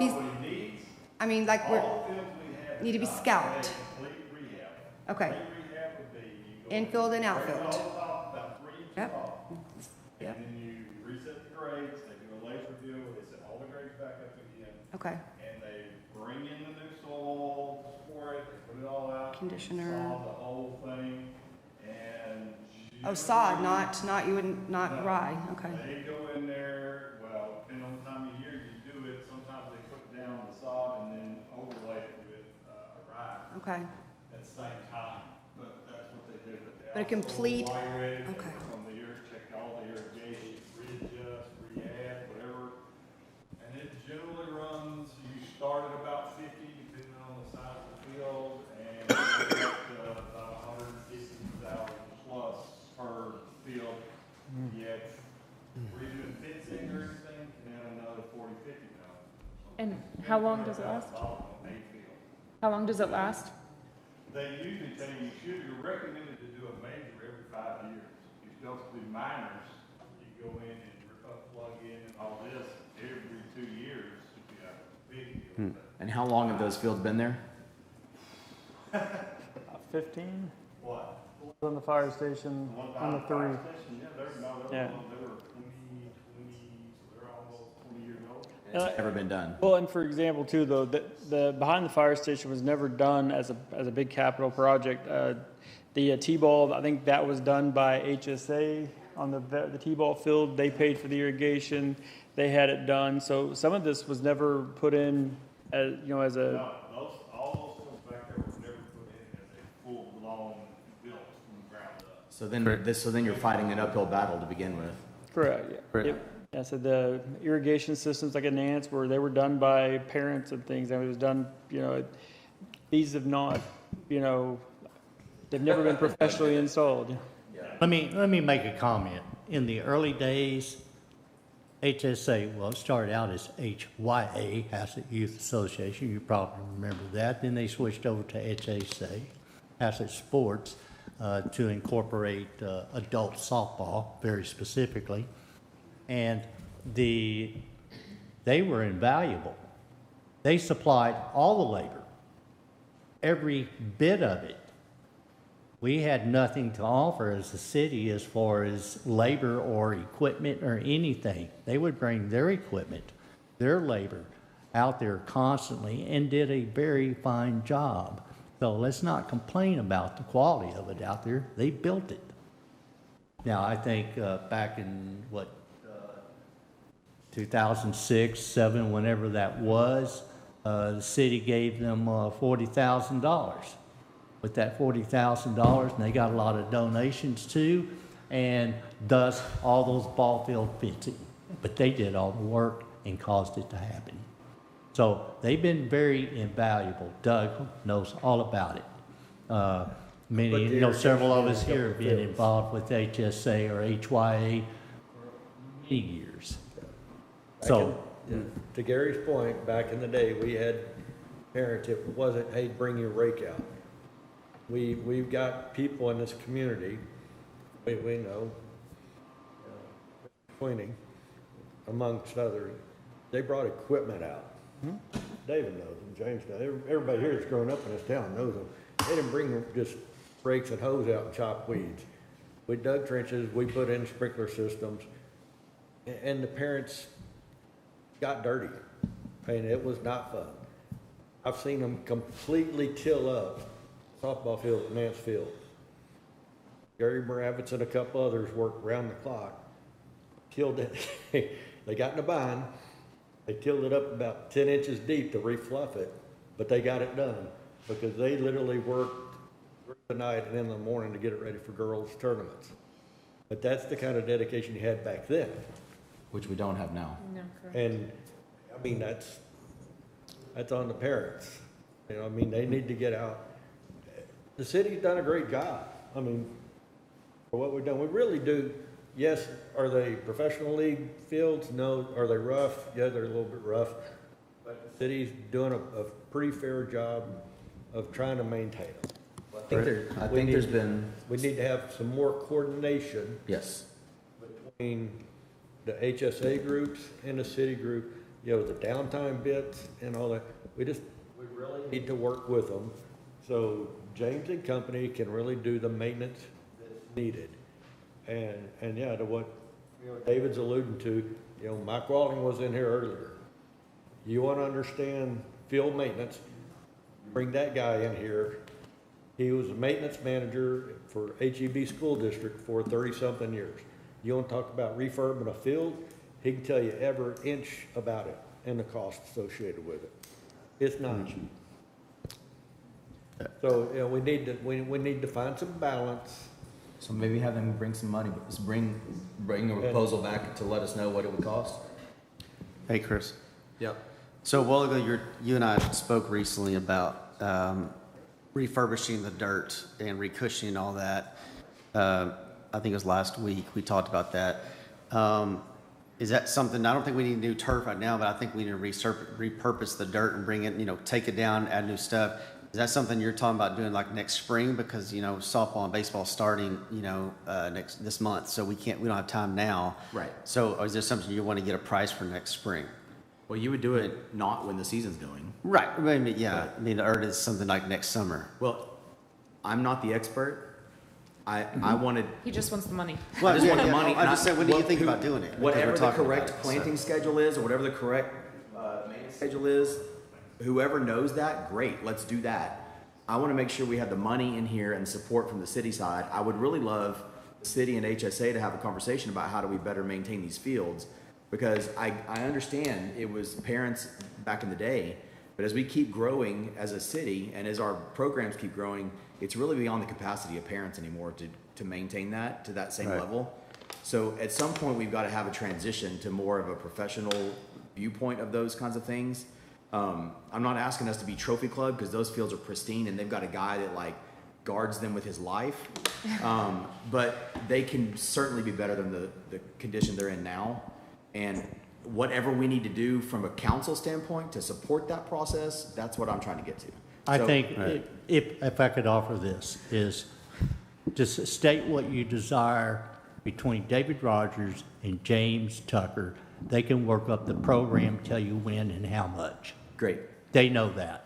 Can y'all So- come back with us? November time period is when they like to start. Okay. But just for the dirt, I think right now, I don't think we Yeah. need to do sod. Right. 90 days in the middle of the, So, but, basically in the winter months is when they do that. so can you get us some numbers and a set schedule and a program so that, and when we need to implement it and all of that and bring it back to council?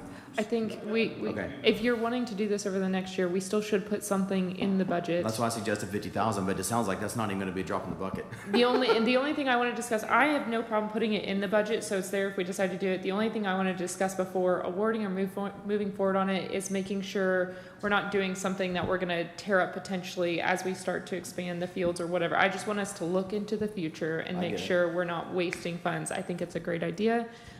It's pretty dangerous out there. You get balls popping all the time.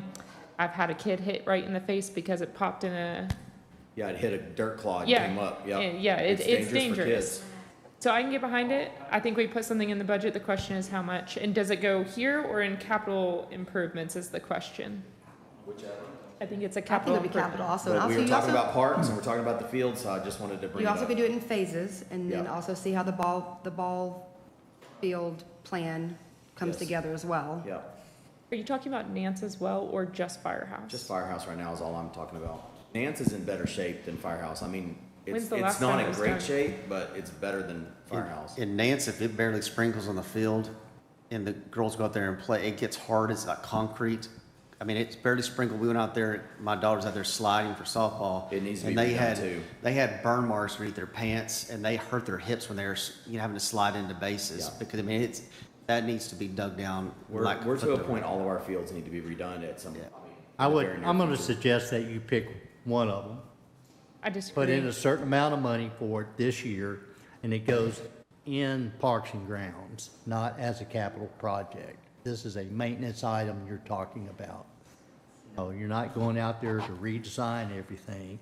You just want to condition the field, bring it up to a little better standard for what you have. That's what I'm taking away from all of this conversation. Is that correct? Tanya? So R&M under Fire Station Park, account 882505. Say that one more time. Page 77, where it says R&M, repairs and maintenance of Fire Station Park. And then put in $50,000 for To start. refurbing Field 1 or the field in the worst condition, or I think you could do two fields for 50,000. It, I don't know. Wait and see. we'll have to I wait. said it's, We're just talking about dirt. We're not talking about the well, sod no, and the all that. sod, well, I mean, Well, we can get That's- options, how about that? yeah, we'll get a price for what it takes to completely resurface a field, and then some variations of that, so you know what to look for. And I will say too, so there is a lot of material on, like, for example, the softball field. There's lots of material there. One thing that's kind of hard to explain here is the dirt work end of it is in the contract for HSA, and one thing it needs is just needs to be watered down as before and all the games, and they stripe it and all. So that will keep that to be soft. That's something that doesn't happen because we don't have that level of participation that we had a long time. Now, our guys are dragging the fields and trying to keep those lips down, but also HSA does have their own, but they have a bunker drag, and so they keep these windrows on the edges. It's a mix of lots of people doing parts of it, and where we had more participation and more skilled, I guess, coaches and family back in the day that made this work a little better, and that's one of the challenges we have now. So there is lots of good intentions and lots of work. I don't know in some of these areas that, like, to make the softball side softer, I mean, they could just condition it with moisture. Like, they need Okay, is there a quick spring. connect? There is, yeah. There's Okay. water hoses. There's quick connects. All those things exist, and that's in the contract for the sports association. Should we maybe in the future, the two that are going for training, maybe start looking towards making them kind of the people that are in charge of overarching, and they coordinate between HSA and the city to make sure that everything's taken care of? Like, is there a way we can do that too? I mean, I think it's a bigger question of how do you incorporate the sports association and our program together, and I feel like the sports association's program is too large for the fields. So that's one of the problems, is that's exponential, and like, for example, I don't think you should have flag football on a baseball field because that's going to be more, taxing on the grass, you know. So if you want it to be a pristine baseball field, it needs to be taken care of like needs to have the right amount of players on it. That, you know, you can't overload it right now. We are maximizing space and lights and all those things. Because so we haven't expanded our facilities and everything's grown around us, right? Well, I mean, You said the program's too big for the fields we have. our population hasn't expanded to meet I mean, they're exponentially expanding as fast as Fort Worth is. Everybody's looking for places to play. Sure. So, I mean, we couldn't possibly keep up with the need of the entire area. So we have adequate facilities for the population size, but the program is larger, and I don't think they ever stop taking, as long as they can get coaches and kids, they fill in the time. So I think there just needs to be a larger conversation of how do you juggle with what the needs of the area is and what the facilities can support and what level do you want it to be at. When you say needs of the area, what area are you speaking of? I'm saying this and and whatever reaches Whatever HSA serves? Is that what the area you're speaking of? That is, yes. I'm saying. Okay. We need to understand, you know, HSA, they have grown. They are a very good sports association. When it comes to sports association, they're well known. They're a great association. They're preferred by many people who belong to multiple of them. Different people may have different opinions, but so be it. Is that the conversation, we've had multiple conversations. It is a schedule. Here's how many games you get to play here. It's not particularly a conversation. Here's the schedule. And you buy that schedule. Here's the shutdown time. Here's when you get to play, here's when you don't. That game schedule, okay, is it one right after the other, you know, for 15 hours during the summer days? No. You can't keep a field in any kind of shape or the sod itself. So that is, and we have attempted to work on that, 3 of us, for the last 4 years. Now, we got some semblance of a schedule for that. Can we get back to the budget? And we Yes, need to have ma'am. a meeting about That's right. HSA. I want to wrap up with one thing. Okay. Is that James was speaking about the HSA participation in caring for these fields and the dirt and the watering and things like that. That worked out fine 20 years ago. People had more time. Today, these young men and young women that are raising these families haven't got that kind of time. They are running 100 miles an hour. And several years ago, talking with Public Works and David, and it says, let's, as a city, take over as much of this as we can ourselves intentionally, and working through, to another approach as to, okay, HSA, we're going to ask you to contribute some level of funding to help pay for this. So I just want to leave it at that, not say that HSA is laying down. It's a different life. This is a different time and culture than it was 15 years ago or 20 years ago.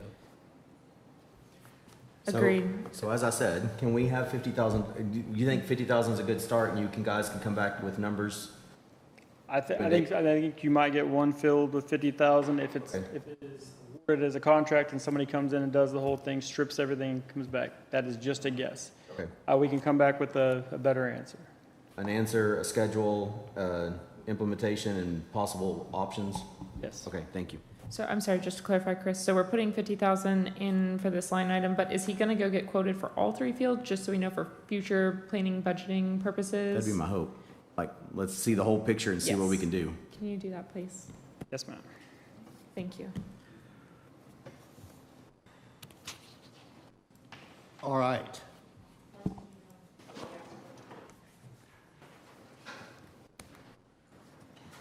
All right, we will,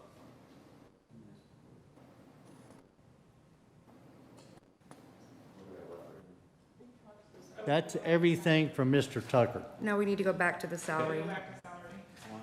Page 73, well, I had a question. Get back to what? You skipped salary, Okay, go to salary. Yeah. page 73. My question was on the overtime. In the past, it was called out, the 28,000 was separated. And it had special events with 6,000, Mansfield 12.5. I liked that when it was separated like that so we could see the different breakdown. So my request is that is called out again, what each cost is, instead of the 28,000. On overtime, you're asking what kind of breakdown? So last year, it says, if you pull it up on the sheet, it should have last year's. Last year, all of these individual items in the box had separate numbers over here. Yes. I think that's clear for the citizens and council to see what the different costs are. As to where that overtime is being spent? Yes. On what field and what activity? Or special events, yes. We don't That's- actually track it that way. Oh, you don't track it that way, so that See, was kind of a guess. that backs all the way down to the person punching their card, writing out and filling out. That's why So if it's it was incorrect, very then, difficult thing yeah, to I'm do. okay with it being 28 if it wasn't really correct to begin with. Okay then. That was my question. I just wanted to ask Crystal how these rates compare against that PSBC study. So the proposed rates bring them to midpoint, both the parks crew leader and the maintenance workers.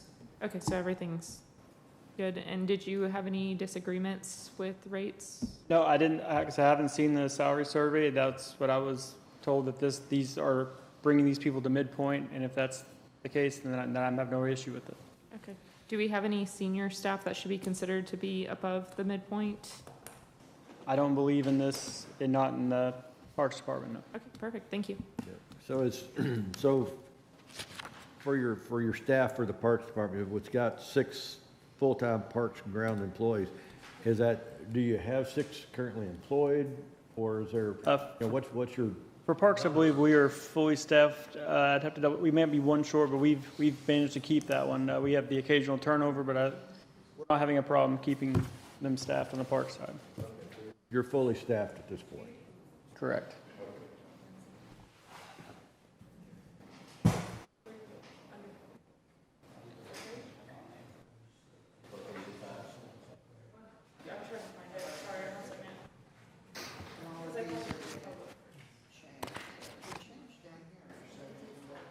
All right.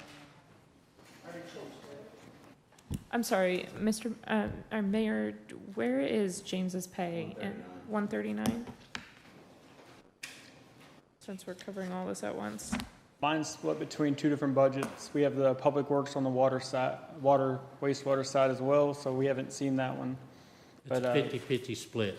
Okay, and where does his land? And No, but where does his land? It brings it to minimum. Okay, what's the midpoint? So midpoint is 148,666. So that's 63 times 2? Yeah, here, let me do quick. That's correct. Sorry, say that midpoint one more time. She asked about the midpoint. It's 148,666. So the proposed amount does bring him to minimum. And he's salary, correct? Your salary? Correct. And so it only brings him to minimum, hold on. And how long have you worked for the city? This is 20 years back in April. Is that all? Okay, I'm gonna suggest that for the Public Works Director, we do a split 50-50 still with 75,000 per split, however you want to say that. That brings him to midpoint. He's worked for the city for 20 years. He's right now at the bottom. I am too. So we would take, I was gonna say add 10,700 to Public Works Director, and then it'd be 10,700 to the other, but 10,735 would. That's what she was saying. She's splitting. Right. Oh, it's a few $100 different, Right. however you want to do it. That's fine. She's whatever, she got the minimum divided that up to. Yeah, I just rounded up it would She have rounded been. up, which is fine. I'm okay with that. So I hate that I'm saying this, but we just have to remember, we can say all this all we want, but until we get the tax rate and actual numbers of dollars coming in, then we have to see if we can afford all this still. Correct. Okay. But set intentions today. Yeah. For me, just someone working for the city for 20 years. I completely agree. Yeah. we won't know whether we can afford all these changes yet until we get to the actual tax rate and what the actual dollars are coming in. I think this one and the librarian ones are the only actual increase, because the other one, we did a change in the overtime. So we've had 3 employee increases that are actual increase to budget so far. It'll also be the parks and the water maintenance workers as well, which I don't believe we've addressed that yet. Okay, so we have a few more. Crystal, just for note, so we can see all the pay increases across, can you maybe do all the increases we suggested today just for salary and the total cost difference for us in an email? Can you also list the minimum and the midline for each of the ones that we addressed from the survey? Yes. Thank you. So since we went back to this page, did we address the assistant city administrator? The city services, is he where he's supposed to be? Yes. Yeah, because he just got increase. Yeah, I know. Sorry, it was just a title change. So where's he at for lower and midpoint? So for that, they actually his position doesn't exist anywhere else. Now, if we're actually looking at the assistant city administrator role, they did not survey that because we didn't have that at the time. So what all does he do? I feel like you kind of do a lot. Well, what he does is, his job is, yes, he's been here a long time. He's worked every position with regard to permitting, the building, all the building service side, everything that they offer, as well as construction, any project. So several years, 3 years ago, said, okay, a good role here, and, as part of a transitioning plan is, okay, David Rogers could contribute with the assistance and guidance and support of building services, which is Mike Thetford, and a new public works director, James Tucker.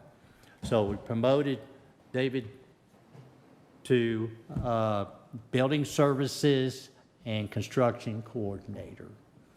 And he floated and worked with both departments because they had similar things and he had experience, a lot of institutional knowledge to go with it.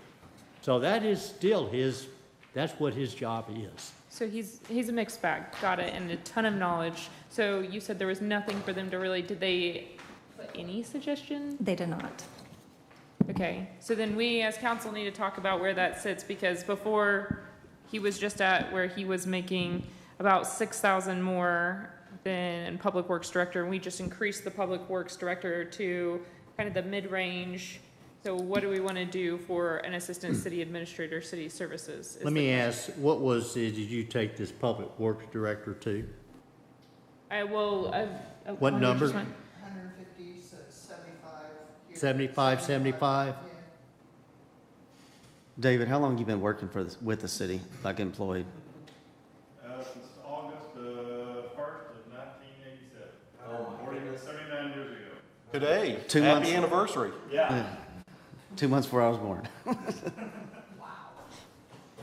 So it's kind of sad as we're going through this, kind of just to see how underpaid people are in our city and also how loyal they have been. For me, as someone who, even for this position, I had no idea. It's a little shocking. That's what we started on last year. It's a little shocking. That's why we gave the firefighters such a huge raise, because they were so low. Their pay last year was $50,000, and the average in DFW is 75. And I just want to make sure the midline, the lower the midline, it did take into account the size of our city. Yes, it did. Everybody was underpaid, so we decided to do the firefighters last year and thought we could address more of it this year, but we, kind of where we were last year, right? Yeah. What'd y'all decide? We're trying to figure out the assistant city administrator, city services increase, because it doesn't exist. In the survey, the salary survey that Crystal has. So we really have to kind of, Yeah. He's now making less than James. they both have been loyal in here for a long time. Yeah, that wouldn't work. So So let's do a little research on it and come back to that item, and we can see what would be a good suggested, like right now, like I'll just do it right now. Okay, you want to do it right now and then just mark it And to we come can, we back? can come Well, back to, let me tab it. He's real quick. 6,000 more for any addition, right? So that's Yeah. 12,000 more if you double it, Hold on, 'cause this is only 64 to half. 69? Oh, that's only half, yeah. half. So he's really 12,000 more. So if you put him at least 12,000 above 150, he's at least 165 or 170. You can't pay him more than city administrator who's making 175. I mean, in the hierarchy of things. So, and what amount was that? Joe, as a city administrator, head of staff, 175, you're not supposed to pay anybody. So what about, I don't know if I would use that rule. No, let's look at. You don't even if I think make it even as a thing, so I professional don't know ball what. player, I got a ball player that makes, okay, $30 million a year, but the head coach, who's his boss, makes $3 million. My assistant I- coaches make more than me, so but it's here's the okay. thing, It's you, okay. So Mayor, it is, I It's think okay. it's the function and what you do. respect, you and offer. I agree with you, but respectfully, we've already seen your suggestions here, so I would like to give us a minute to talk. I personally am thinking 80, I'd see 160 or 175 would be my, so 80, Yeah. 80. I mean, where are you at? It's hard to say because it's not ever. It doesn't exist. We just know we But want it to be the more. typical assistant city administrator salary grade is from 139, which his is 139, to 210. So that is the mid. So like 160. mid, so that's what I have found. I'd put him at 160 or 165 would be my vote, but I think 160.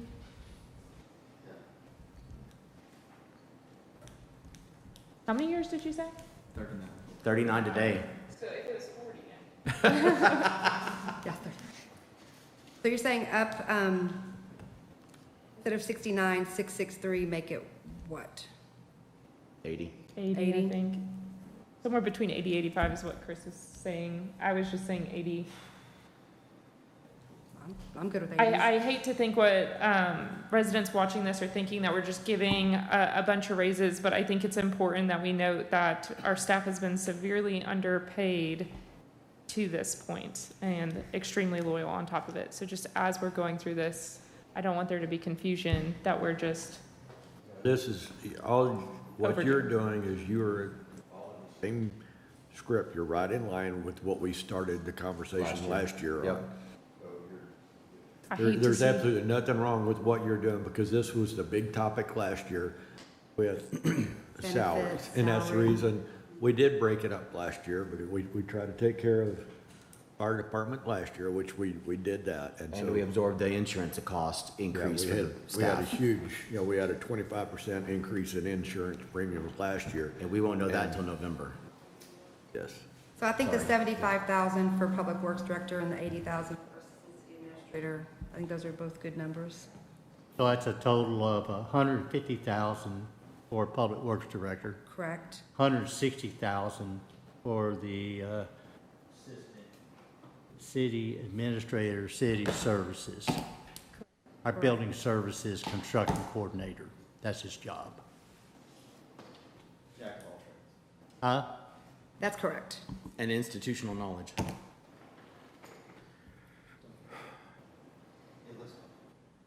Oh, I don't feel bad. I'm looking back at these previous numbers, and it's just a little upsetting, but we're fixing it. Well, it's interesting. It is. Over the many years, and these same people here can attest that they were, dreadfully underpaid.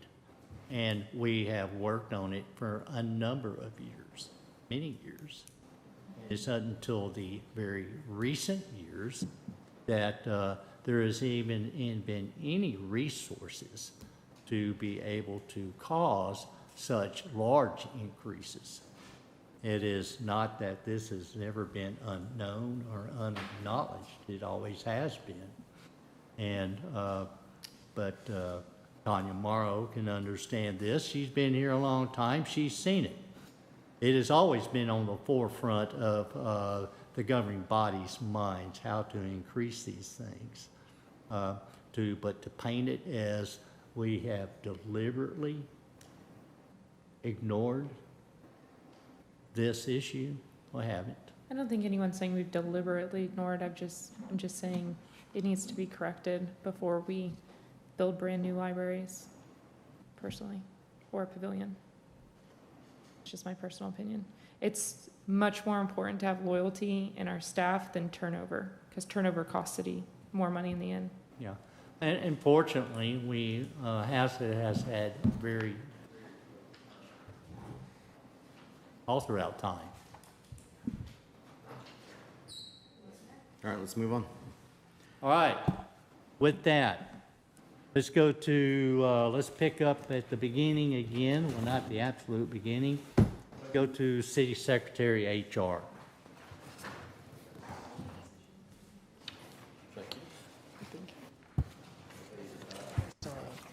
We still have 2 more budgets. Oh, I know, yeah. I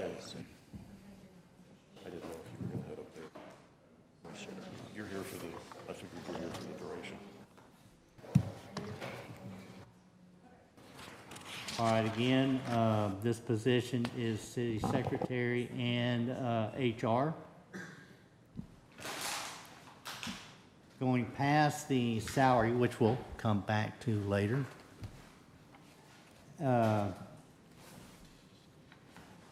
One of the things we did do is I'm at 9940-02, background checks. Made a note in here, all background checks. HR takes care of all background checks. We have legal notices was increased to, instead of having a line item for each one of them, we just, we understood looking at the past expenditures and things, we list these things out still, they're what items they are, but a total number of $11,300. That's an increase from $79.50.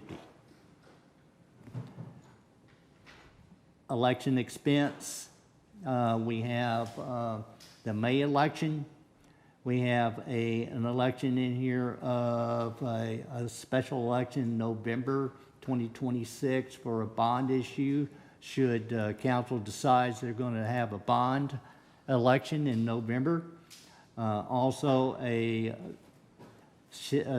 possible city charter election May a year from now, or 10 months from now. So that's 3 elections.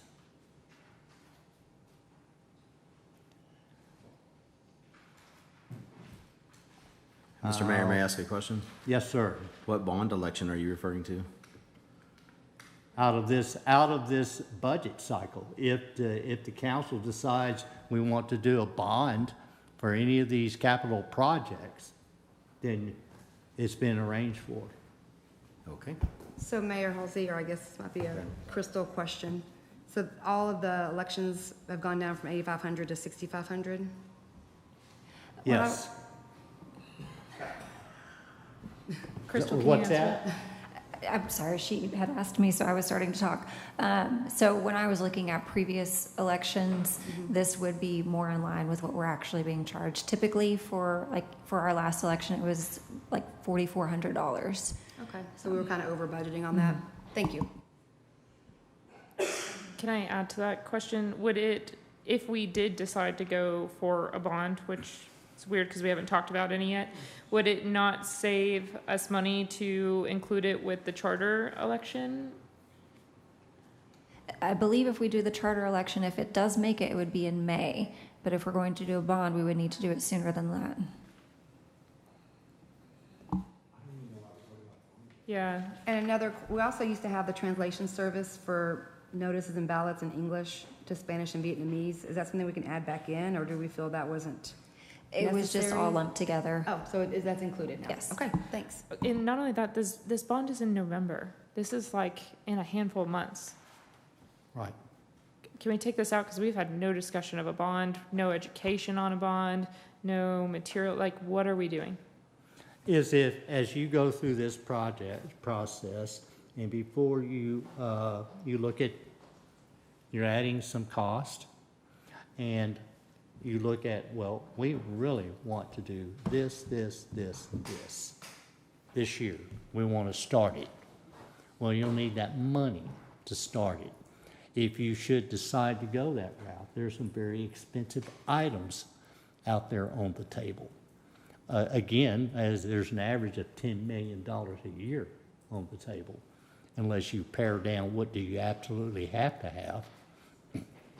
So with that, this gives you the latitude if you should decide we want an election.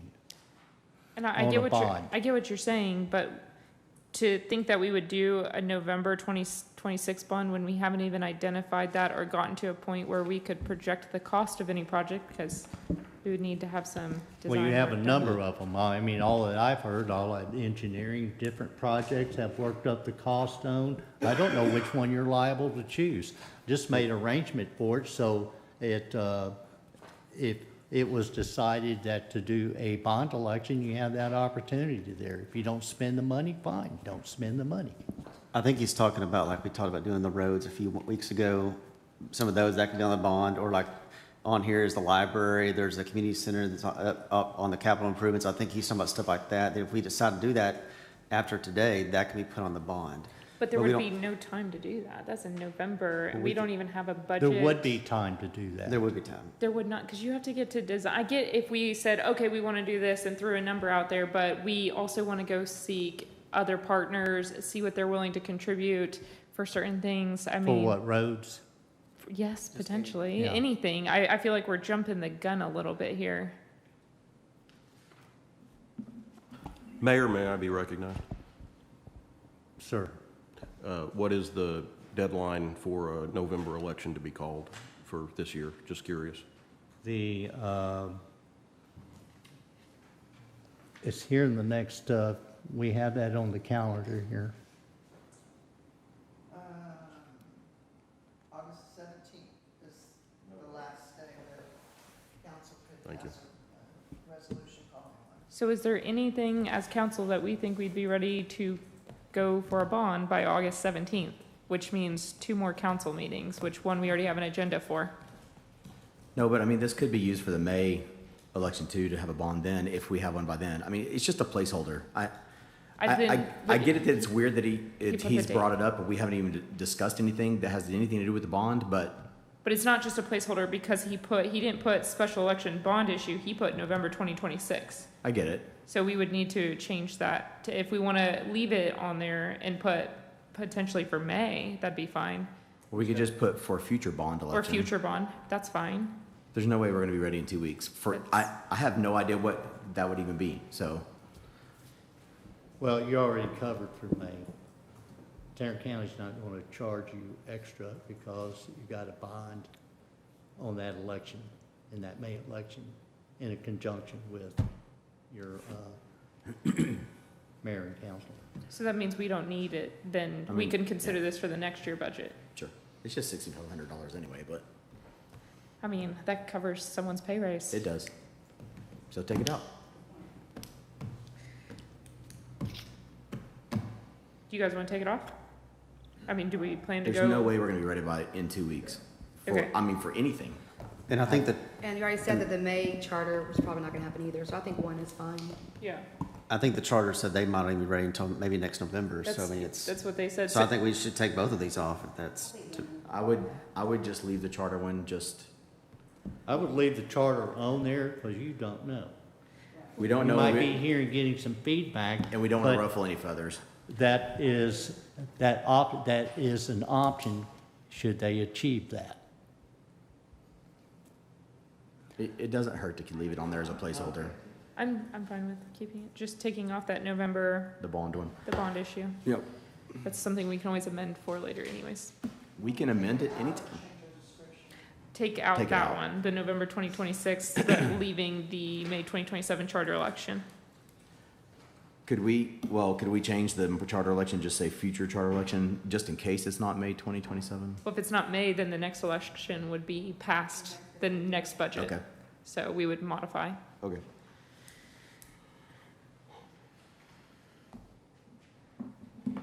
All right.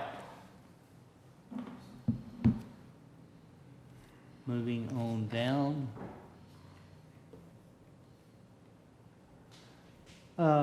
We have just a slight increase on travel, very slight, it's not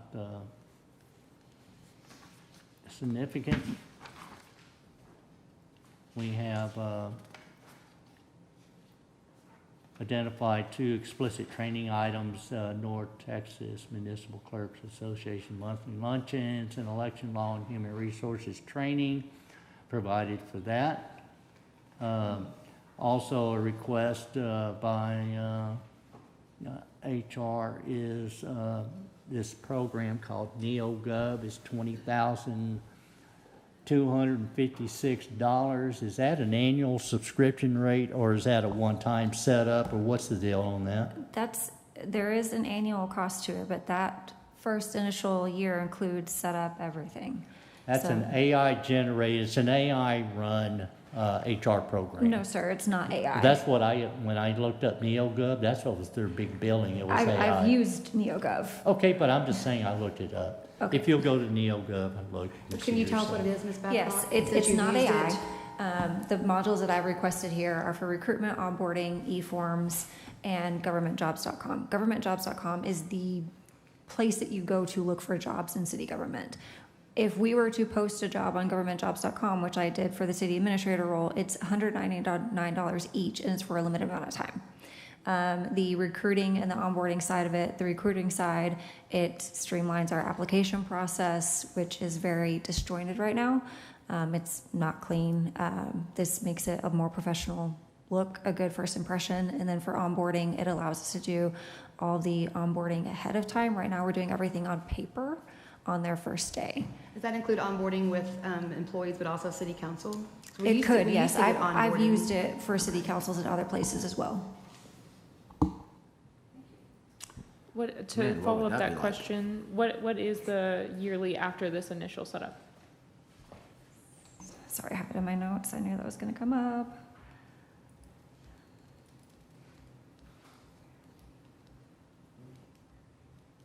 So year 2 would be $15,721, which includes a 10% discount on the licenses. And year 3 is $17,468, which is the market rate. So there are no discounts that year. For this year 1, the $20,000, it does include 30% discount on the licenses and 20% discount on the setup. Okay. Very good. We have, going past that,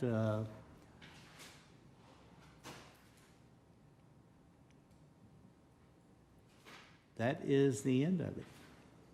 We took out cell phones. There is no request by the city secretary, HR, for any cell phone.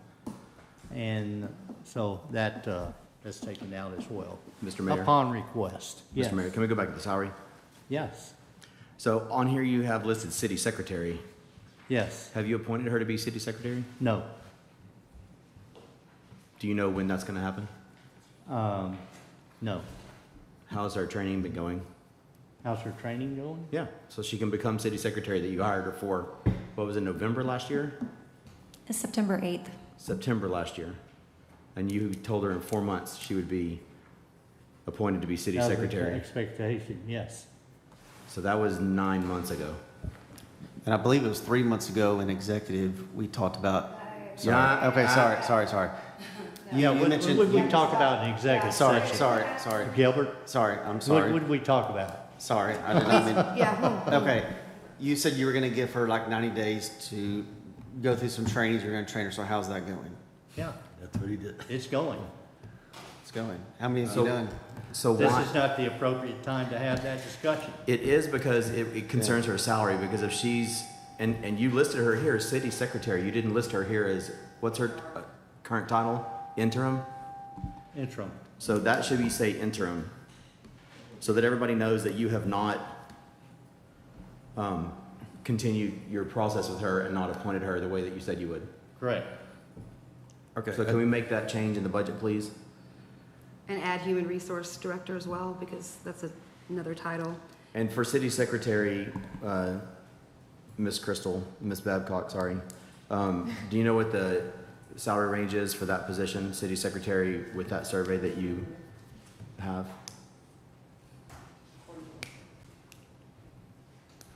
So the minimum is 99,139 and the midpoint is 116,484. 116. It's interesting, same as the library. That's for city secretary? You said Yes, sir. 116? Is mid. Is midpoint, yes.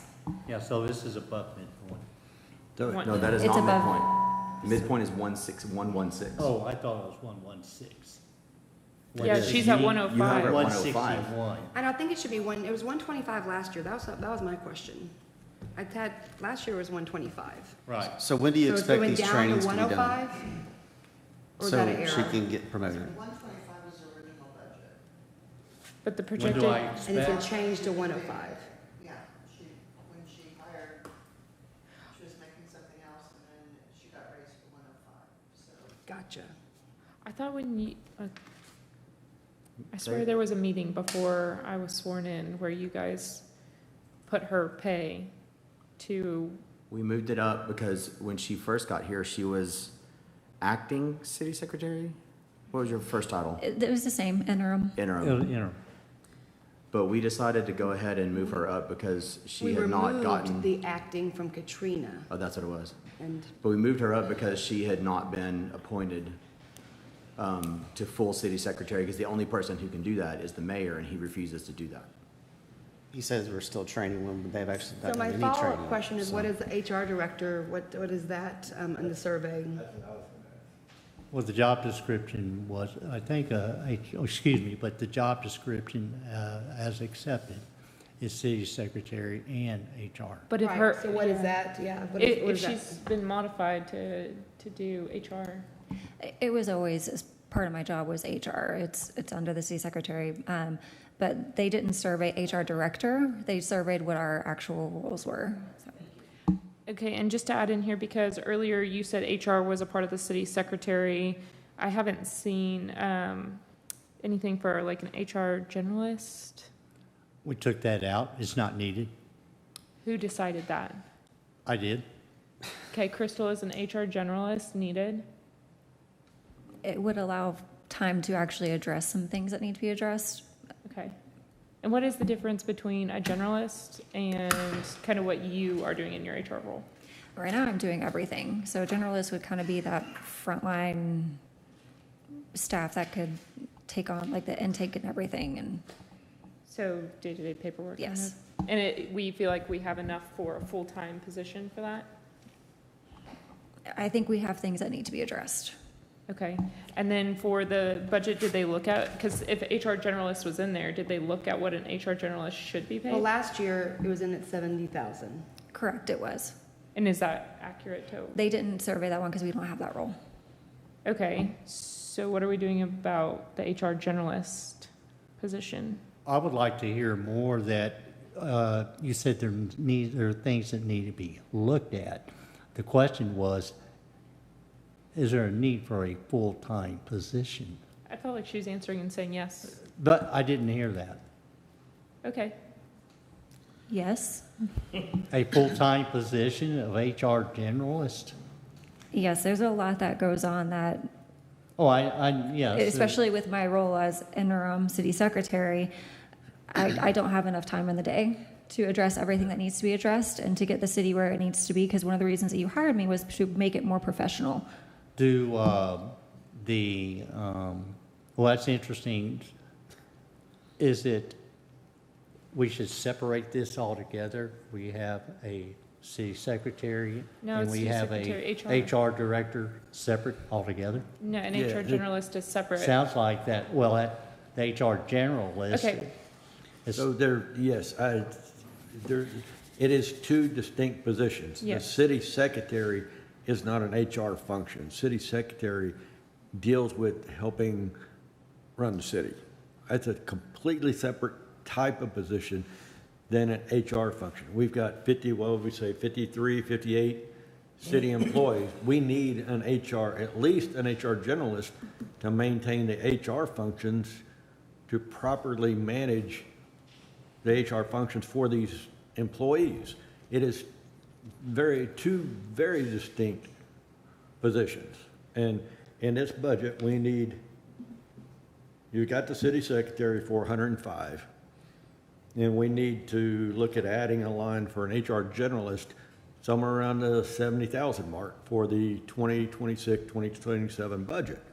And I think that's a position we've got to look at, because there will be a time here, I think, pretty soon, we'll move from interim to city secretary, and then we need somebody in the HR function, because she's not going to have time to do both positions.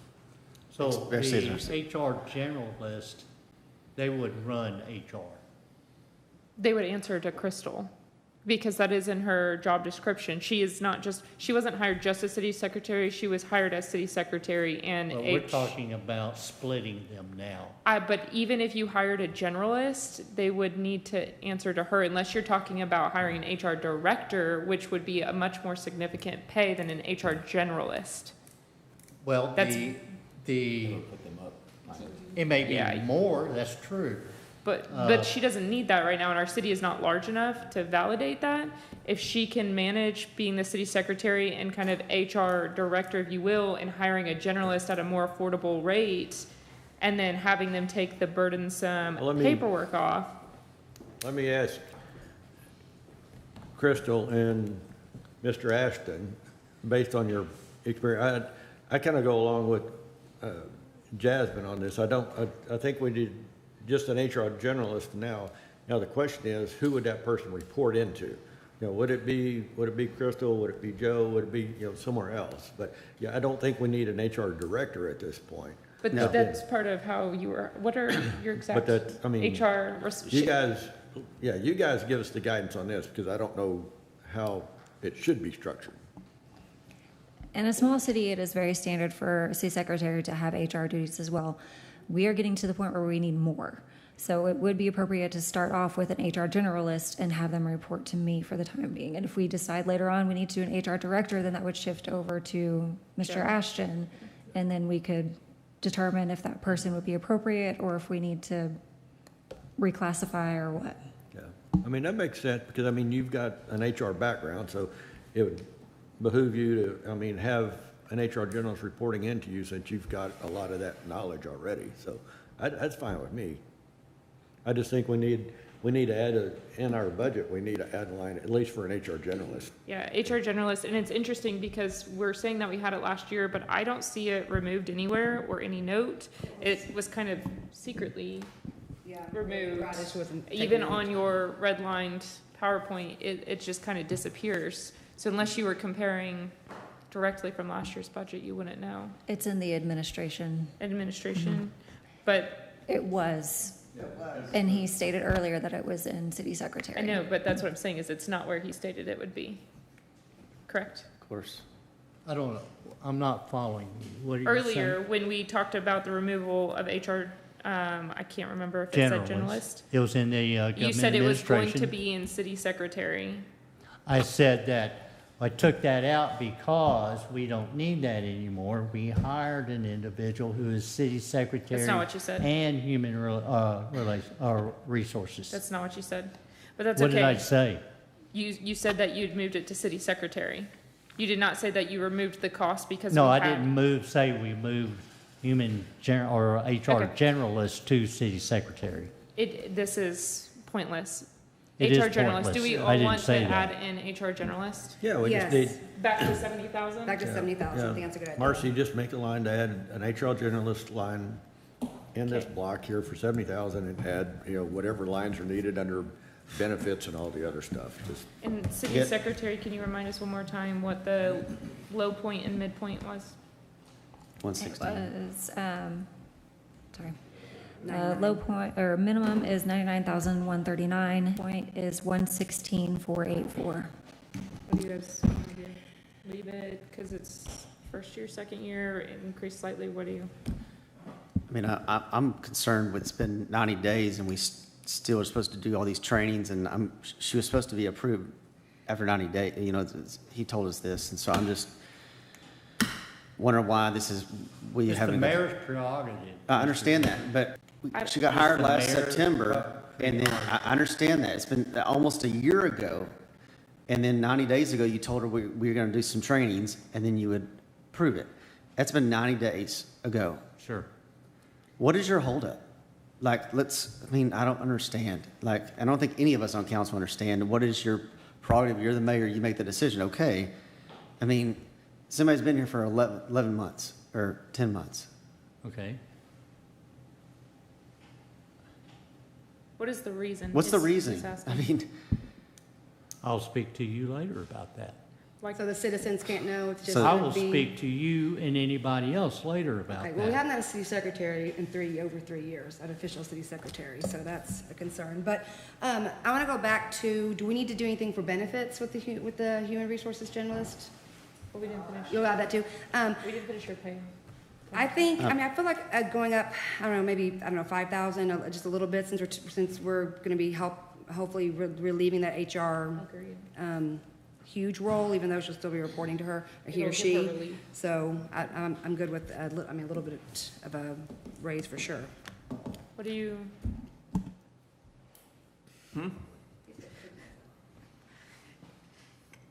What was the question? Crystal's pay.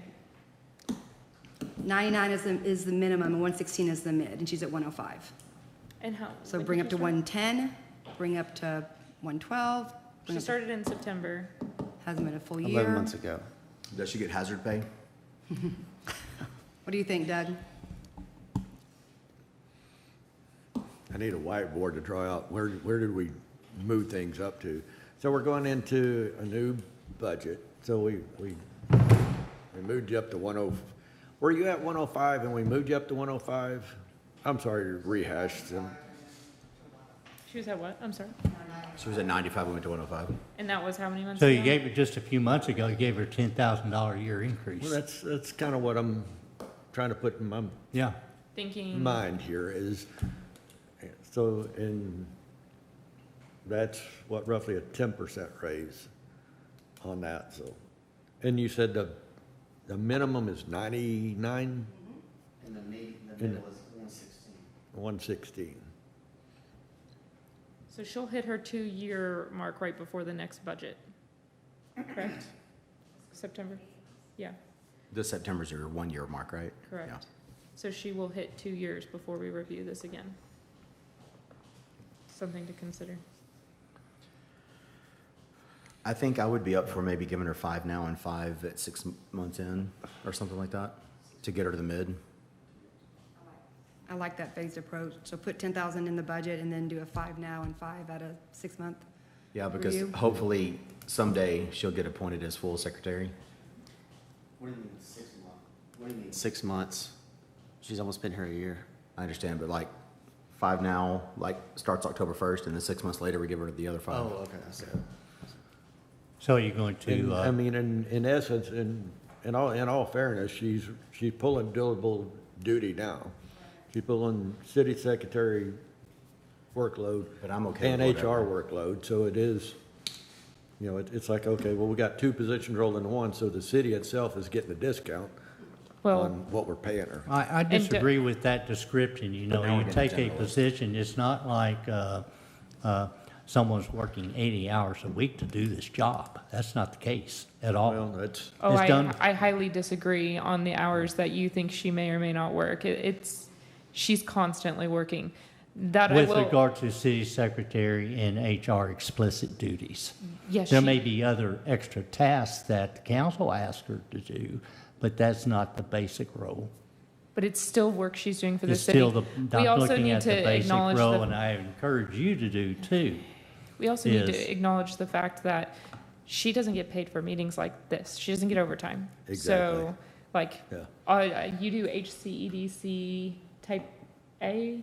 What all do you do? I do AB, when we have ZBA meetings, which is council. It's right before council meetings. I have council meetings, type A, type B. Katrina still does charter, she has parks, she has planning. All the others would fall to me. So when we have CIAC, that would fall to me as well. Let me, this, not to be mean, but do you know why, why people get a salary versus a wage? At some point in time, you get a wage, okay, you go over 40, you get time and a half, right? Correct. You get compensated that, okay? You get a salary. That is a professional, and you do what it takes. Correct. And so we're saying with all that in consideration, everything that she has to do what it takes Yeah, is 105,000 appropriate?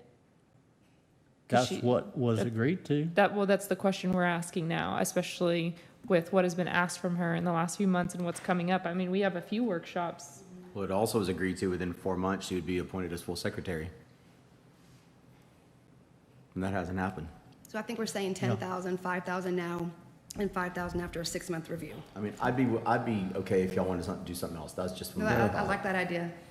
I'm good with that. Okay. And so how does that work so like these pay raises, does Joe kind of make that change, or how does that work if we approve this budget? Like with Crystal specifically? Yeah, so will I would Crystal think or any of the he'd other have- people? But James would have his review of the other, his employee. But would he do James? Like, because James wouldn't approve his own pay increase. Oh, no, we would just we'd make the change, and then Marcy would put it in the budget as a new number, and then we would approve it. At the Okay. director level, you would make that change. Right, is that correct? Our policy is that budgeted raises are adopted on October 1. Okay, so it automatically will go into effect. So if you budget it for to begin October 1, it'll be budgeted October 1, pending the department head's approval. Okay. But the department is the budget state. Okay. I just was making sure we didn't have to take additional action once we approved it, like if we go through. Okay. Any other discussion on the city secretary HR? I just wanted to ask her if there was anything else we were missing or needed to consider. We have the HR generalist and her pay taken care of. There were other requests, but as I told the mayor, I fully understand that I'm going to get no's. What else?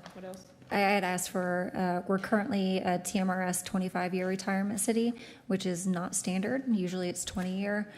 So that would be an increase across the board, all departments. But it would allow city employees to retire after 20 years, and it's 20 years of any city employment. I asked for Laserfish, which is records retention management application. Going back, do you have how much that first one was and where that would go? Sorry, so we can tackle this one at a time. Because what is our cost currently for the 25-year? To reduce the years, it'd be $32,135 additional annual employer contribution. Where's that line item? It's across all departments, Oh, because okay. it's a Everywhere. personnel, yes. So it's not included right now. 32,000? Yes. So I guess that's the first item. Do you mind if we take it one item at a time? Sure. Since it's not on there. I mean, is that something we want to consider as city going from 25 years to 20 years? Because then I think someone might, how many years has he been with us? We might have people retiring real fast. It doesn't mean they're going to. He's like, sign me up. James, you're good to go now. He was like, That's no, definitely the opposite mindset of a teacher, which, I came in on the rule of 80 and now it's rule of 90, and it's hard to get good people in when you're adding to the retirement age. So going down is always, I think, a positive. It is, and Did you say it's a standard? it's pretty standard. We're Do at like 20? 99.8% of Texas cities are at 20-year retirement. I will say that recruitment-wise, if somebody's currently working for a city and they're told it's a 25-year, it turns them away. I've never had that happen here.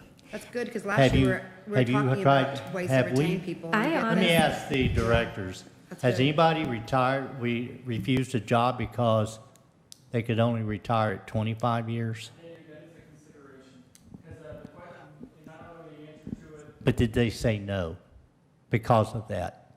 In a select amount of cases, there has been a few people that specifically because they were worried that it would push them to be a 25-year city. So it's not common. If a person's newer in their career, but if they've been established it was a considering factor on at least 2 occasions that they weren't 100% sure that by taking this position, it wouldn't push them to 25 when they were already established in 20.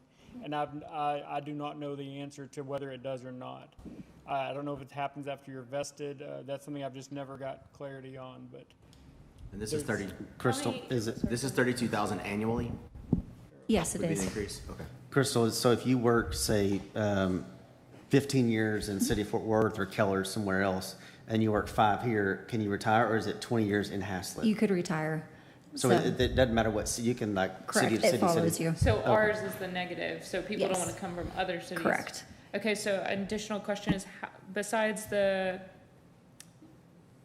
negative of trying to hire people, how many people do we have that are kind of nearing that 20-year? Do we have that many? I could find that out for you. I mean, obviously, we have a few here today that are over it or Well, they're at already it. over, they don't even count. But I could find that out for you and get it to you. You know, off the top of my head, I can think of David Rogers is getting real close. James Tucker is getting close to a 20-year mark. Stephen Harvey is getting close to a 20-year mark. Mike Thetford is probably there. Is there. So all your director leadership could retire. Well, they're going to eventually anyway. Okay, what's the yeah. laser fee? But I mean, we're also giving them a Not to pay say raise. that is a reason not to do it. I'm not saying that at all. I'm just saying, you It's a asked. consideration. What's the price for laserfish, or, is that how you say it? Well, should we finish that one conversation? Or- sorry.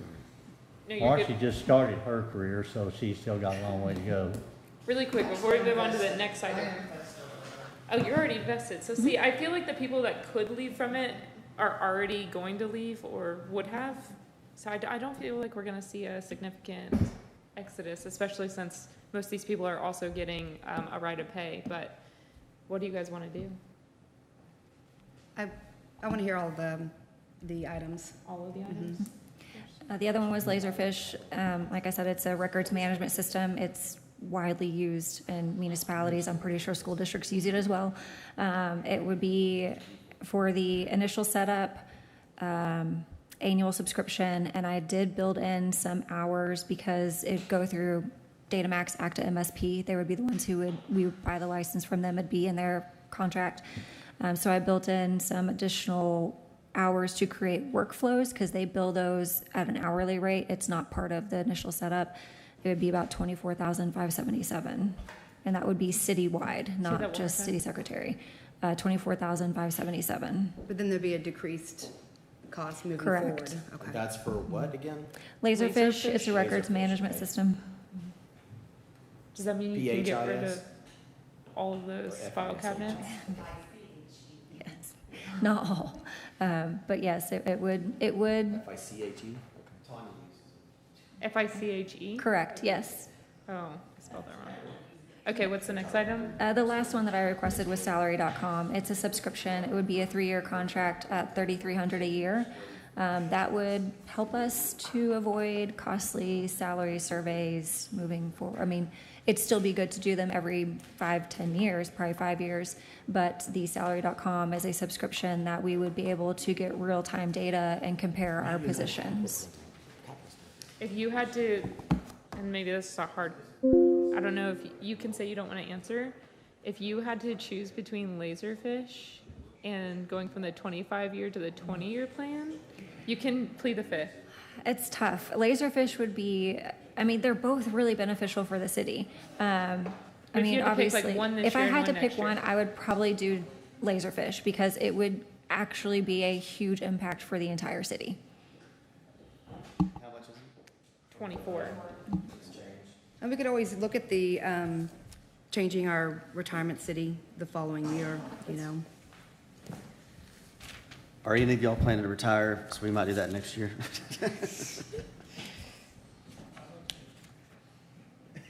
So would that go under records retention?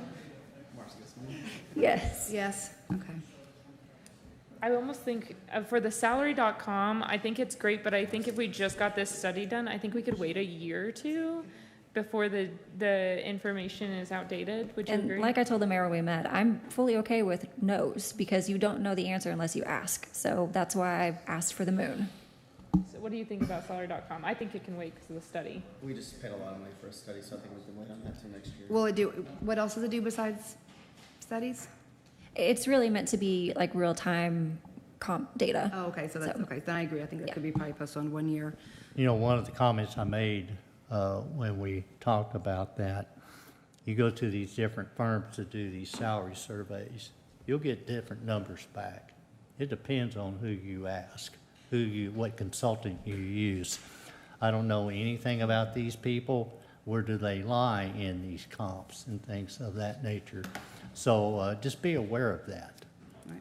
So I'd like to add the laser fish, the 24,000 to the records retention, account number 812002.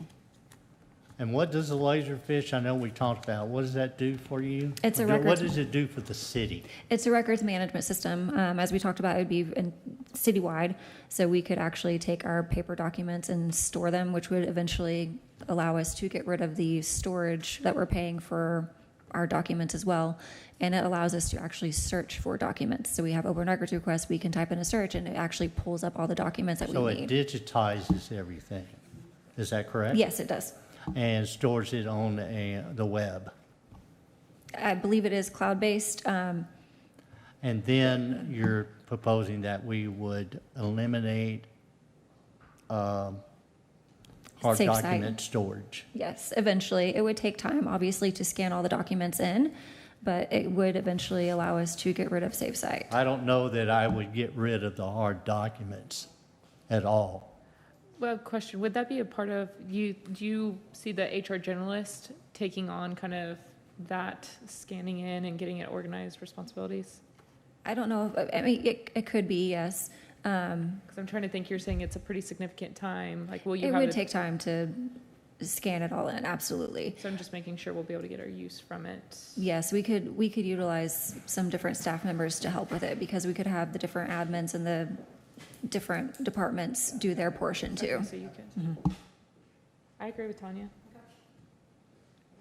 But I think if we do that, I think we need to wait on the retirement one, just even if it's just a year. Like we've, That's what we did last year. We did some of the salaries last year, some of them Yeah. this year. when we increase salaries almost across the board to get them where they need to be for the people that weren't raised last year, Right. and then insurance benefits, and then, so next year can be retirement.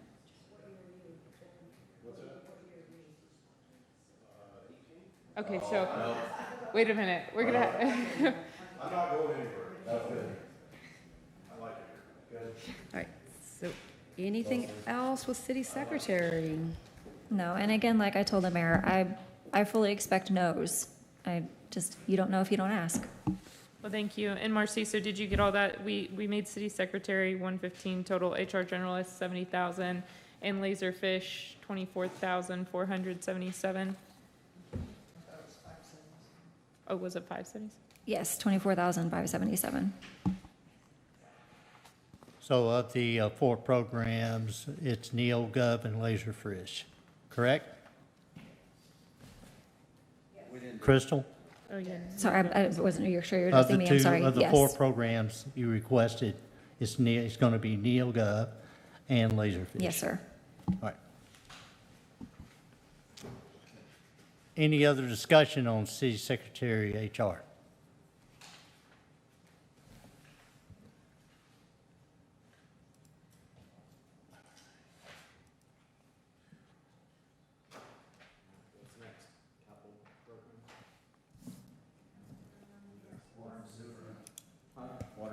Inner services, municipal? We have municipal court, interservices, policing, engineering, planning, finance, and IT admin. We can go to, Marcy is covering as both, will represent municipal court as well as interservices and finance. We should have started at 8 and worked through lunch.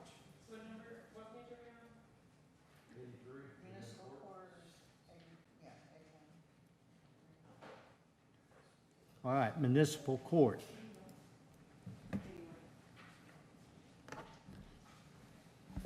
So the only, Mayor Hulsey, Yes. the only question I had is I just noticed the huge jump in the legal services and judge. That's just an addition, a cost that just has gone up. On page 87, it says municipal court. And last, that's just kind of just something that's gone up. 87?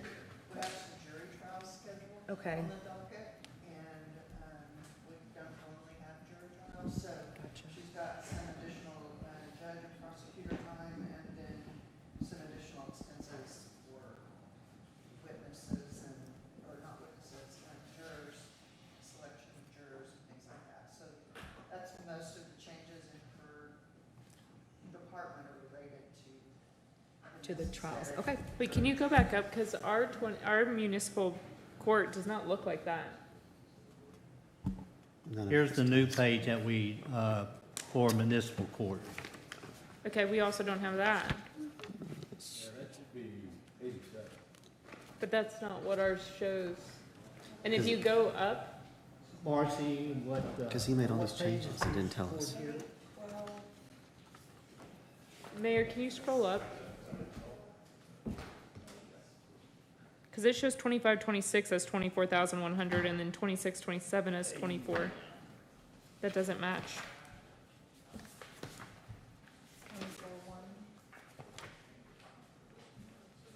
Page 87. You want me to scroll back? Where would we even do a jury trial? Here? Yeah. In this room? Yes, ma'am.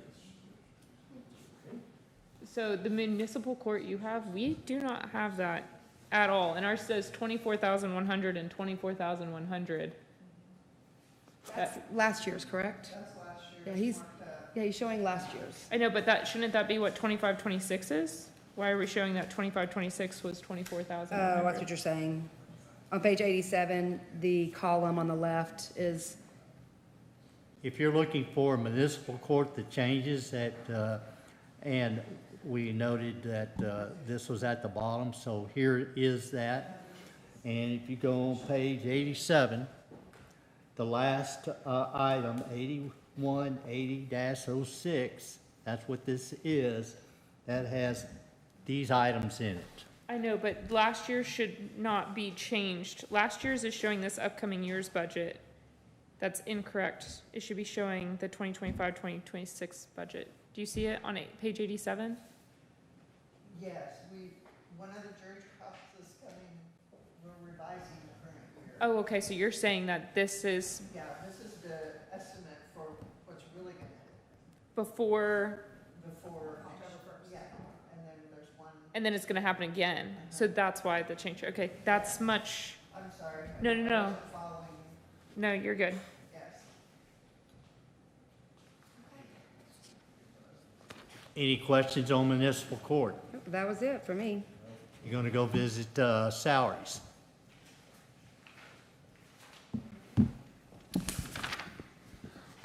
I guess just the biggest question is, what is the minimum and the mid for a court administrator and deputy court clerk?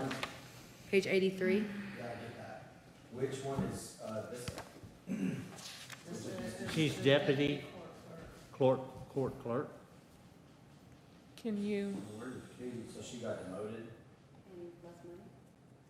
Mm-hmm. Less money? Her salary did not change. She didn't? just was No. resigned from his office to, From the executive assistant to deputy court clerk. And Katie Potts is the court administrator, right? Okay. So she reports to Katie. so question about that and kind of to Crystal. Crystal, first of all, where do these lie for low and midpoint? The municipal court administrator minimum or midpoint? Both, okay. Minimum is 77,678 and midpoint is Okay, so 91,268. that one's good. Mhm. Okay, deputy court clerk.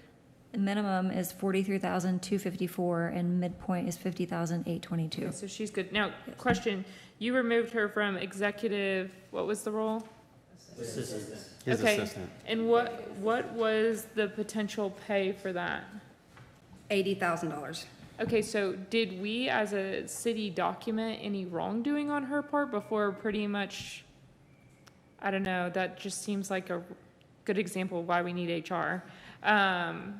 You usually have to document that somebody is doing something wrong to remove them from a position. Did you? And to take a $20,000 pay cut to do that. She didn't get a pay cut. But She will this year. She would. She was at 80,000, now she's at 62. Well, no, That's- she wasn't. She yeah, never that's the was midpoint. at 80,000. Oh, okay. Oh, so Never that was not her was. actual Oh. pay? Okay, so was she What was- consulted in this change? Did she agree to it? Did you document any wrongdoing? Like, what process happened here? Yes, Marcy Lamb was involved in it. I mean, it was led by me. I mean, she was just a witness. But did the employee agree to be transitioned to this role? Sure. Sure. Well, whether they agree, I mean, the choice was, here's your options. That's So not what was how her, it what was works. her pay then? If we budgeted 80, what was she actually offered when she took the job as executive assistant? She was making 62.4. Okay, so Okay, so it's what? it did remain the same? My department, she remained the same. Okay. Because we knew that that was above really the midpoint for that position, but we. But this changes her possibility for future growth within our city. That's why I was just asking, you know, was there a reason this was done? You normally can't. I'm not gonna discuss an open HR meeting, an HR And item that's- in a public meeting. It's not gonna happen. That's fine, we And just didn't that's even know she fine. had been moved. It's not gonna so- happen. Us, That's us as council thought she was still your executive assistant until today. Like, we were thinking in our head she was, because we never got told she got moved. And so by that's the- just another way that there's no communication for you telling us that somebody, your executive assistant got moved. But I didn't know the council wanted to, every time anybody gets moved in any position, You told us that Mr. You want Rogers that- was moved. You communicated other moves, so I, Mr. Rogers is Yes. a director. I just don't think it Level. takes much to send out an email. What about, all the folks in public works? You got anybody moving? We're not from- talking about that. We're not talking about from if he weed moves eaters somebody to around. lawnmowers? And by the way, she's getting her master's in public administration today in Beaumont. She's walking the stage. Vista is. We're not talking about that, you know that. So you don't, you know we're not talking Yesterday. about his guys moving. We're talking about your executive assistant that we thought was yours and now she got moved. That's what we're talking about. Not if James wants to move people around in his department. That's his deal. We thought that somebody was helping you and now we realize nobody's helping you. And that's the reason why we're in this position, so. What did she get her degree in? Master's of public administration, which is the same degree he has, right? You don't have it. yeah, she's really, Jasmine, she's really smart. Okay, so that's it for municipal court, or is there anything else? She could go be a city administrator if she wanted to. That's the track she's on.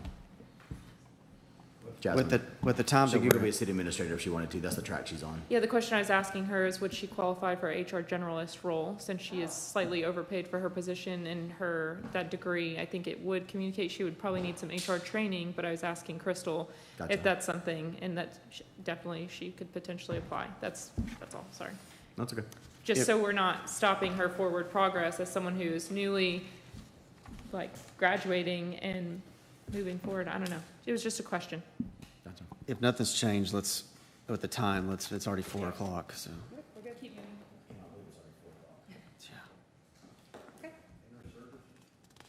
What's next?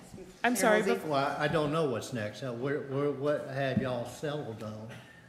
We're not doing anything. They both Nothing. were paid well, but can I? The salary is staying, or the wage is staying where it is Yeah, they're for the at or above court mid. clerk? Yes, What about the court clerk themselves? yes. Yeah, they're Yeah, at or deputy above and court mid. admin? Oh, wait, there's another position. The court interpreter, is that what you're talking about? No, No, so we talked about that's that. contract. Yeah, we're good. Can I Yeah. ask for a 15-minute break? Absolutely. Thank you. 15-minute break. All right, I recess the workshop at 4:01. Please return 15 minutes.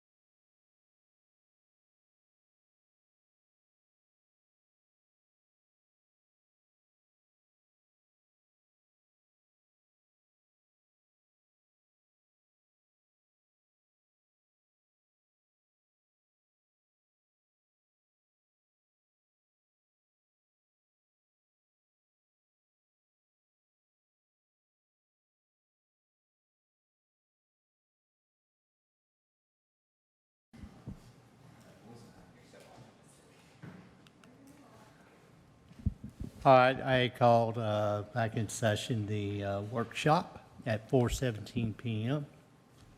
We're on interdepartmental services. Again, Ms. Lamb will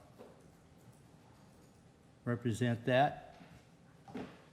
Again, going past the, actually, there are no salaries or anything associated with the interdepartmental services. Mayor Hulsey, Yes. would you like to make a note that Councilman Carruthers has had to leave? We can. Okay. Councilman Carruthers left at 4:15 PM, just prior to convening the open session.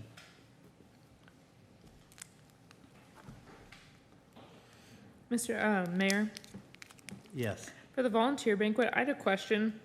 I know there's a lot of work that goes into that. Is this something that the Parks Board could be directed to take up? Or would they be interested in it? Anybody know? Katrina White is heading that up and will present that. So she is working on, I just know before I was even on council, they had asked that it be done, and I know it wasn't done this past year like they requested. So I didn't know if it was because we're so busy as a city. No. It was not done prior because of there was generally a lack of interest in it by these board members.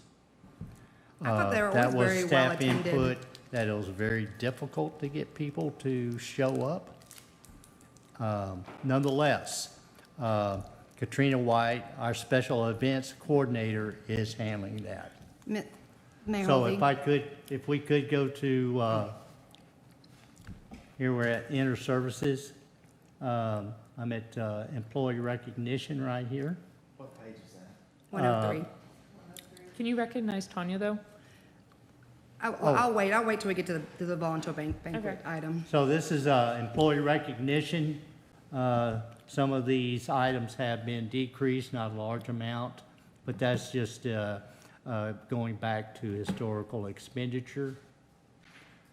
That was account number 8960-08. Volunteer banquet, 891508. That is been moved up to $10,000. That is, of course, there'll be a change of venue. We've had it in multiple places. That was my question. So is this additional cost because of the probability of renting out a location? That's right. Okay, and I would like to say, Councilman Wise, we attended for many years. They're very well attended. Maybe not, every person from every board, but it was a great way to give back to our volunteers who give of their time. So I had multiple people reach out to me. They're on boards last year that had concerns that we didn't have it. So April is usually, Employee Recognition Month. So usually it's done in April. And when we brought it back up, it was kind of we didn't want her to put it together quickly and not do a good job, and wanted to give her enough time to kind of get it reestablished. So, but at this point, are we just gonna wait for the April one then? That's what I was thinking. I don't know what Katrina's thinking. Katrina said she would propose the time. Crystal? I do believe she is working on one for this fiscal year. Oh, cool. Yes. Okay.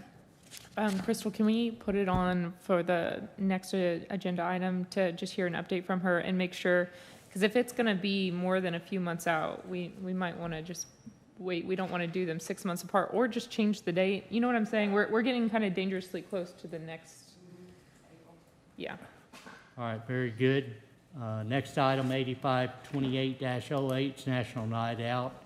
That was increased to 7,500, from 5,000 to 7,500. That's just due to the event growth.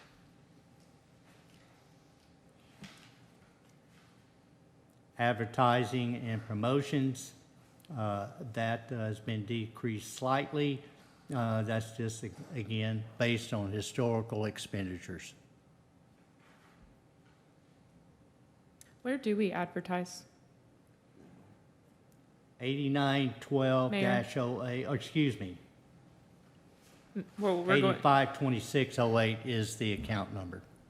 yeah, I'm saying where do we advertise? Like, The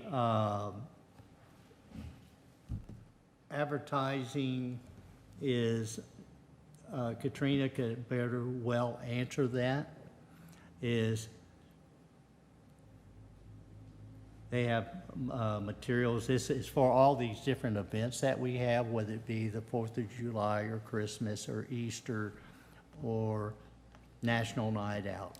It covers all of that. so it's for help for the events? Yes. Okay, understood. And also, we have that digital billboard Yeah. on 35 that what they call Stream? What's the name of it?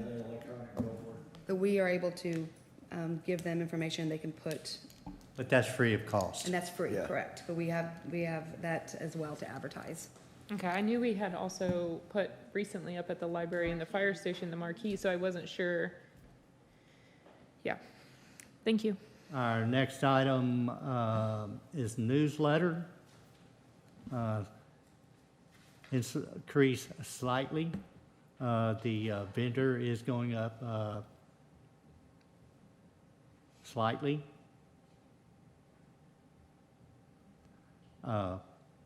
Fuel and lube, that was just taken out of here and moved to Public Works.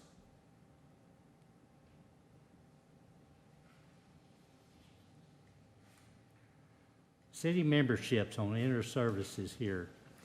There at the top, you can see the Metroport Chamber of Commerce. Of course, I'm looking at that. You're looking in your budget book. Many of these memberships, they just weren't, they never have been joined or taken advantage of. The one that the Metroport tier, we have the North Central Council of Governments. It's $1,000. That's their fee, and that is for the entire city of Haslett, except for special programs such as the fire department has. Encore Steering Committee, that is, we are a member of that, increased slightly, as well as the Atmos City Steering Committee. Mr. Mayor, Yes. a question about the newsletter. Have we considered with the print cost and postage, it goes with the bill, but have we considered doing like a virtual email or something besides printing? Do people? About what? With regard to what? Virtual The email? newsletter? Do we actually, do people, I hang mine in my fridge. I put mine in my fridge also. so it is, okay, it's pretty. Yeah, many people have that. They appreciate that hard copy. Okay, and then just the next question is, can we continue to do what we were doing before, skip over items that don't have major changes, since it is 4:30? Sure. That would be, I'll go to 873008. There's changes there.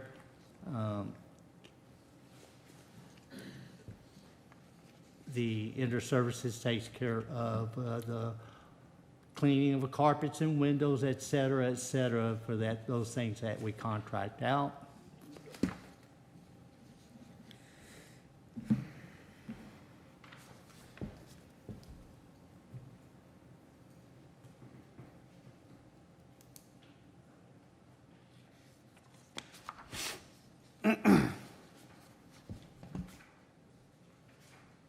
That inter-services, we have $900 in there to buy a standing desk for courts. That's inter-services. Marcia, you have anything on that? Any comments? No, sir. All right then.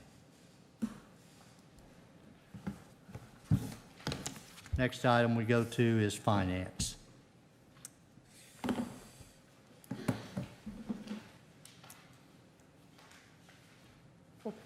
Page 129.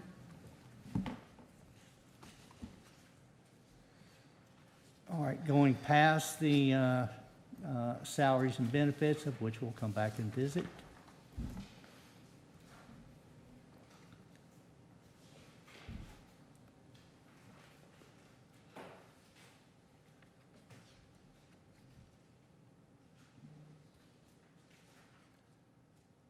There was very little change at all in finance.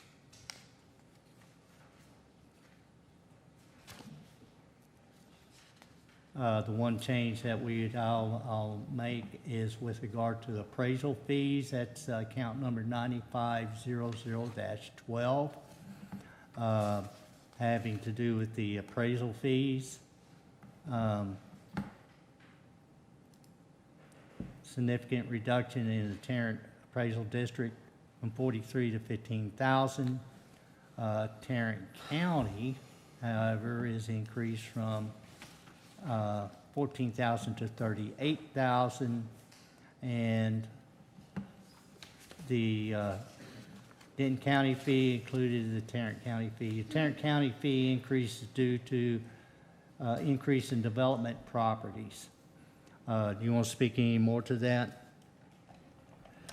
No, it's just, Because those are reversed in our book. yeah, I think the Tarrant Appraisal District is the biggest one, Okay. 38,000. Is that, Yeah. do I have that reversed here? I think so. Here's what I have on the screen. Right, needs to be reversed. All right. But only went up $4,000 total.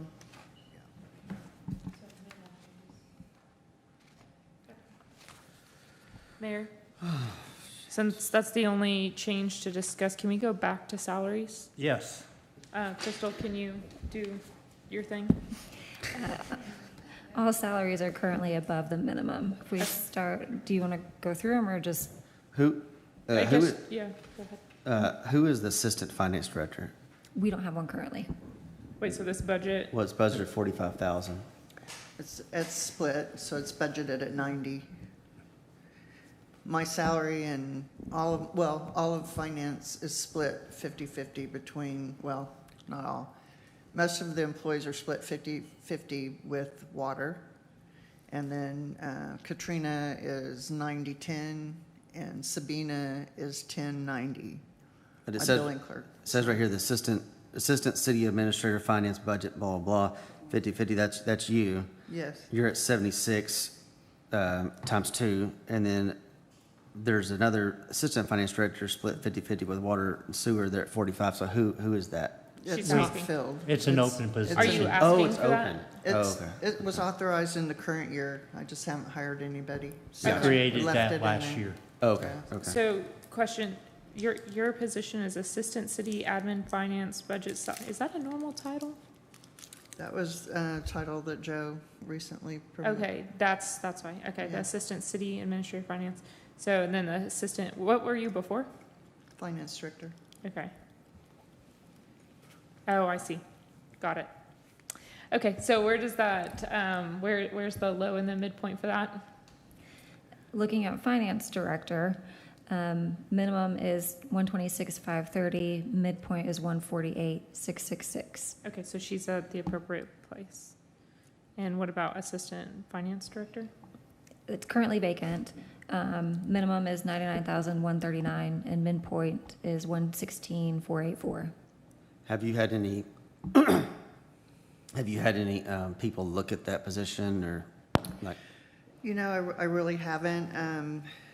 Part of the reason I didn't hire anybody this year is because we're trying to do a software conversion on top of everything else. And so I wouldn't have time to actually work with that person sufficiently to train them and whatever. So I do have an accountant that I've been assigning additional duties to and as much as I can. But the mayor and I discussed this position as a way to transition at some point when I do retire. Because when I came onto this position, my predecessor had passed away suddenly, and it was very difficult to get everything back on track. And so I don't want to leave the city in that position. So I'm hoping to hire someone that would be suitable to promote on up to that role at the point I retire. Go ahead. So sometime next year, between October and next August, you want to hire somebody. That's your goal. Okay. So my Right. question is, you In mentioned. fact, the position hasn't been advertised yet. Okay. And that's been purposeful, is to get through this transition, software transition, that, again, Marcy just does not have time to take on a new person. So with Ms. Babcock's recommendation earlier, if we want to keep everybody at the minimum, it needs to be 50,000 split Correct. times 2 instead of 45 for that purpose. Yeah, we budgeted this a couple of years ago, So so. is everybody okay with adding 10,000 total? It'd be 5,000 each with water, is it water and sewer? Wait, So it'd only be 10,000 5,000 total. on here, right? Hmm? 5,000 on here. 50,000 would be the new number, is what you're saying? Correct. Okay, yeah, I agree. Doug, you good? Okay, Zach, you good? Yes. My only question is, do you think you will have the time, like, are you almost done with the transition for software? And do you think you will actually be able to achieve that this year, hiring someone? I'm not sure it's going to happen right away. Our transition to the software is going to happen between now and December 31st. And so then I have audit beginning, so it'll probably be next spring before I would actually hire someone. Okay, so if we're realistically budgeting for the next year, I guess we wouldn't really need to increase because they're not gonna work a full year. But she could, I think we still greenlight her to hire for that amount, which was, what was that? It's 99,001. We 99,001. We agree with hiring in that 100,000 range, but I think we leave the budget because there's no way, unless she's hiring them in the next month, that we're gonna. I think she's going to get hired at 90. I think that's good. And then if she's good, then we can, or he or she's good, then can bump them up to the minimum. Well, we have to, she said we have to, if we're putting everybody at the minimum, we gotta do that across the board. That's why we're saying that. So you'd hire at that 100 or 99,000 and change. But the point is, she's not going to spend that budget. So we could keep it at 45 for the year. But We then could even we were reduce it. proposing it for next year, so. Well, yeah, but that's what she's saying, she will not hire them till after spring. Yeah, I'm not going to have time to get somebody in here while we're converting. Okay. So realistically, they probably will only spend maybe a third of the budget. Yeah, I'm just thinking, just to be consistent the way we've gone so far with the other departments, I'd say, go ahead and put it now at the 50K. Then we're just being consistent with what we've done with the other ones. The only reason why I'm saying, because you budget for the year ahead, not budget for the future years, and this will actually help offset some of the raises we agreed to pay this year. And so it will help with that kind of burden of cost, in my opinion. And she could still hire for the 100,000. It's just never going to hit 100,000 in 26, 27. She would have to have already pretty much selected them. I'll say this in practice.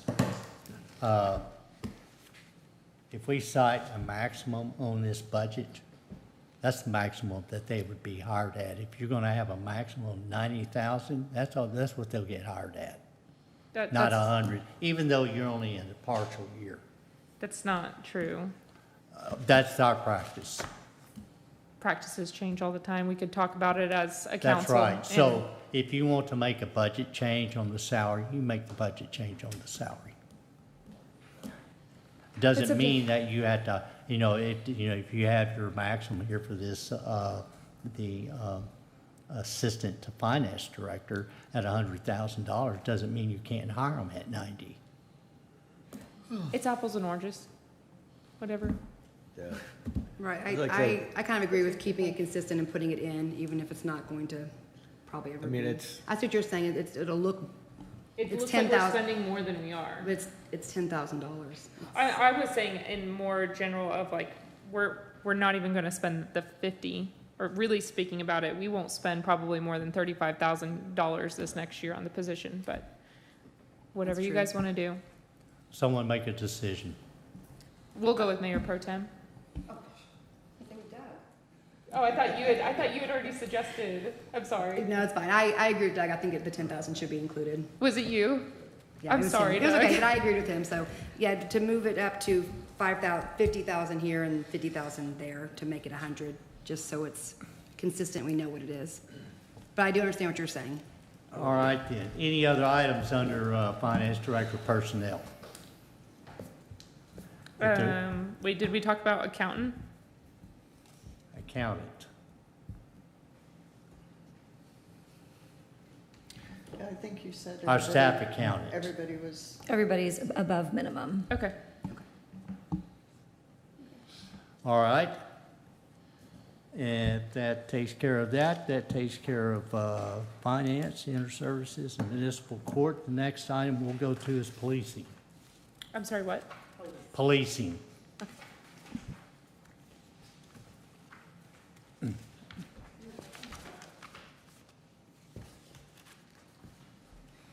Yeah, it's page 111.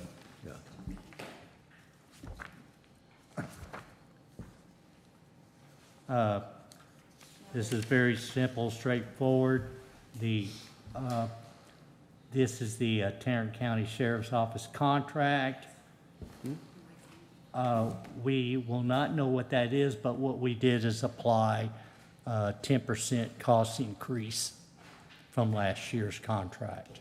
That should be more than sufficient, but we'll have the exact number. It generally shows up around October.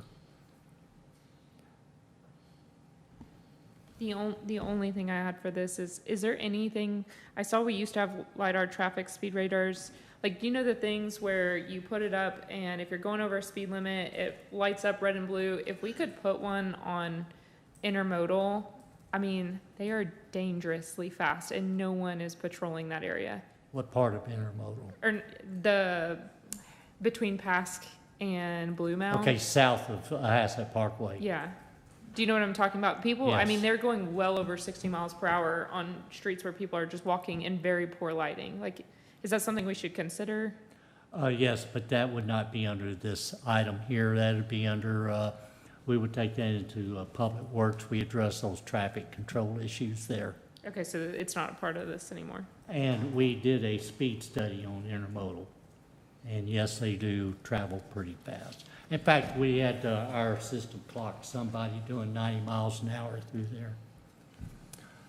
So do we have something in the current budget to try to, I know we're working on the road design to possibly help mitigate that. We have in our budget in Public Works and Streets to provide different traffic control measures, not specific to each street, but in general. But we have a budget in there to do something because Yes. it's dangerous. It is. Okay. It is. It's been, there are a number of streets that have been studied and recorded and things that we need to move forward on. Okay. But it's covered under the street budget. Okay. Mr. Mayor, Yes. I saw that there was a camera posted or Let put up. me ask you, so we can dispose of this item, anybody have anything left for policing, the contract? All right, we'll close this one out. There is a radar trailer on Hurley Street, that's right. It was reported that what happened is that in the evenings, I say evening, it's early or late afternoon, 3, 5 o'clock time frame. People get off work from up in the intermodal area. They're traveling south on 156. At 156 and Main Street, Westport Parkway, when that light turns red, at least southbound, the traffic will stack up.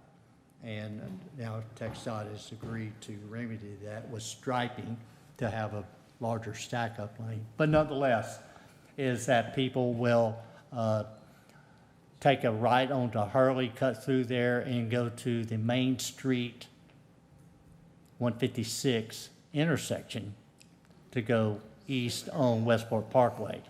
And it's reported that there's very high speeds through there. I know they're short streets, but we set a trailer out there to study, to collect data, see if that in fact is happening and how often. That's why it's out there. So you said it's off of Hurley Street facing? Yes. Facing south? It's not? It's, Facing toward the east? it's westbound. Do It's what? westbound. Westbound? Okay, the camera that I saw was facing east, and it was catching cars going that way. So I was wondering when that was put up. On Harley Street. On Hurley Street? That's what's out there right now. Okay, I'll have to go check. Yeah. Okay.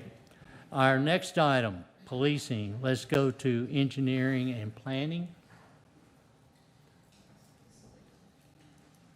There is no change in their primary aspect is Bureau Veritas, the $90,000. Page 125. Yes. $90,000 is the fee that's been applied. They're not going up or down. I'm That's sorry, a for what? retain. Mayor Bureau Hulsey. Veritas. They provide our city planning coordinator as well as the economic development coordinator. Mr. Swanky, that's who this is right here. Oh, okay, yeah, okay, so this is actually a salary, okay, got it.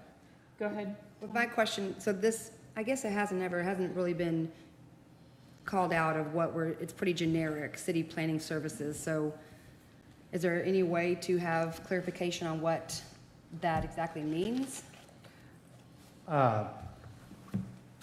What that means is when someone comes into the city, a developer or a builder of a building or a development or anything, and they go, we would like to build this. Well, we start all of these projects with a meeting with staff.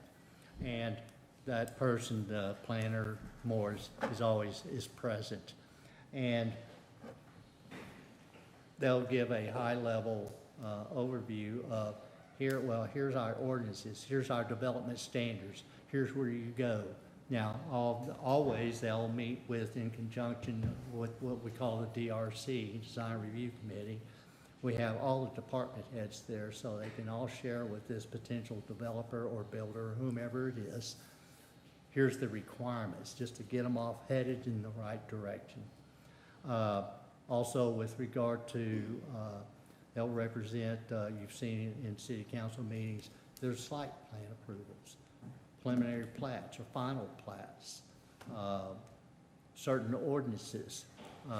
You'll see changes that need to be made in our zoning. So he oversees that. Okay, that's good. That was just, a citizen asked me what specifically all the items that happened there. So that's what you answered, I think would be sufficient for them. So there's no change in his, their Bureau Veritas retainer. Mayor. Likewise, there's no change in the Beltef and Associates retainer. Mayor, I want to talk about Mr. Schwenke. He's retiring and we're bringing on this economic development manager. I think the question definitely becomes, one, do we really need both positions? And two, for 90,000, we could hire someone to work full-time for the city to be a planning coordinator that could work with the economic development manager. I just think we kind of need to have a discussion of where we see this going now that we're bringing in a new position of economic development manager.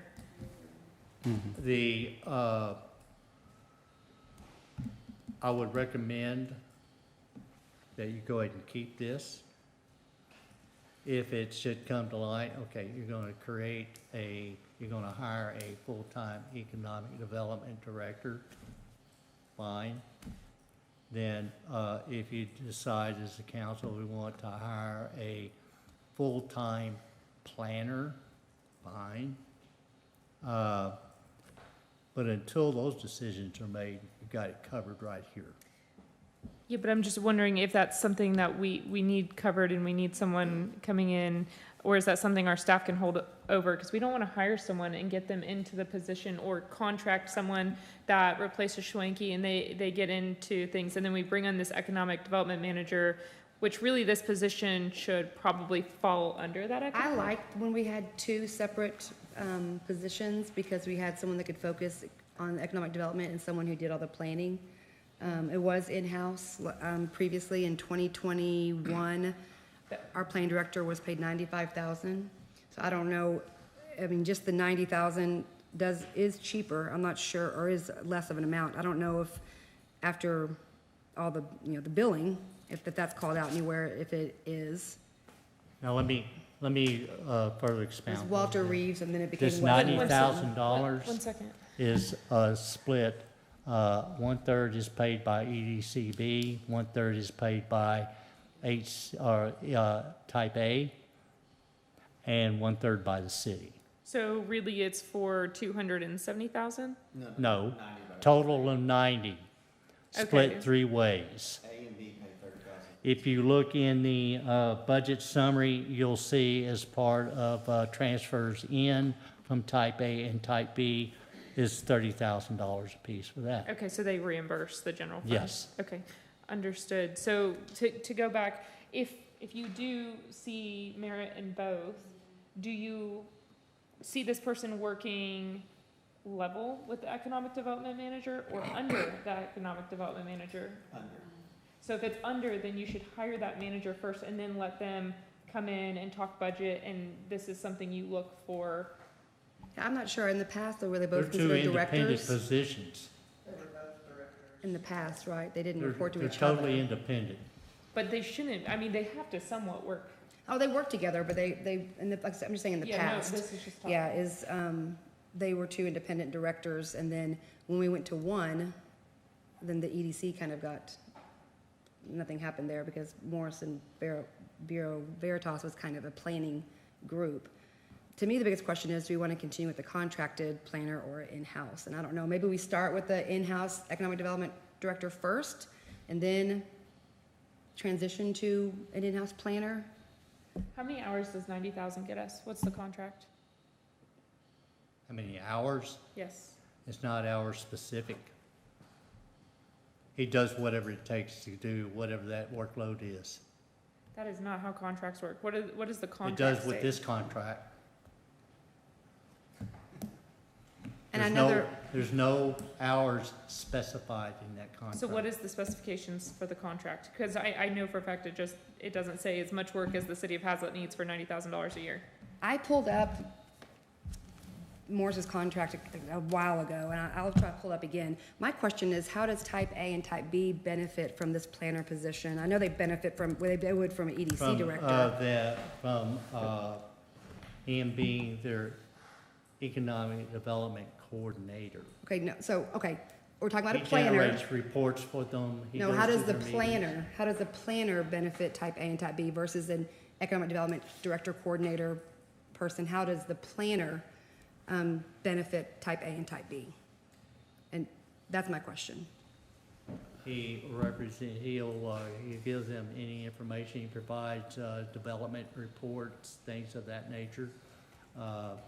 Him being a planner as such, specific to the EDCs, there's not a direct everyday benefit, but there is a partial, benefit if EDCs had someone wanted to come in, like EDC is B has utilized him and laying out particular projects and things of that nature. B asks him a lot of questions, and I think maybe if we keep both of these, maybe after a year or two, we see kind of, are they utilizing both, or now that there's an economic, you know what I'm saying? I would give you some advice in that you keep this as it is, and if and when whatever positions, once they are established and hired, these monies, because those positions would fall under the general fund, this money can be transferred to that item, those items.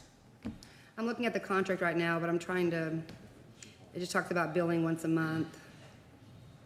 What did you want to see exactly? I mean, how many hours is it, where our city's at, the next 2 to 5 years are the most vital in shaping. We need people dedicated. So the question is, how many hours are we really getting for this 90,000? And is that in the city's best interest? I mean, I don't disagree with the mayor actually on this point that too much change too fast isn't going to be good for us. So maybe we do the economic development manager this year. I like that idea. And then kind of regroup. We also meet who this new person is, see what they're providing. We need They might a have some planner. ideas, too. We need a planner, though. Yeah, you got to have That's what we're plan. talking about. We're asking the question of keeping on the firm that Mr. Schwenke was with and then potentially hiring in-house. We're not talking about getting rid of the planner. Okay, I forwarded you Does that make sense? the contract. I think everybody else has it, so you can kind of look at it and see if that answers some of your questions. When we hire an economic developer, he might have a planner that he's worked with in the past, that he has a good relationship with, they could work together with better than Bureau Veritas. So I think hire an economic guy, girl, person, and then have them on, and then we can kind of evaluate it after that. But in the meantime, the question, I agree, is do we feel like we need the planning services in the middle? And I think we really, I mean, Joe, do you think this is, if we left a hole there, it would be a gaping hole? Or like, what do you think? Do we keep them on? If we, as far as, with the what's the options company? being, Veritas, do we keep them on while we go through this transition? I would strongly recommend that, yes, absolutely, yes. And then if at some point there's an evaluation on a staff position, then that can be considered on its own. But yes, it would be very important for us to continue with them while we're transitioning away from Morris. After Morris retires, I think, in August, do we already have somebody coming in September that's going to help? Like they already have somebody lined He up? brought an individual with him that has been shadowing him for maybe the last year. Okay. And so, yes, but should not be a foregone conclusion that the city, when the city brought on Bureau Veritas for planning, it was very specific, Morris Schwenke, the individual. Doesn't mean that the city will accept whatever this gentleman's name is. You'd mentioned earlier an interview. So whenever that interview is occurring, definitely our city administrator does need to be a part of that. Sure. Because that's not something. I think he's already had an interview with him. Yes, sir, we have met. Okay. I would not term it an interview, but yes, sir, we have met. Anyway, so that's being worked on right now. Okay, just to make sure, you won't solely make the decision to accept or turn away a candidate? No, I can't. I'm not. No, I can't. I don't, and I didn't do that with Morris Schwenke either. I know, I'm just making sure. Presented it to the council. Okay, so it'll come before It'll be council. presented to the Well, council. it came through James Quinn, our former city administrator, is when Bureau Veritas came to us. Okay, sounds good. So we're gonna leave it then, as is.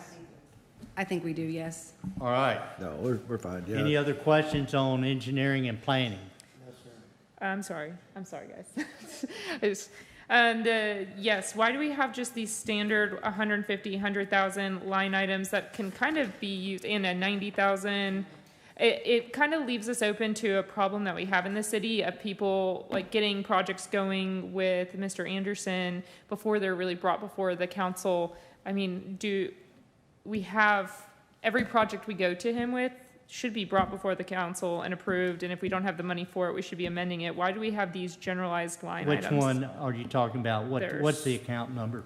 There's The same thing. everything except for Mr. Schwenke. Yeah, the same one I asked about Mr. Swanky's. I thought that one was too general as well. Yeah, I can we have change city the verbiage? engineering services 7120-11. We got $150,000. Yeah, but that can be used for really anything. Why do we have that? We have plenty of items for them to bill to. This is for contracted services. This is very specific projects.